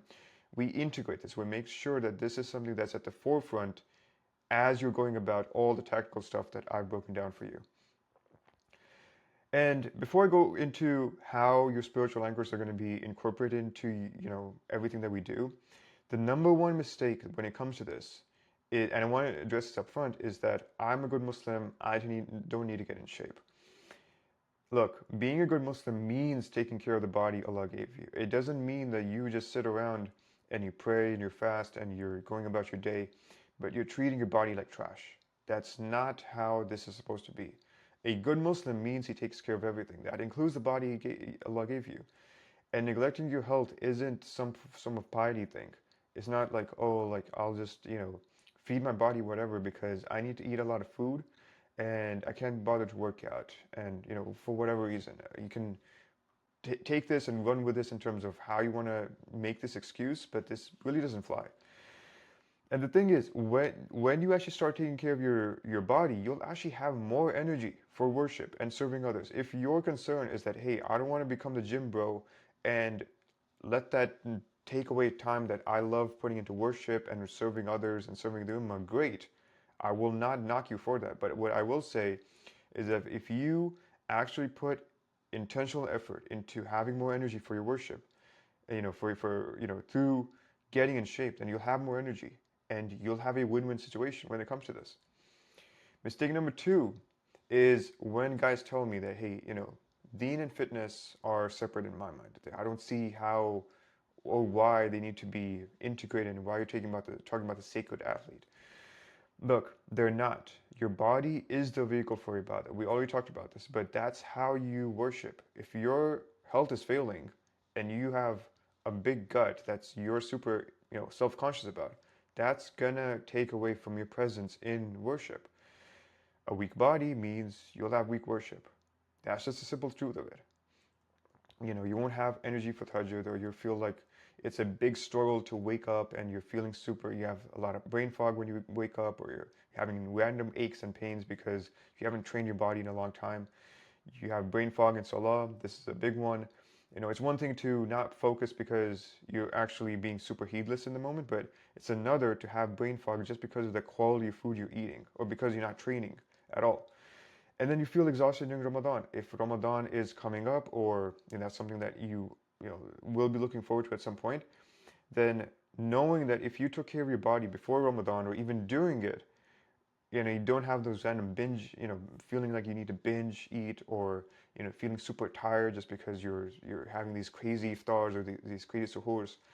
All of this is going back to you not understanding that your deen and your fitness are not two separate things. They actually go hand in hand. They're integrated. They're the one and the same thing if you choose to look at it that way.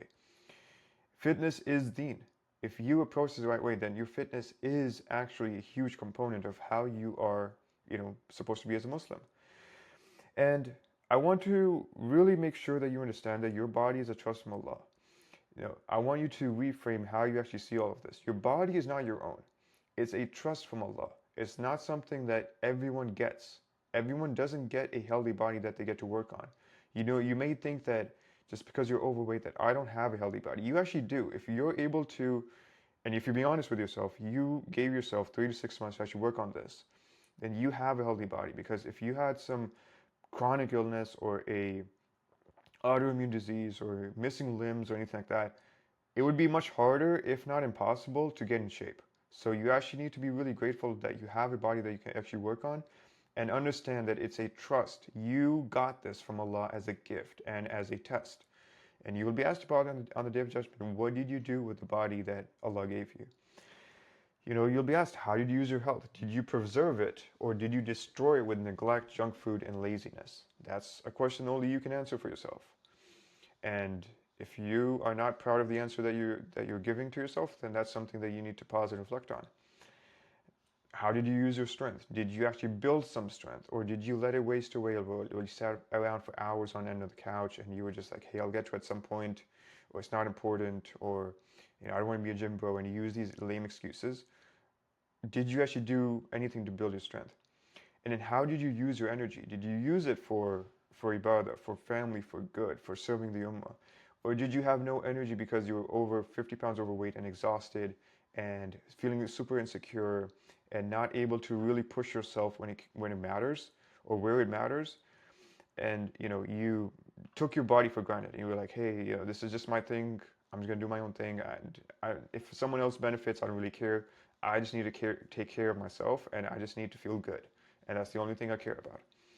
Getting in shape is fulfilling your responsibility to Allah. Again, He gave you this body. What are you doing with it? And the sacred athlete, he takes this very seriously because this is, again, a trust. And before we talk about any tactics or like how to actually start incorporating some of the spiritual anchors we'll be talking about, I want you to understand that the Prophet Muhammad sallallahu alaihi wasallam is the ultimate sacred athlete. That's the way I like to think about his example for us. And when I created the sacred athlete philosophy, I didn't invent anything new. This isn't something that I'm just coming up with. I simply looked at the model we already have. And that is, again, the Prophet Muhammad sallallahu alaihi wasallam. We look at his physical strength. We understand that he was the strongest man ever, sallallahu alaihi wasallam. He wrestled, he raced, he walked long distances, he fought in the front lines during battle. That's not someone, if someone is not in peak physical shape, they cannot do those things. He, sallallahu alaihi wasallam, wasn't weak and unable to exert himself physically. He was always, when the situation demanded, he was there and his physicality was on display.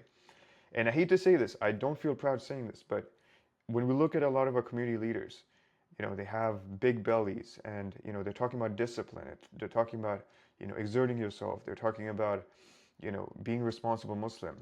I always have to mentally push back and say, I would love to take your advice, but I literally can't right now because you're not living the way you say we're supposed to be living as Muslims. That's, you can attack me for that, but if I'm being very honest, I cannot take your words very seriously because the Prophet Muhammad sallallahu he is the example for how we're supposed to be living physically and also having spiritual excellence. Just to finish off this point, he sallallahu was capable, he was strong, he was physically excellent and divinely balanced. It wasn't like the example that he gave wasn't about being super spiritual and no physicality, but it wasn't either super physical, all about taking care of yourself, but no spiritual depth to him. He was divinely balanced when it came to that. And he sallallahu even told us about this himself when he said that the strong believer is better and more beloved to Allah than the weak believer, while there is good in both. So he acknowledged that a weak believer can be good. That's not something, he said that only the strong believer is beloved to Allah. But he said that the strong believer, just because of their ability, their capacity to serve and be more in tune with themselves and actually exert themselves, that makes them, gives them the capacity, the ability to be more closer to Allah. The second thing is this unmatched discipline. When we look at the seerah, when we look at how he conducted himself, sallallahu, everything, it shows that he had crazy discipline. Just to list some examples, he sallallahu woke before Fajr for tahajjud and prayed for hours every single night. And he sallallahu fasted regularly, Mondays, Thursdays, the white days. He sallallahu controlled his appetite and preferred to feed others over himself.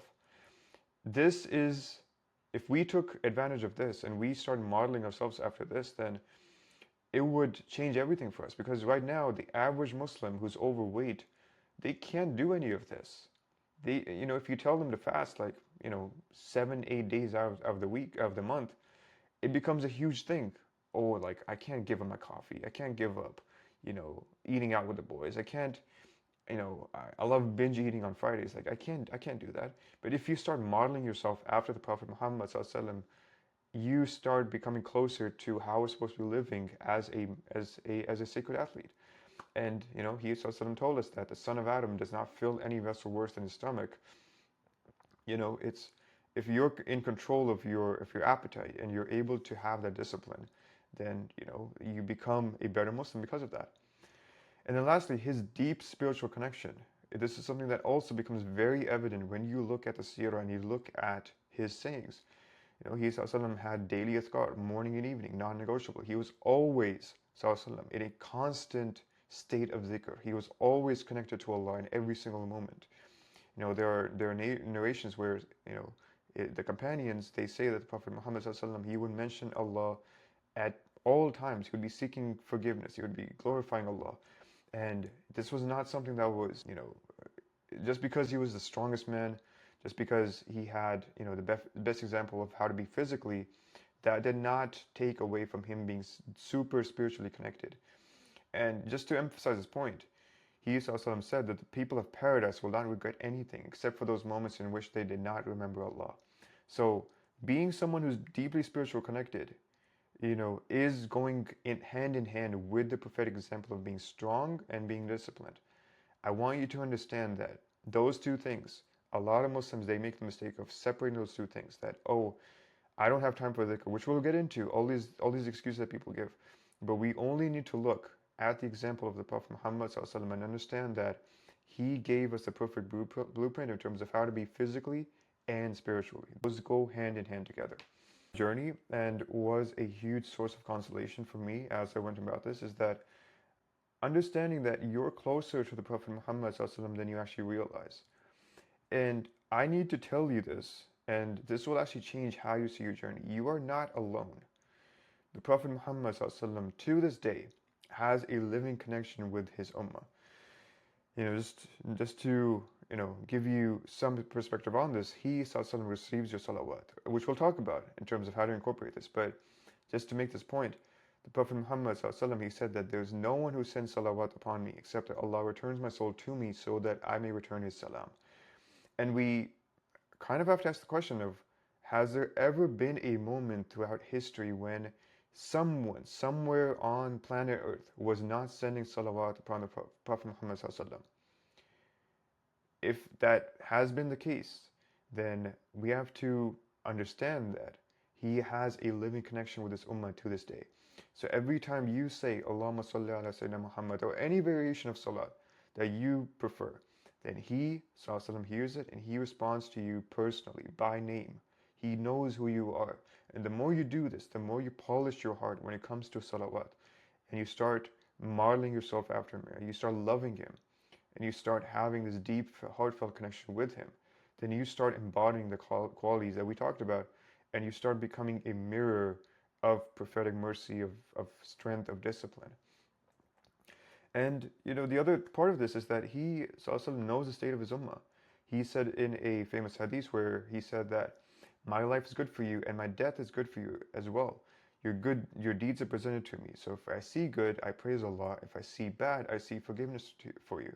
And this is a constant state, a constant experience for the Prophet Muhammad ﷺ, where he is informed of what we do as an ummah individually, but also collectively.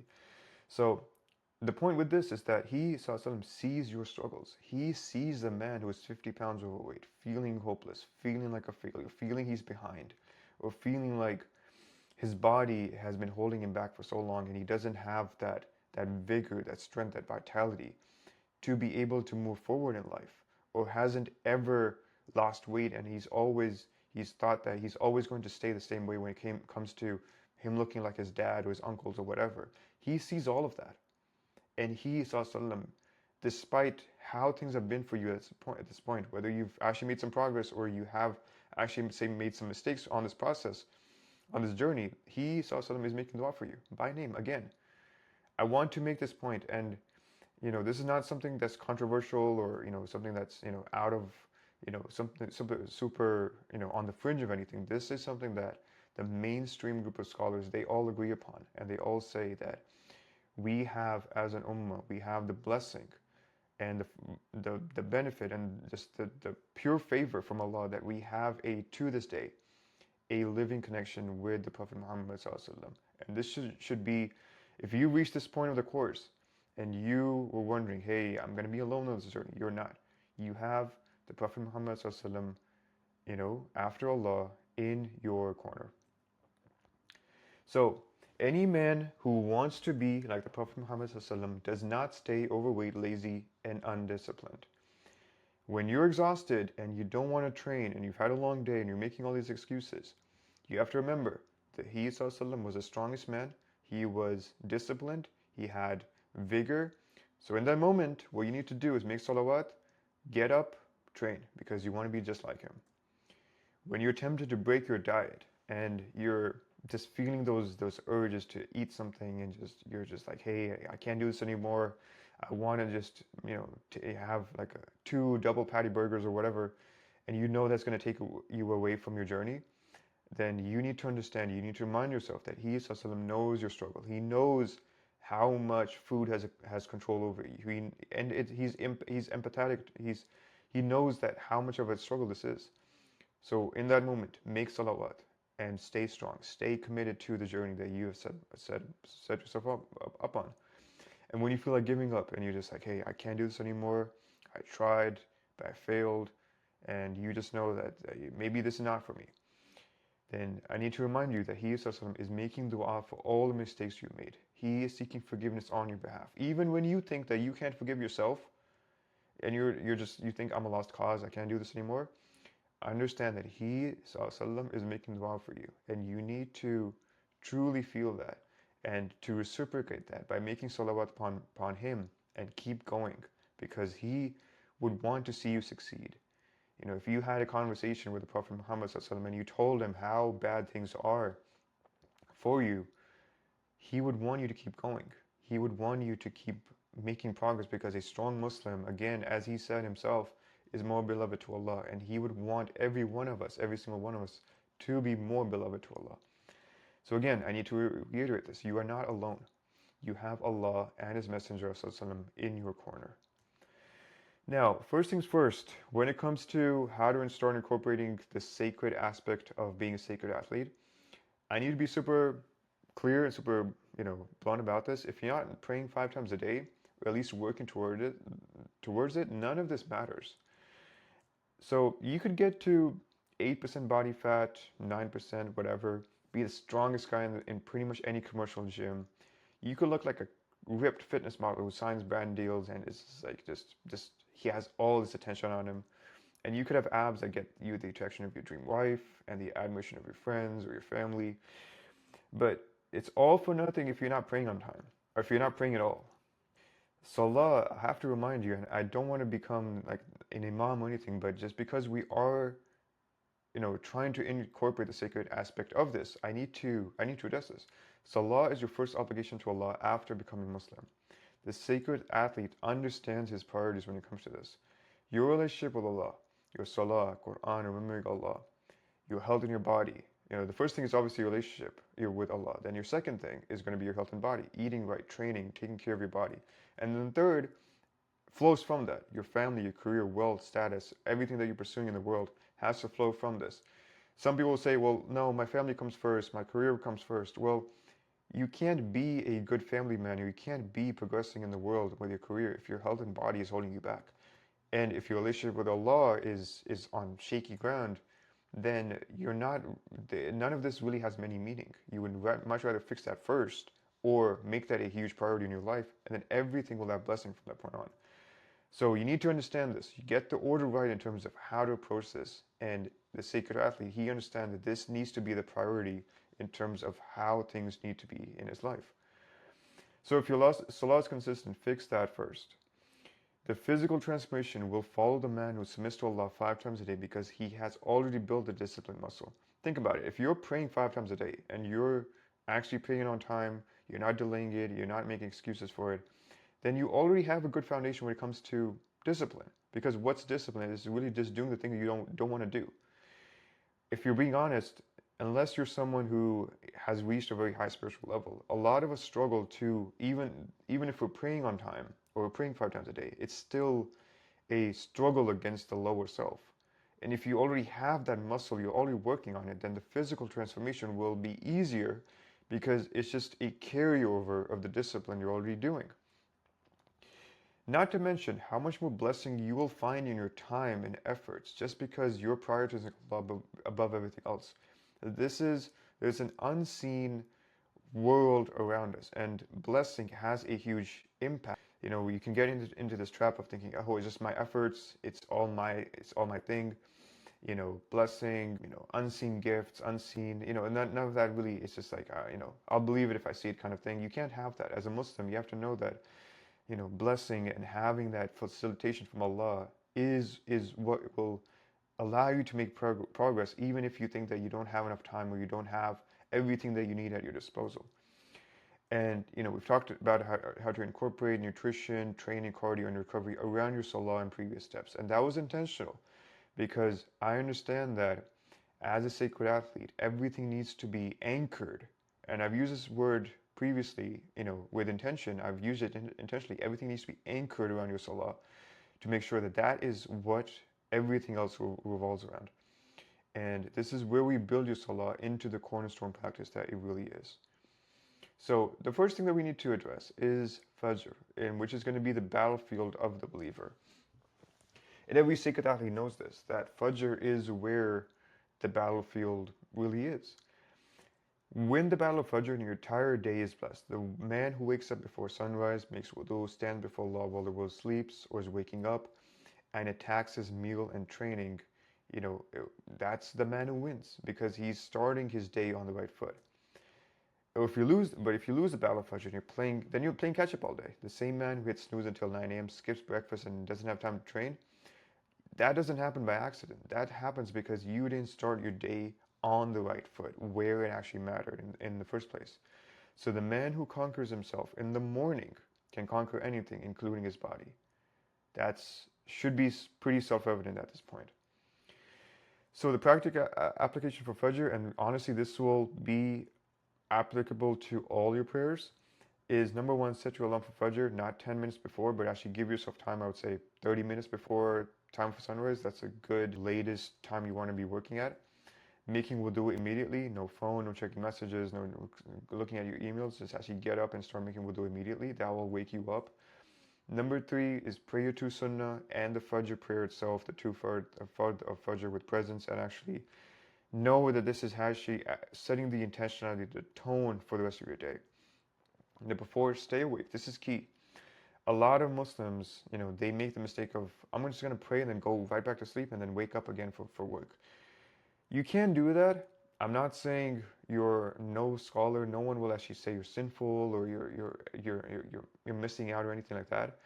But if you've already started your day on the right foot and you've actually prayed and you made, the struggle to actually get up, then what that tells me, if you're on more situations or more cases than not, you want to go back to bed, then your sleep is either not on point or you don't see that if you just fix your sleep schedule a little bit, you could have so much more barakah because you've already started your day on the right foot and you have the right intentionality, so you might as well take use of the blessed hours after Fajr.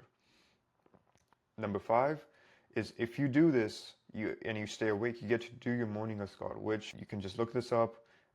All of them are from the Quran and Sunnah, and they are actually du'as for the most part, asking for blessing in your day. So if you do this right way, you will have blessing for your day, and that will also carry over to when it comes to your training, your nutrition, and it will facilitate a lot of that.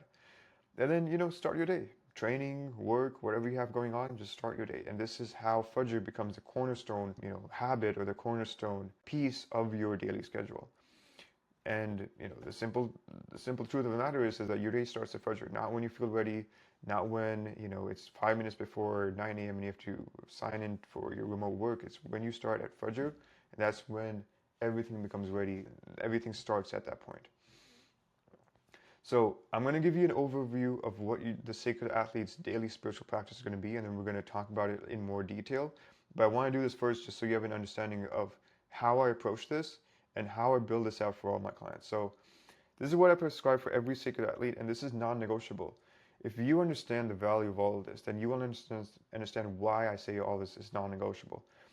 Number one is going to be your 5 daily prayers, especially Fajr. We already talked about this, but on time, with presence, no excuses. This is the foundation. Everything else builds on this. If this is the only thing you take care of, then you're doing what you need to be doing. Everything flows from this. But this is where everything starts. Number two is going to be your daily Quran. And what I recommend for everyone, and what I tell all my clients, this is where they start off of, is 5 minutes minimum. I cannot take any man's words seriously who tells me I don't have 5 minutes for the Quran. I'm not saying you need to do a page. I'm not saying you need to do a full juz. I'm not saying you need to do a certain number and understand the English and do like a whole tafsir session out of it. No, I'm saying 5 minutes. Whether in those 5 minutes you actually get 5 pages done or just one verse done, it doesn't matter. The time, you just need to dedicate time to this. And it needs to be every day. Even if you read slowly, even if you think that you will not fully understand what Allah is saying, or you have some, you have some bad relationship with the Quran just because of some past experience, I would say just give it 5 minutes. Your connection to the Book of Allah needs to be established daily because that is how Allah is introducing Himself to you and He is showing you who He is. And then your morning azkar after Fajr. This sets your intention for the day. I already talked about this, but it, depending on the variation that you find, it's going to be 10 to 15 minutes. It protects it protects you spiritually. It grounds you mentally, and it can be done whenever. It can be done while you're preparing breakfast, right after Fajr on your prayer mat. You can do it doing your commute if needed. That's what I used to do when I was working full time. I would just set it on my phone and just listen to it or recite along as I was commuting. And the main one that you can find on YouTube or get a physical copy of is the Fortress of the Believer. And this will have all you need in terms of actually starting your day on the right foot when it comes to your morning azkar. And your evening azkar is pretty much the same thing. This is how you close your day. 10, 15 minutes again. It's going to be centered on reflection, gratitude, and protection for the night. And I want to stress this because a lot of damage that happens for a lot of people when it comes to their diet is at night. This is where they binge eat. This is where they stress eat. This is where, they make choices which they're not proud of the next morning. If you have recited your evening azkar and you have, you know, asked Allah for protection, for guidance, for a good end to your day, then chances are at some point, if you do it enough, then you will find yourself actually not craving all that dessert at night or not making those choices at night which you're not proud of. This is how you actually bring your spiritual practices into protecting you from making choices at night. And again, the Fortress of the Believer, the book or the YouTube video will help you with that. Or just look up Evening Azkar, whichever one you feel drawn to and has authentic, du'as from the Quran and from the Sunnah. That's where you can start implementing. The fifth is going to be istighfar, and this is simply saying astaghfirullah at least 100 times. It takes 1 to 2 minutes. And what this does is that it clears spiritual debris and it opens doors that were closed. A lot of guilt and a lot of shame and a lot of, oh, like I should have taken care of this earlier.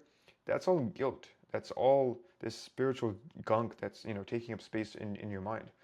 If you start saying astaghfirullah and you start feeling forgiven and you start feeling like, hey, I can actually start making progress because I'm not held back by the choices I made, then your journey becomes so much easier. You don't feel this hang up or, this, oh, I feel so bad that I didn't take care of this. All of that starts going away because you start feeling forgiven. And lastly, salawat. We already talked about this, we already mentioned it briefly, but saying Allahumma salli ala Sayyidina Muhammad or any variation of this, at least 100 times. That's where I start off a lot of my clients, and this takes 3 to 5 minutes. Find, if you don't want to, if you're the kind of person who's like, hey, like I don't want to, I'm not at the point where I'd want to spend my time on a super long formulation, just pick the simplest one. I gave you this one right now.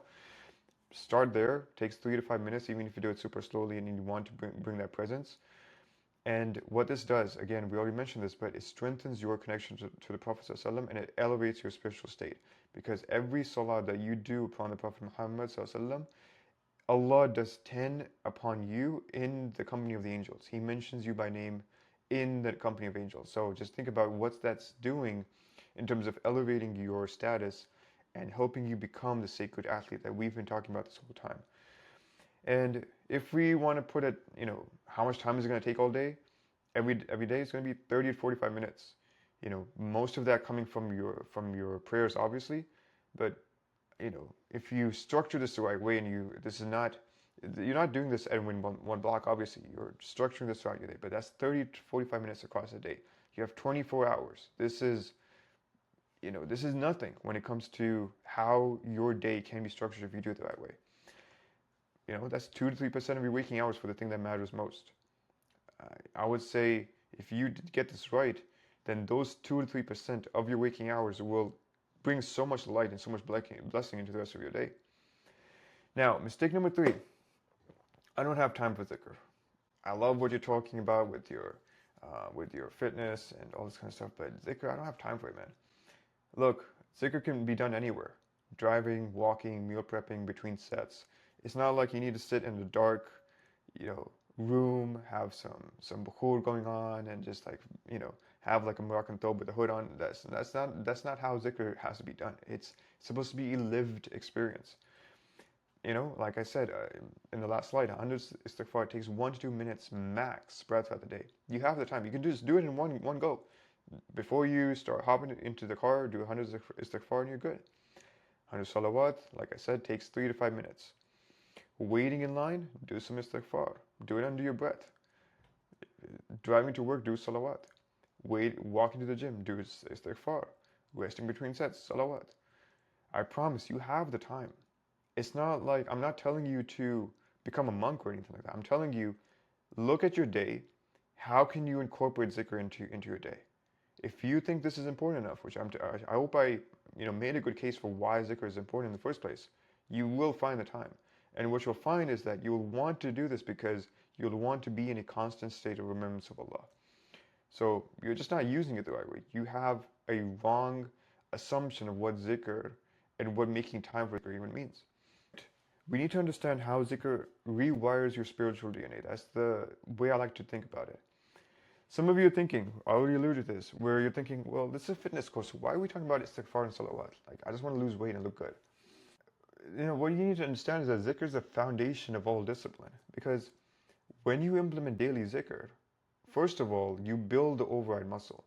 This is where your nafs, your lower self, tells you, to sleep in, skip the gym, eat the cake, just go out with the boys, even though you said you would not be eating out so much.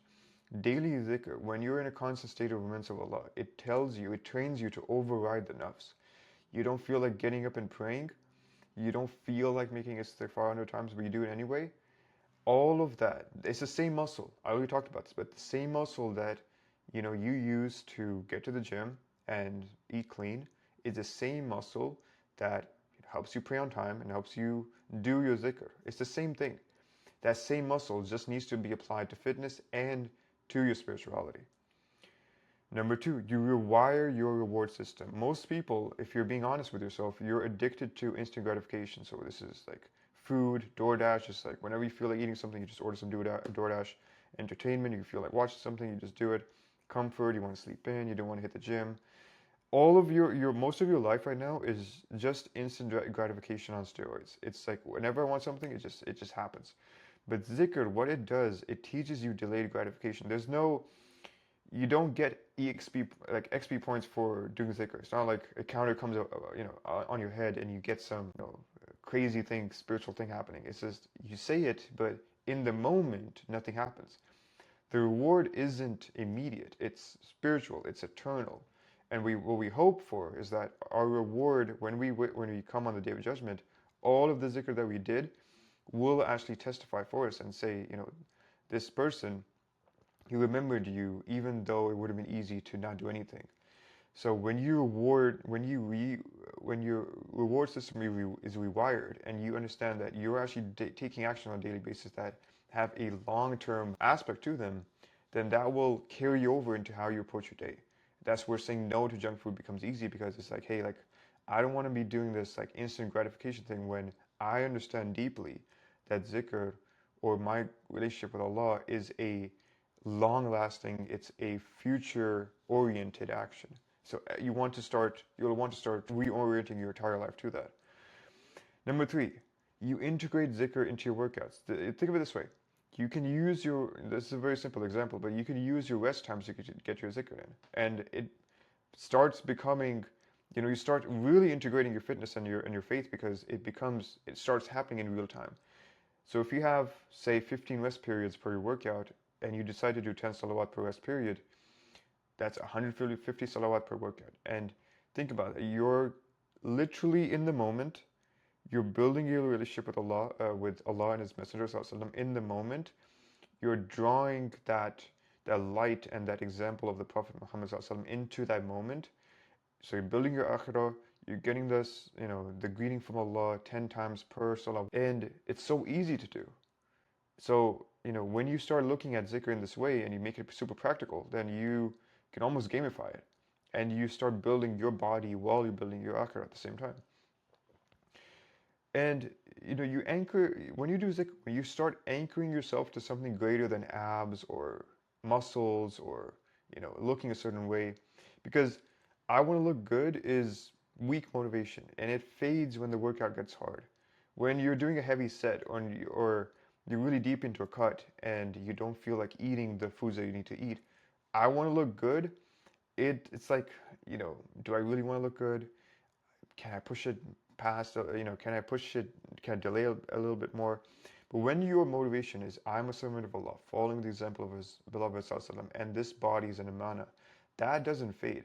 That will be true whether you had an amazing workout or a not so great workout. That if you're anchored there, then that will be something that you can always draw upon.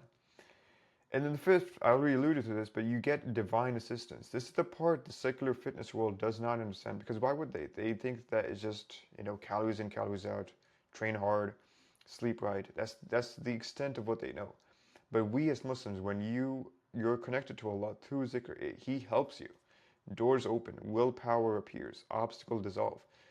And it's a simple verse from the Quran which says that remember me, I will remember you. So if you're in the gym and you're literally remembering Allah, then He will facilitate things for you.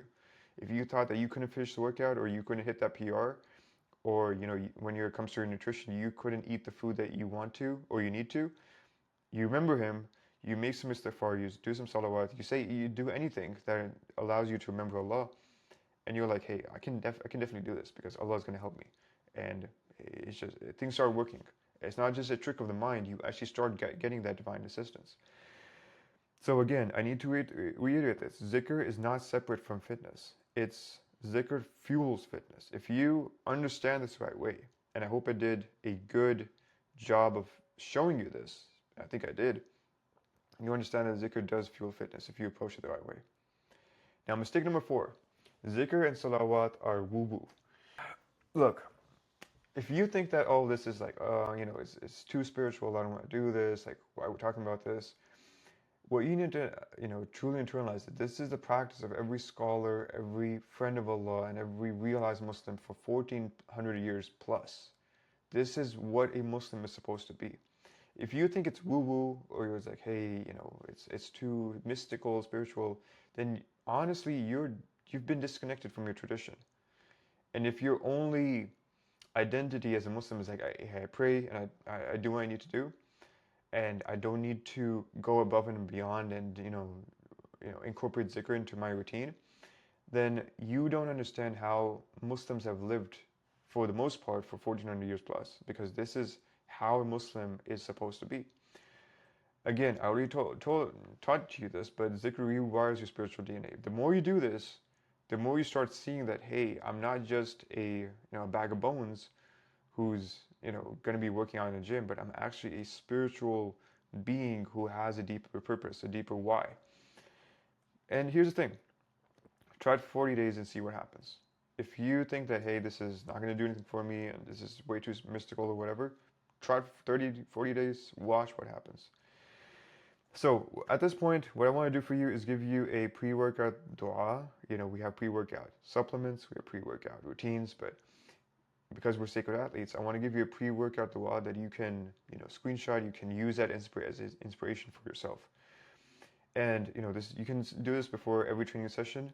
And what this will do is it'll transform your workout from let me get a sick pump or let me get this crazy PR or let me go in there and really look good into this is now worship and earning good deeds for my hereafter and really setting the right intention when it comes to this. So Sacred Athletes pre-workout. Again, this is inspiration, but this is going to be a good starting point. So you can say something like, Ya Allah, you gave me this body as an amana, a trust. Help me honor it. Give me strength when I feel weak. Give me discipline when I want to quit. Make every rep I do in the gym an act of worship. Let this effort that I'm putting forward be a means of drawing closer to you. And throughout all of it, connect me to your beloved Sallallahu in this journey, who is the strongest and most masculine man of all creation. Ameen. And This will cover all the bases when it comes to your pre-workout dua. Say this before every training session, out loud or in your heart, in Arabic, English, in your native language, doesn't matter. Just have something that you say before your workout. And what matters here is the intention. As long as you bring the right intention to this, then you'll get the result you want out of fitness, and you'll actually be earning good deeds while you're in the gym itself, because you will be oriented the right way. Now, mistake number 5 is I feel weird asking Allah for help with getting in shape. And my question is, why? You ask for Allah for help, for help with work, relationships, money, friends. At least I hope you do. I hope you are asking Allah for at least something. Why wouldn't you ask for Allah for help with your health?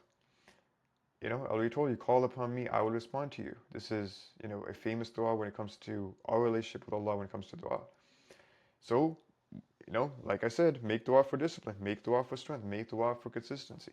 I don't see any reason why someone who's serious about this will not ask for, Ya Allah, help me lose the 30, 50 pounds, help me eat right, help me train hard in the gym. That's not something weird. That actually helps you develop that relationship with Allah, because you understand that you are dependent upon Him. So ask Allah. He's waiting to help you. Now, how to integrate spirituality into fitness day. So here's the way, in terms of if you wanted to approach it as a schedule, this is how you can approach it. So Fajr, this is not prescriptive by any means, but it's just me giving you some idea in terms of how you could do this. But Fajr, whenever it comes in, wake up, wudu, pray Fajr, do your morning azkar, do your Quran, and do some istighfar, salawat while preparing breakfast. That sets, if you do a lot of this in the morning, then it sets the right tone for the rest of your day. When it comes to your morning, if you're training in the morning, then do that, and you do your zikr between rest periods, or whenever you catch some time in the gym, and you do your pre-workout dua, and you can keep it very simple. Ya Allah, give me strength to make this worship, or however you want to structure it. Then when it comes to Zohar, you pray on time, you do your meal 2 after Salah, and you do your Salawat during your post-lunch walk, 10 to 15 minutes. You have, Asr comes in, you pray on time, you do your Salawat or Istighfar. Then Maghrib, you pray on time, your evening Azkar, and you train. If you're going to be training in the evening, then yes, we can do that. Same thing applies when it comes to your rest periods, your pre-workout dua, you can still build that in. And then Isha, pray on time, shower, chamomile tea, if that's something you want to do, read a book or read Quran, final azkar, and wind down routine. Notice the prayer times, again, I've stressed this throughout the entire training, the entire course, but this bears repeating. The prayer times anchor the day. You don't schedule salah around your life. You're not like, hey, I cut some time, so let me pray my salah. If you're intentional about this and you structure this the right way, then your salah becomes the anchors in your life. You schedule your life around salah. And this is, at the essence, very practically, the sacred athlete structure. So, at this point, we've pretty much gone over everything. And what I want to do at this point is give you the complete sacred athlete. Like, once we incorporate everything, what does this look like? So let's bring it all together. So spiritually, you pray 5 times a day, on time with presence. He wakes up for Fajr and wins the first battle of the day. He makes dhikr daily. And the 2 fundamental ones that I want you to focus on is your istighfar and your salawat. He recites Quran daily, sees his body as an amana from Allah, and he follows the prophetic model in body and soul. This is something that he just does because he understands that being a sacred athlete is the way that he's going to approach this. Now, physically, well, we talked about this.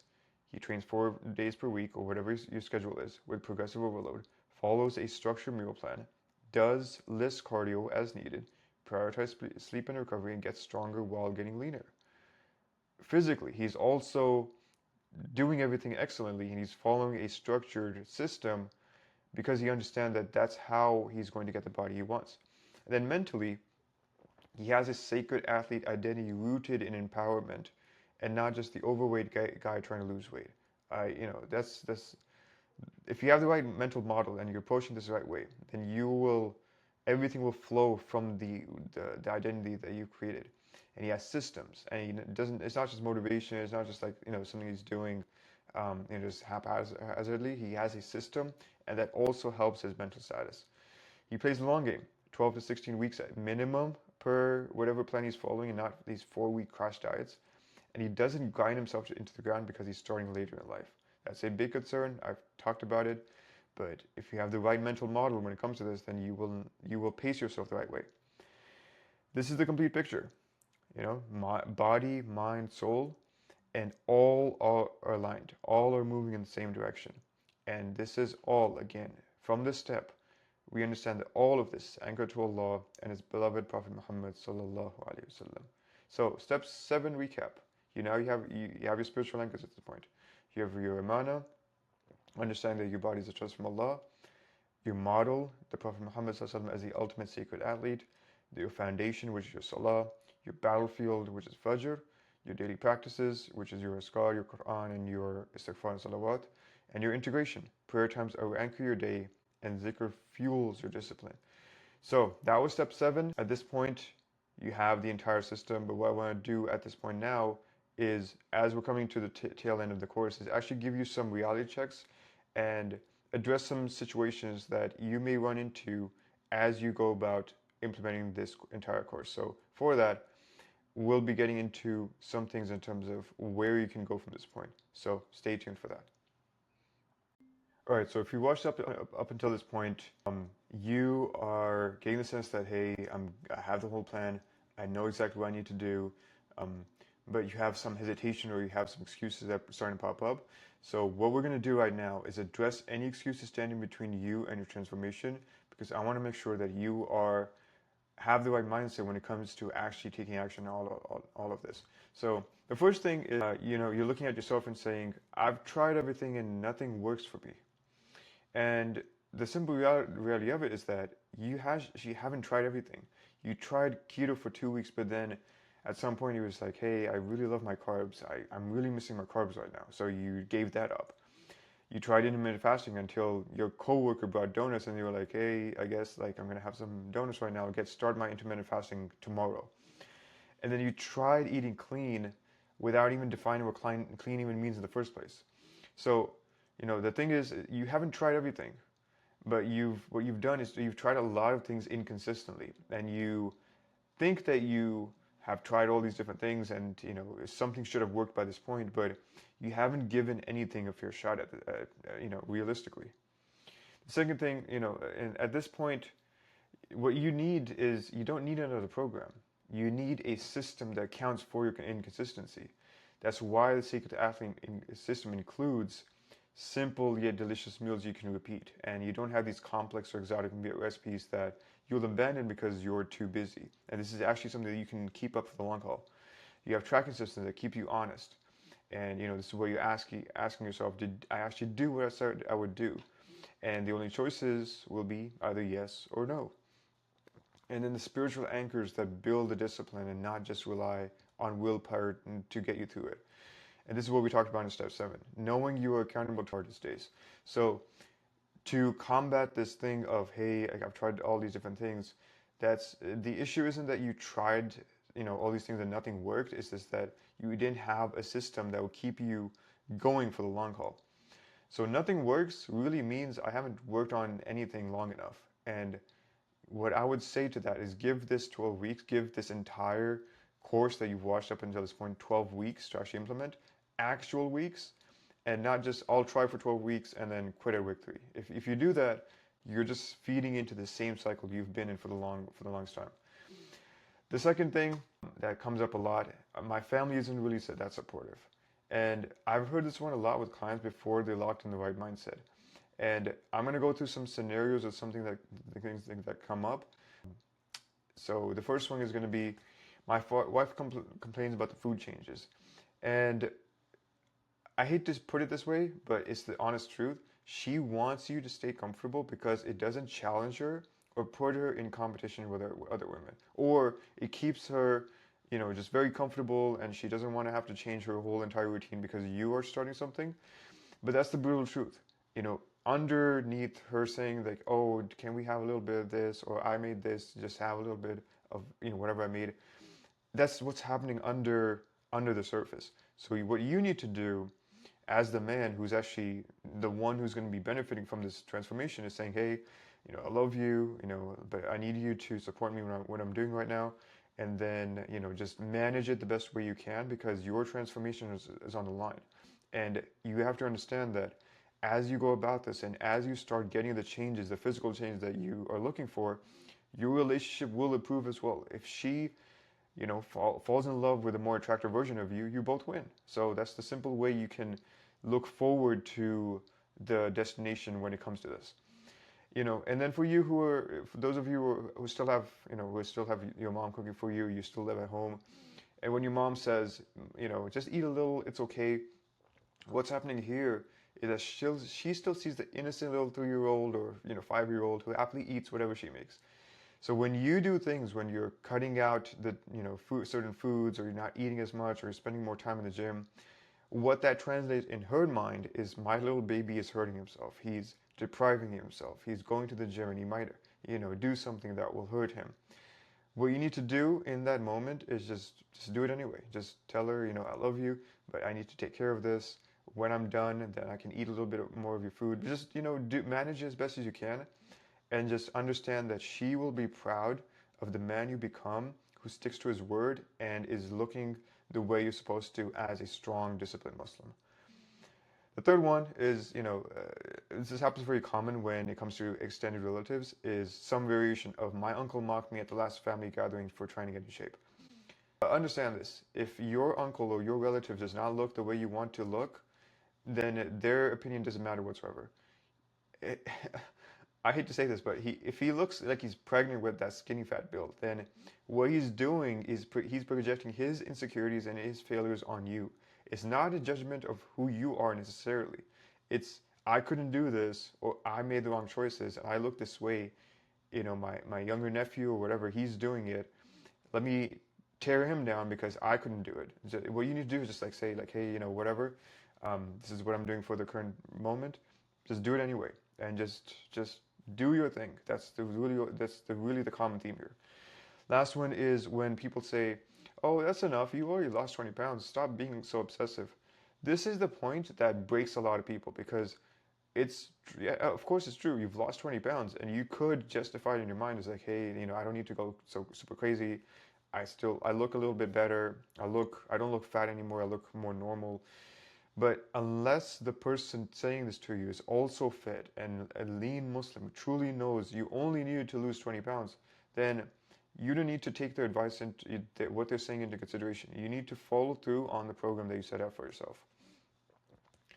The last point on this is that your family loves you, but they do not understand what you're building.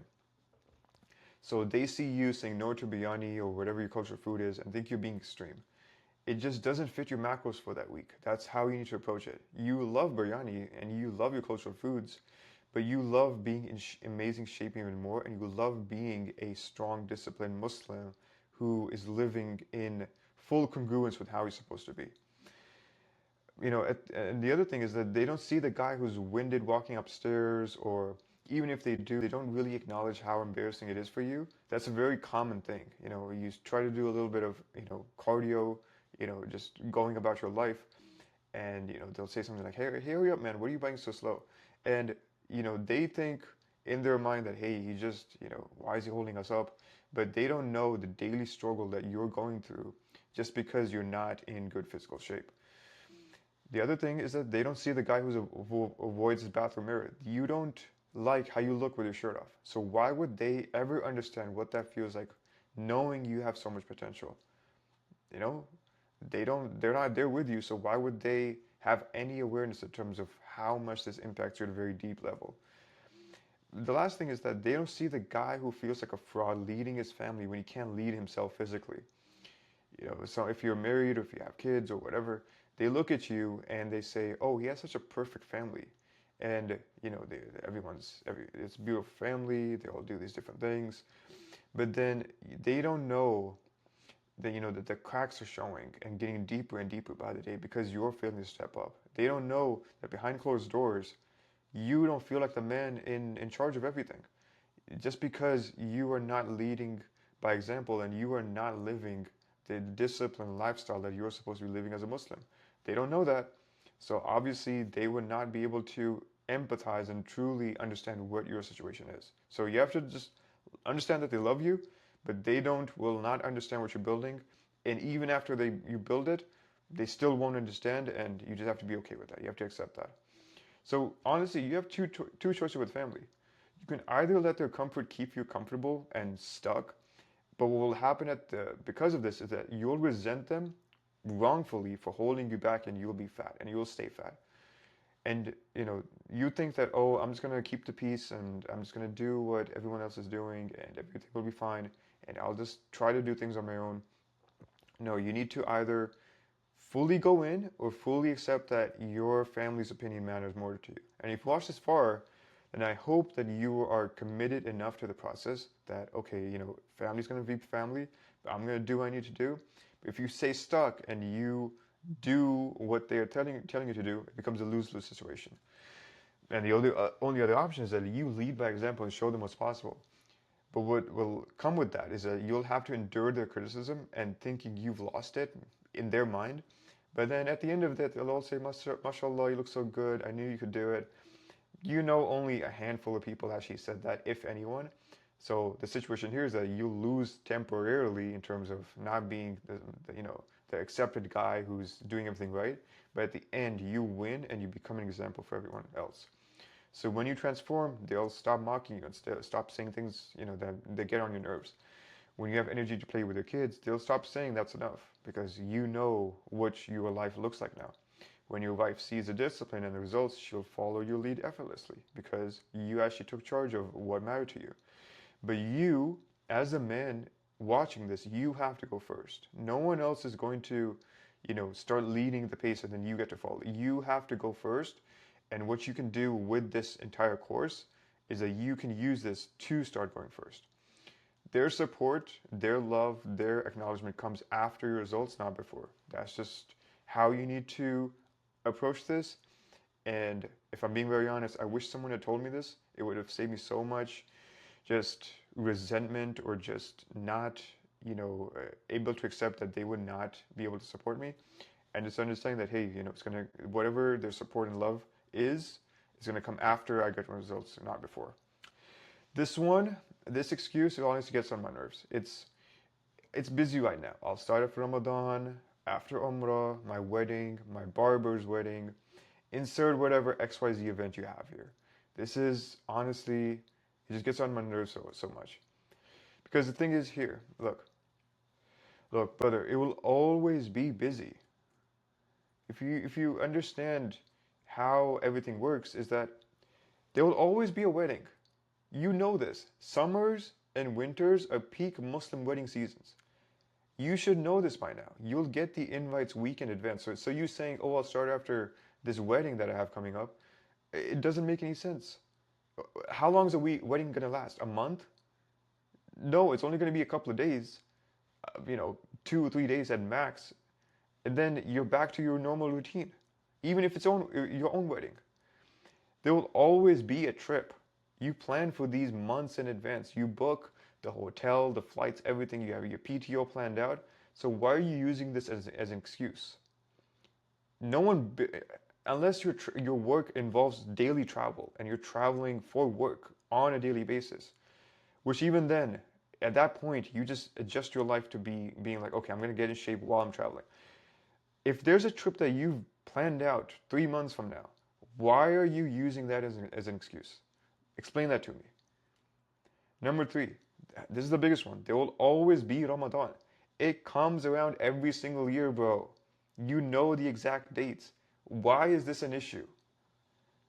I get the sense of like, okay, Ramadan, it's going to be limited. I can't really train. That's not what I'm talking about. I'm talking about using this as an excuse to be like, okay, no, I'm not going to do anything. I'm going to eat whatever I want. I'm going to do whatever I want. I'm going to, you can't tell me what to do because it's Ramadan. It comes around every single year. You should have some plan for this. It's another question entirely of like, hey, how do I do Ramadan? How do I structure my training? How should I do my nutrition? That's something we can actually talk about. But if your thing is it's busy because it's Ramadan, I don't buy that whatsoever.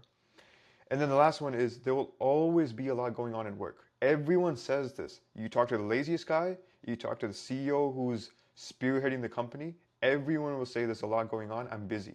Everyone can use busy as an excuse. And unless you're working something like the coal mine or the oil rig for 18 hours a day, you're not that busy, I promise you. Everyone can make fitness a priority. So you're not waiting for the right time. I'm just going to say it just how it is. You're avoiding the hard thing by using all these different things as your excuse. And I say this with a lot of love because I wish someone had told me when I was making these excuses is that this avoidance is costing you a ton. Every month, every week that you delay is another time period of low energy for excelling at work, low confidence around your friends and your peers, clothes that don't fit or having to shop at the big and tall section, health markers getting worse year by year. So your diabetes, your everything, it's just taking a tank. It's just tanking every single year. Feeling like a hypocrite when you tell others to have discipline when you can't lead yourself. Not looking like the man for your wife and kids and just your extended family in general, and your worship suffering because you lack energy. This is what I'm gonna wait until it's too busy right now. This is what is happening, and you know this. But I have to say this because if I don't bring this to the front, you'll keep using this excuse of like, oh, it's too busy right now. The last thing on this is that the sacred athlete doesn't wait for perfect conditions. He starts now and he adjusts as life happens. So Ramadan in 2 weeks or a week, you adjust the meals, you adjust your training schedule while prioritizing your Quran and Taraweeh. That's all you need to do.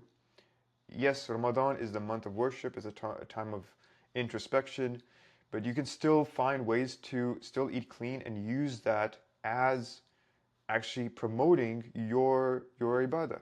So it's not something that's going to take away from it, it's going to add to it if you approach it the right way.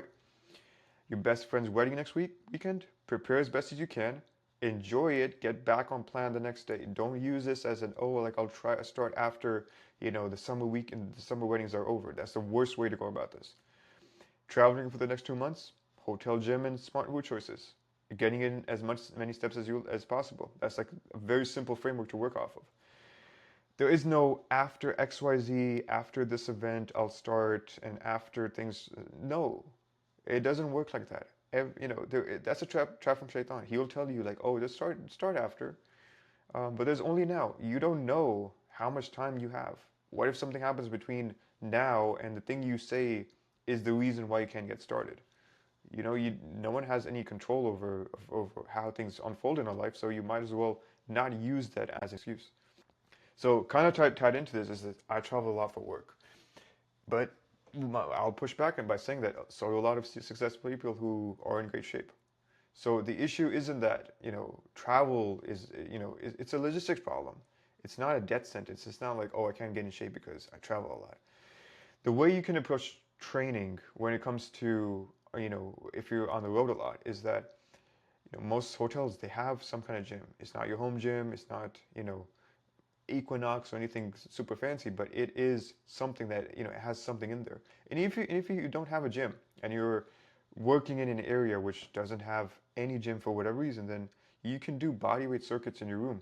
So push-ups, lunges, planks, burpees. You could do a ton of different things if you're creative and you bring some resistant bands or whatever. There is a way to go about this. Then the other thing is walk a lot. So walk in your hotel, walk for work, walk after work, whatever you're doing. Something is better than nothing. Maintenance is better than regressing and just letting this excuse be the reason why you can't get in shape. And then when it comes to eating on the road, very simple frameworks. Protein first, always. So grilled chicken, fish, steak available at almost every restaurant. Skip the bread, skip the fries, get vegetables instead. And airports have protein options now. They've caught up in terms of, hey, protein is a thing now. So you're not just stuck with greasy pizza or whatever you think you'll have to eat just because you're on the road. So control what you can control, make the best available choice, get back to your normal plan when you're home.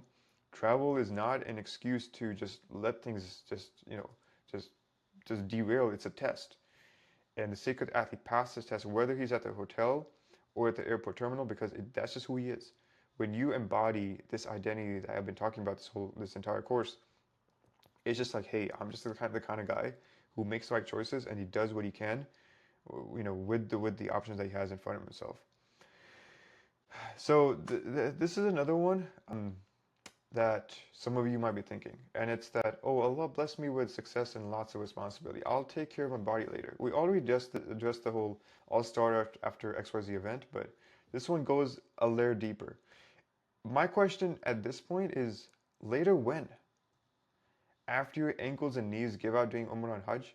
I just came back from Umrah just a while ago, and I can just imagine that if I was 50 pounds overweight, 60 pounds overweight, it would be much harder to do, tawaf or sa'i because, it's just like, it's just so demanding.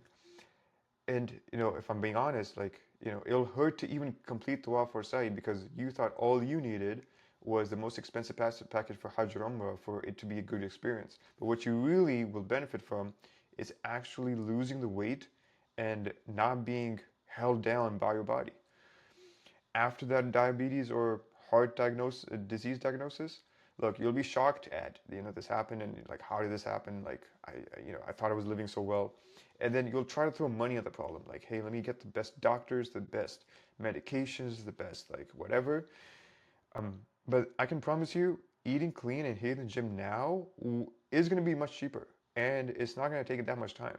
You'll spend more time in the hospital and more dollars trying to solve this when literally what I said, eating clean, hitting the gym, it's going to be the much cheaper and more time efficient way to go about this.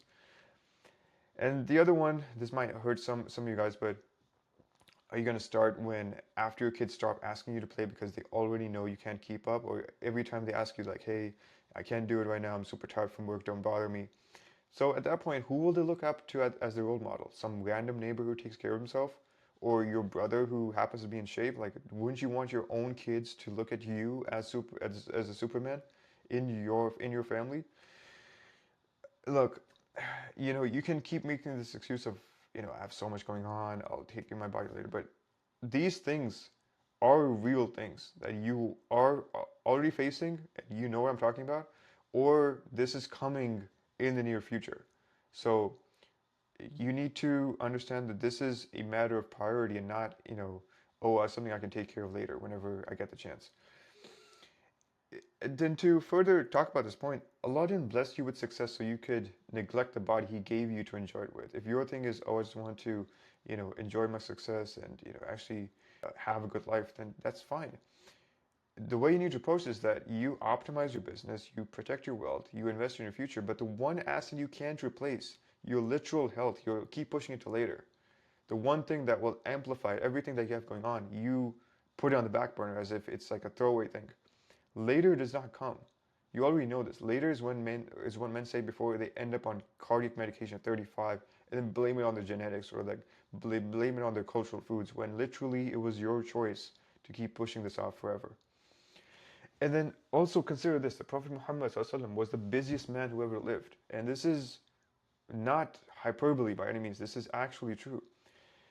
He led a nation. He received revelation from Allah and he commanded armies. So you're not doing anything close to that. So, I don't want to hear this excuse of like, I'm so busy. You're not, if you're not doing this, which you're not, then you're not busy. At least it's not as busy as he was. Sallallahu.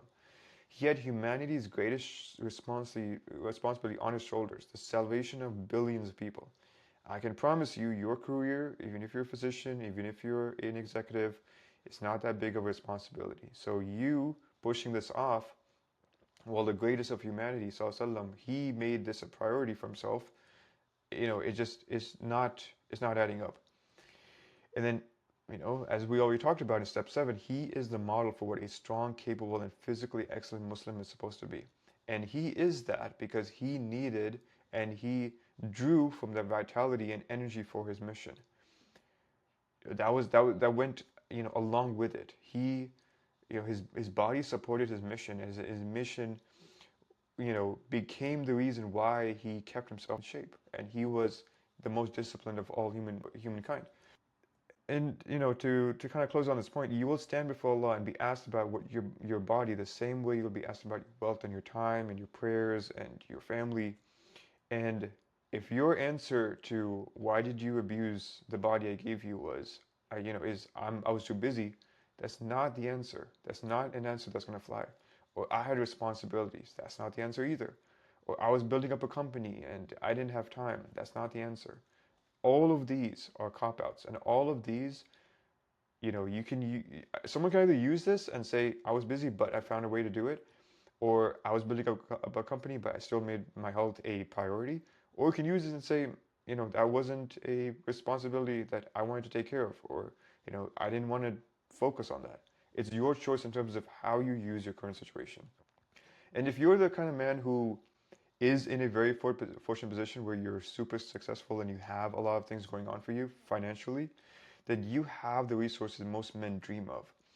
You can, I talked about throwing money at, medication and, doctors and everything, but if you take care of this early enough, you can throw money at normal people problems, so to speak, and have them solved almost instantly. So, and if you're smart about it, most of them will be tax write-offs and lower health insurance premiums if you're smart.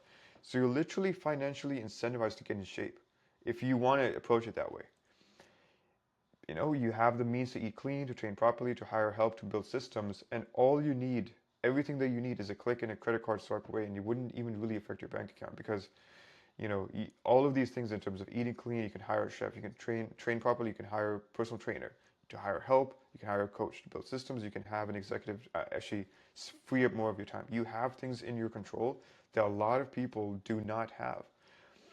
And then you also have fewer excuses than anyone. The biggest bottleneck for most men is that I can't afford to do that right now. In terms of actual financial, I can't afford to eat clean or whatever. They can use that excuse, but you, by Allah's grace, you don't have that problem. So the question isn't whether you can afford to prioritize your health. The question is whether you can afford not to, just because how much is hinging on you taking care of your health. So your success without your health is a kingdom you won't be alive to enjoy. You won't enjoy it enough. So stop saying later and just start now. Another one that, people tell me like, hey, I love the fitness plan, I love the nutrition, but the zikr, the salawat, the focus on salah, that's not really my thing. At least not right now. For me, I just want to get in shape, I just want to look good, just want to have energy, but, can we not do that part of the program? And if I'm being honest with you, first of all, I'm not here to judge your relationship with Allah. That's purely between you and Him. But what I do know, and what I know that's been true for myself, is that the ones who implement the spiritual anchors get better results. Period. I do know that for sure. Because if we're being very honest, the spiritual anchors, they anchor you in something that's bigger than yourself. So zikr, as we talked about, zikr builds a discipline of reps and teaches you the compound effect of consistency. That's reps in the gym, reps with your zikr. It's the same principle at play. Salawat, it connects you to the Prophet Muhammad ﷺ, who is the best, ultimate example of a man. So it allows you to draw from that prime example of how we're supposed to be as men. And then your why, if you approach it the right way, is bigger than, oh, I just want to get married or I want to look good. And it becomes more deeply rooted. And you don't quit when it gets hard because you know that your identity is actually tied to something deeper. So to this, if you're thinking this, then here's my challenge to you. First of all, because the prayers are the most important thing, you pray your 5 prayers on time as best as you can. And what I'm talking about is just the obligatory prayers. No sunnah, no extra prayers, no nothing. And there's going to be 20 minutes max of actual prayer time. I have no idea of what your commute looks like, what your work schedule looks like, your wudu situation, but I can tell you that if you just pray your actual prayers, that's 20 minutes max per day. 100 istighfar, simply say astaghfirullah, 1 to 2 minutes, maybe even 45 seconds. It's not going to take that much time. 10 salawat. I know I said 100 salawat in step 7, but if you just do 10 per day and you simply say Allahumma Muhammad sallallahu, that's going to take you 30 seconds max 30 seconds. And step number 4 is, one verse of the Quran, English, your native language, Arabic, whatever it is, max 30 to 60 seconds.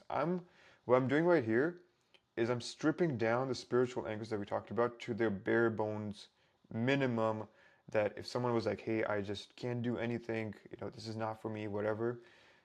I'm trying to make this as easy as I possibly can. If you can do this, then you're at least keeping your connection with Allah alive, and you're doing something that at least progresses you forward on a daily basis. And all of this, if you add up the time, this is 25 minutes of your time per day, max. Try it for 30 days, try it for 40 days. Literally, just give it enough time. And the reason I say 40 days is because this is the spiritual practice of a lot of scholars. This is what they recommend for someone who needs to build that consistency. If you try something for 40 days, the hope is, the expectation is that some of this will start impacting you the right way. And the final point of this is that I've never seen a man do this sincerely and say, that did nothing. That was a waste of time. Like, I can't believe I did all of that spiritual stuff and it didn't do anything for me.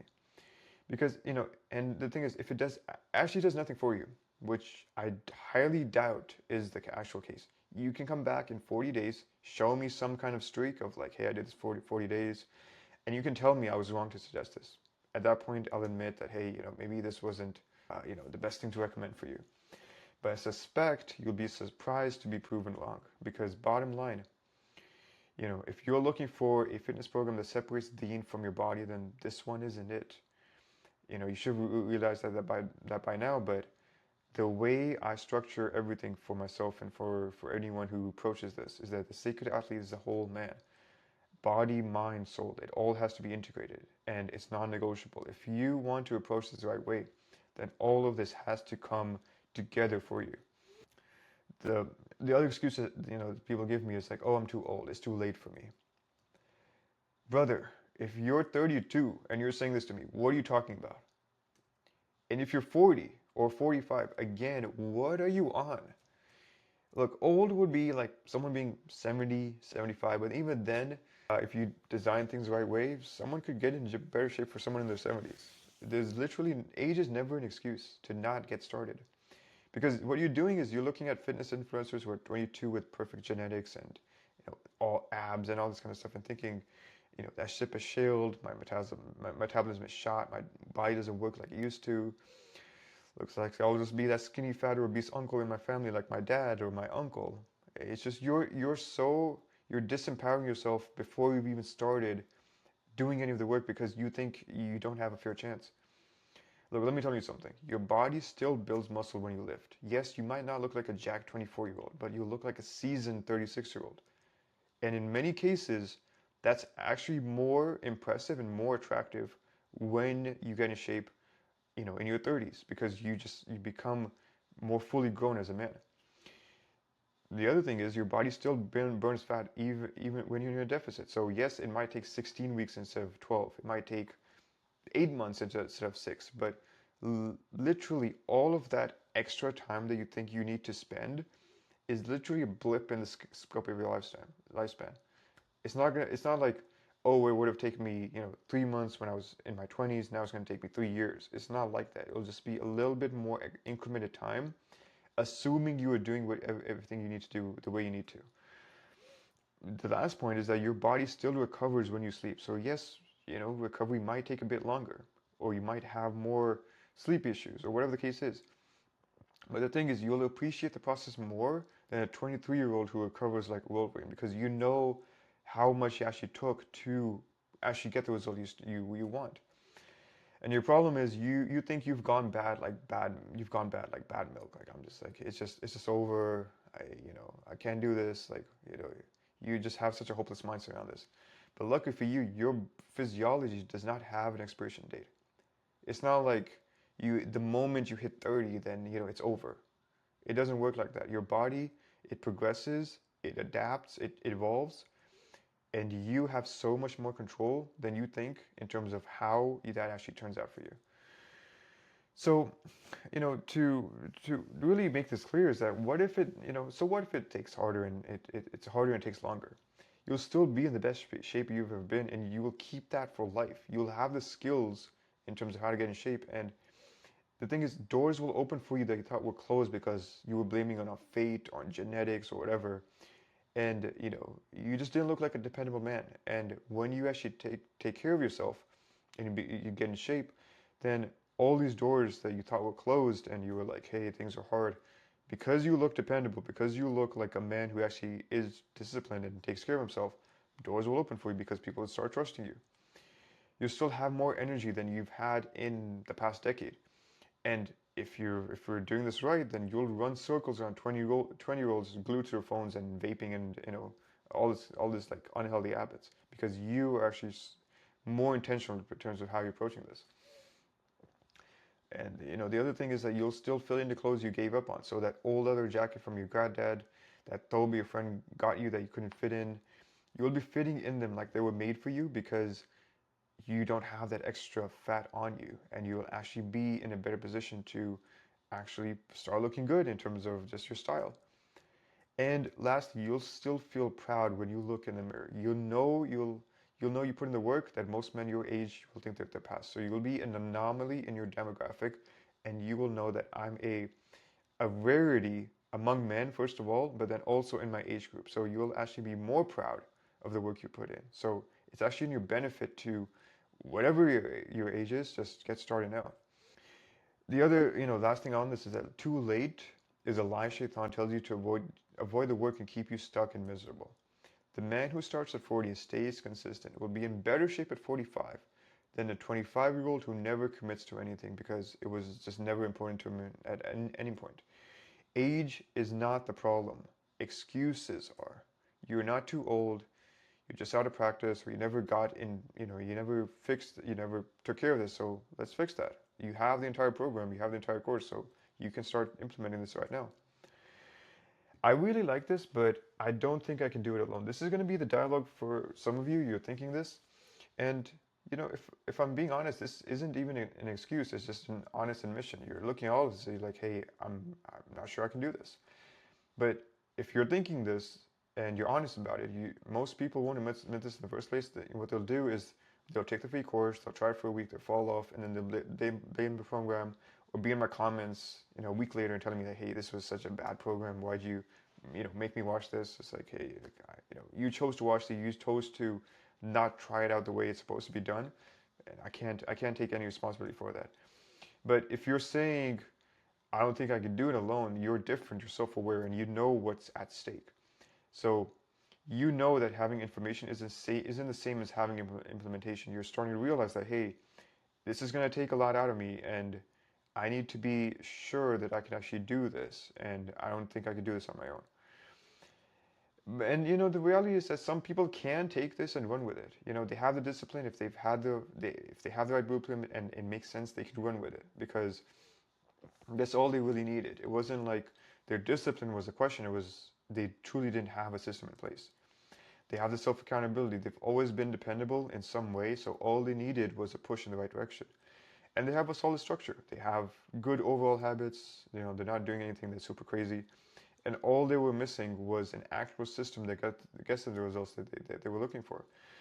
And then they'll execute and get results, and they should be commenting on this in this video in 3 to 6 months with what they achieved. If that's you, and you were like, hey, thank you so much for putting this almost 6-hour video for me. This is exactly what I needed. Execute on this, get the results, be in my comments on this video in 3 to 6 months, and tell me what you got out of this. Because I could have charged so much for this, but you're getting this for free, and you should say Alhamdulillah. Take action on this, and then show me what you can do with this. But the truth is, most people need guidance. Someone to review their training and their form, someone to adjust their plan when they plateau, someone to call them out when they're slipping, and someone to keep them accountable when life gets hard. That's exactly what Sacred Fitness Academy is all about. And we'll definitely talk about that in a moment. But if you're sitting here thinking this is a lot to do on my own, I need help with this, I need you to trust that instinct and actually hold on to that because that you can actually do something with that if you choose to step in the right direction.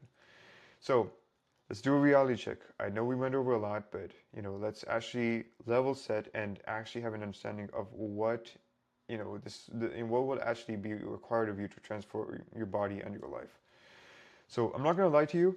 This is going to be hard. Before we get any further, I need to be super honest with you. This is not going to be easy. And if you were watching this and you were looking for some magic pills, some secret shortcut, or some lose 30 pounds in 30 days or 50 pounds in 2 weeks kind of thing, I hate to disappoint you, but this isn't for you.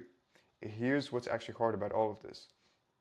In terms of like the The first 2 or 3 weeks are going to be some of the hardest weeks in terms of you actually starting this. Your body is adjusting. You're hungry, hungrier than usual, I mean, and you're tired just because you're pushing yourself and you're questioning everything. This is where most people quit. This is where you have quit in the past because you thought, oh, is it going to be, I'm just going to keep pushing myself. But then 3 weeks in, you start realizing that, hey, this actually does take a little bit of work, and you quit because, it got hard.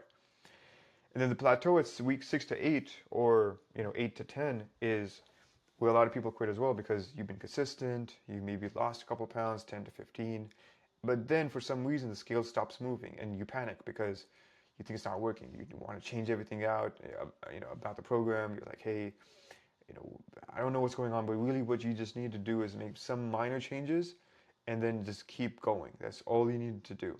This is also where a lot of people quit.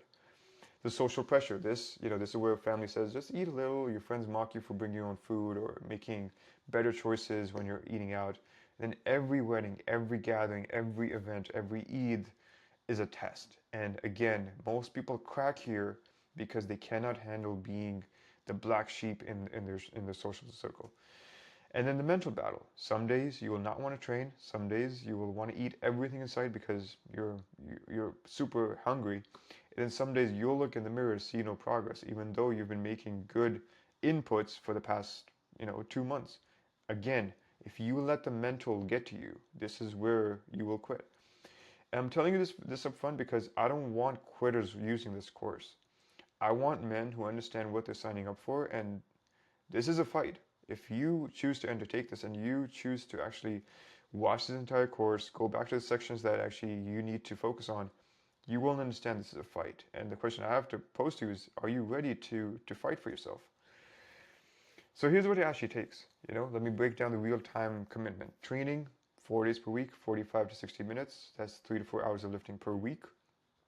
Cardio, 3 to 7 sessions per week as your cut progresses, but obviously this starts at the low end, builds up to a certain, 300 plus minutes at its peak. Then meal prep, 2 to 3 hours per week. One or two sessions. I would recommend 2 sessions where you cook in bulk, and then that's it. That's all you need to do. Then spiritual practices, 15-20 minutes outside of Salah. So morning zikr, evening askar, istighfar, salawat. This is, and as I told you, this is non-negotiable. Total, 8 to 12 hours per week. That's less than 8% of your waking hours per week. You spend more time scrolling Instagram. You spend more time watching Netflix. You spend more time on things that give you nothing. But if you choose to undertake this, and you're looking, oh, it's going to take so much time. All of this is giving you something that you don't have right now. 8 to 12 hours per week to transform your entire life. That's the trade. And if I'm being honest, if you're being honest with yourself, it's like, well, that's actually not that bad of a trade. So I want to just make it super clear that if you watched it until this point and you have the wrong assumption for whatever reason in terms of, how to approach this, do not do this program. If you're looking for shortcuts, as I showed you, there are no shortcuts. I didn't tell you at any point, hey, this is a shortcut to getting the results you want. There's only the work. There's a smarter way to go about it. There's a more time efficient way to go about it, but there is no shortcut when you go about this. You scoff at the spiritual habits and you were like, even though I showed you like the minimum viable habits you should be doing, and you're thinking like, hey, this whole zikr, salawat is also woo, mystical, and you refuse to even try the bare minimum challenge, this is not for you. The sacred athlete is body and soul. Take it or leave it. You cannot trust the process. If you're going to panic every time the scale fluctuates and change the plan every 2 weeks and second guess yourself, second guess everything just because something changed and you're just feeling super anxious, you'll never see results. And no matter what kind of course I give you or anyone else gives you, you're not going to see the results you want. Then you fall apart when things get hard. Plateaus will happen, life will get busy, motivation will fade. But if you quit every time something goes wrong, then save your time instead. You don't need to be doing this. You don't need to be, making this harder on yourself. Just live your comfortable life, and you'll never have anything being super challenging when it comes to your mental state. And then the last one is you refuse to follow the system. If you think you know better, if you refuse to follow the system, and if you can't trust a process that works, even though you're 50 pounds overweight and you've never been able to lose any weight sustainably, this is not going to work. I can't help you. I'm not trying to scare you off. I'm not trying to, be mean about this, but I'm trying to make sure that you know what this requires. And if you read that list and you thought that, that's not me, I'm actually ready for this, then, keep watching. But if you do follow this, then everything does change for you. And on the other side of this is the physical transformation, which is what you're looking for primarily. The first 2 weeks, if you do this right, the water weight drops 3 to 5 pounds gone. You feel lighter. You don't have that bloat and that water weight, and you start feeling good. The first month, 4 to 10 pounds lost, depending on your starting point. Clothes start fitting differently, and you're like, hey, this is actually working. 90 days in, 25 to 30 pounds gone if you're consistent. You look like a completely different person now. 6 months in, if it does require you to go on for that long, 40 to 60 pounds lost if you're consistent, and you have a complete transformation at that point. So this is what's on the other side if you choose to do this the right way. The other thing is that your confidence changes. You walk differently, you speak differently, you carry yourself like a man who respects himself. Your energy changes. You wake up ready, you don't have that crash at 2 p.m. and you feel like you need to have 2 coffees at that point. You'll actually have fuel for your family, for your work, for your worship, and you'll feel like a purely more energized person. Your discipline will start bleeding into everything. And the same discipline that gets you to the gym starts shaping your business, your relationships, your deen, and you become someone who just does hard things because he understands what living this disciplined life does in terms of giving you more freedom because you're able to live the way you're supposed to. And your spiritual connection deepens. Everything that we talked about in terms of your spiritual language, your salah, your Quran, your zikr, your salawat, your istighfar, all of that allows you to start building your relationship with Allah and His Messenger ﷺ, and that changes everything because you start realizing that, hey, I actually have a spiritual component to me, and I'm becoming more connected to Allah, and I'm seeing facilitation in my efforts, and I'm starting to live in alignment with who I was supposed to be this entire time. And then your self-respect returns, or it appears if you never had it in the first place. And you look in the mirror and you're proud, and you're not. It's not like you're arrogant about who you are, but you're actually proud that you did the work, proud that you didn't quit, proud that you honored the amana that Allah trusted you with. That's what's on the other side. And is it worth 8 to 12 hours a week for 3 to 6 months? You tell me. I hope the answer that you're telling yourself is, of course it's yeah, of course it's worth it. So, what now? Where do we go from here? You have 3 options. So, option 1 is going to be doing nothing. Close this video, go back to your life, tell yourself, cool video, great course, I'll start Monday, or I'll start next week, or I'll start next month, or after Eid, or when things calm down. And here's what happens if you do this. 6 months from now, you're going to be in the same place. You waited because now is not the right time. Well, you had 6 months to find the right time. Why didn't you? The past 6 months or the next 6 months, there should be some point at which you're like, hey, now I have the time. But that's not the reason you're delaying this. You just don't want to do the work. And what will happen is that you will watch other men transform while you stay stuck. So you actually see other brothers actually putting in the work. You'll make fun of them because you call them tryhards or being too extreme. But secretly, you'll wish you could do the same thing, but you just never committed to the process. And you refuse to take responsibility for your lack of action and commitment. And you stay in your loop that we talked about in the very beginning in step 1 of my genetics, my family. I don't need to get in shape. It's all superficial. I can't save a man. No one can save a man who doesn't want it badly enough. I can't want this more than you have to want this. If I'm trying to have to convince you, if someone is having to convince you that, hey, get in shape, take care of this, then I can't help you. This course can't help you. I'm not saying this to guilt you. I'm just saying this because I've seen it hundreds of times. I've seen men who, they watch everything, they learn everything, but then they do nothing with it. And he stays exactly where he is. And if that's you, I genuinely wish you well, but this video can't help someone who won't help himself. I'm just going to leave it at that. The second option is that you do it yourself, and that's honestly the intent of this course. I gave you everything, and then if you take this and you execute it on your own, then that's the real option. I just gave you the full system. And just to recap, the identity research exercises, the environment design instructions, meal plan with the exact formulas and numbers you can just plug and just start working off of. the training program with the exact exercises. Part of me was like, hey, do I even give the exact exercise? I gave that because I want to give you everything that you need, and you can use that as your foundation. The cardio and recovery protocol to make the best progress, the tracking systems to make sure you stay on track, the spiritual anchors to connect you back to Allah. As promised, when I started this course, I didn't hold anything back. It's all here for free. And some of you will take this and run with it. You'll build your meal plan tonight. You'll start training tomorrow. You'll track your progress. You'll do the spiritual work. And in 6 months, 3 months, whatever, you will be transformed. And if that's you, just say Bismillah and execute. I'm rooting for you. This is exactly what I'm doing for you. This is exactly what the intent of this whole video was. But let me be honest, like the thing is most of you or some of you, you won't because life will get in the way. And you'll start strong. And honestly, why wouldn't you? Because you have the full system and you're getting super excited about actually getting started with this. But then week 3 hits or week 4 hits and something comes up, you're busy and you skip a workout or two, or you don't eat the way you're supposed to. And then week 6 hits and you're plateau and you don't know why. And you think it's because something is not working or, I need to change things up. And then week 8 hits and you quietly stop doing the things you need to because it was just like, hey, I tried, but, it didn't really happen for me. And you go back to doing things the way you've always done them and decide to pick things up again in the future. This is a very common pattern a lot of men run into.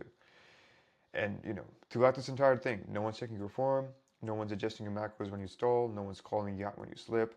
And that's fine. All of this is fine. You don't need anyone to do this as long as you have the discipline to do this alone. And only you can answer this question of whether you have the discipline to actually do this. But if you're being honest with yourself and you know you need guidance, then there is a third option. That third option is to work with me, work with Sacred Fitness Academy. And this is where I'll build everything for you. This is what Sacred Fitness Academy is all about. Fully personalized, a one-on-one, built around your life, your schedule, and your goals. And in terms of the steps we talked about, your identity reset, I work with you hands-on to uncover the inner dialogue you've been running that has kept you from making the change you have wanted. So we take the exercise we talked about, we add even more things in terms of actually uncovering your deeper why and what your deepest motivation really is, and we use that as a foundation to create the rest of your plan. Your meal plan, it's built out for you, not a template, not something that you'll find on ChatGPT. It'll be your calories, your macros, your meals, your situation based on what you actually like to eat and what is actually going to be designed and actually working towards your goals. Your training program built for you based on your experience, your equipment access, your schedule, what you actually need to start making progress no matter what your situation looks like. And then your accountability system, your weekly check-ins and monthly reviews. I will review your weight, your photos, your adherence. I will make sure that you are staying accountable to what we agree on, and I'll adjust when needed. All you need to do at that point is just do the work. Your spiritual integration will build the sacred athlete habits together. Your salah anchors, your askar, salawat, integrated into your daily structure. If there's anything else you need in terms of more education, more even brotherhood when it comes to this, then I will work with you to create that into your daily structure and make that a cornerstone when it comes to your program. And then at the end of this, you'll have direct access to me. Questions, struggles, wins, Ramadan coming up, questions when you're going to Hajj. You reach out, I respond, and I'll be with you throughout this entire process every single step of the way. So all you have to do, if you just decide to work with Sacred Fitness Academy, is you eat, train, and do what I tell you to do. There's literally very minimal thinking that you have to do about this. I take the thinking out of the equation. No more guessing if you're doing it right. No more wondering why the scale isn't moving. No more figuring it out alone. You show up, I guide you, you transform, inshallah. That's the promise when you decide to work with Sacred Fitness Academy. So if you finally want to stop restarting every 6 months, if you're tired of wondering if you'll ever lose the fat, if you want to make this the year, become a sacred athlete, and if you're ready to transform your body, your discipline, and your connection to Allah and His Messenger, then here's what you need to do. Go to the application link in the description right now and fill it out. It takes 5 to 6 minutes. I personally review every application within 24 hours. And if you're fit, we'll get on a call this week and I'll show you exactly what your transformation journey will look like with the permission of Allah. And If if you're right, if you're the right fit, we'll get started on that. But I only take 10 new clients per month, and spots do fill fast. So if you're serious about this and you're like, hey, I actually do need the help, then I would highly recommend that you do apply today. The man you'll be 6 months from now is watching. 6 months from now, there's a version of you. He's 30, 40, 50, even maybe even 100 pounds lighter. He has energy he hasn't felt in years. He looks in the mirror, doesn't feel ashamed anymore. He prays with focus because his body isn't distracting him anymore. He leads his family with confidence. He walks through the world like a man who respects himself. And most importantly of all, he knows everything he's doing is in obedience to Allah and His Messenger. This is where you could be 3 to 6 months from now. It's your choice in terms of whether you want to do the work required to get there or not. That man that I just described, he's watching you right now. I'm not saying this like like oh, like it's a mystical thing. It's like actually, when you think about it, you'll be that man very soon, and you'll look back, watching your past self, and wondering why you didn't make the choice that you had to make. He's watching you to see what you do next. Do you close the video and go back to the same patterns and just say, hey, I'll get to it whenever I get to it? Or do you take action and become him? The choice is yours, but he's waiting. Allah is watching. The Prophet Muhammad is being informed of your choice in this very moment. So if you want to get help and you actually want an entire system designed for you and you actually want the Sacred Athlete system catered to your situation, then click the link in the description, apply now, and become the Sacred Athlete. So, Jazakumullah khairan for watching this entire course. I pray that Allah makes this a means by which you get closer to Him and achieve all of your goals. And with that, I close this off. Make dua for me, and inshallah, I will see you on the other side. Assalamu alaikum wa rahmatullahi wa barakatuh.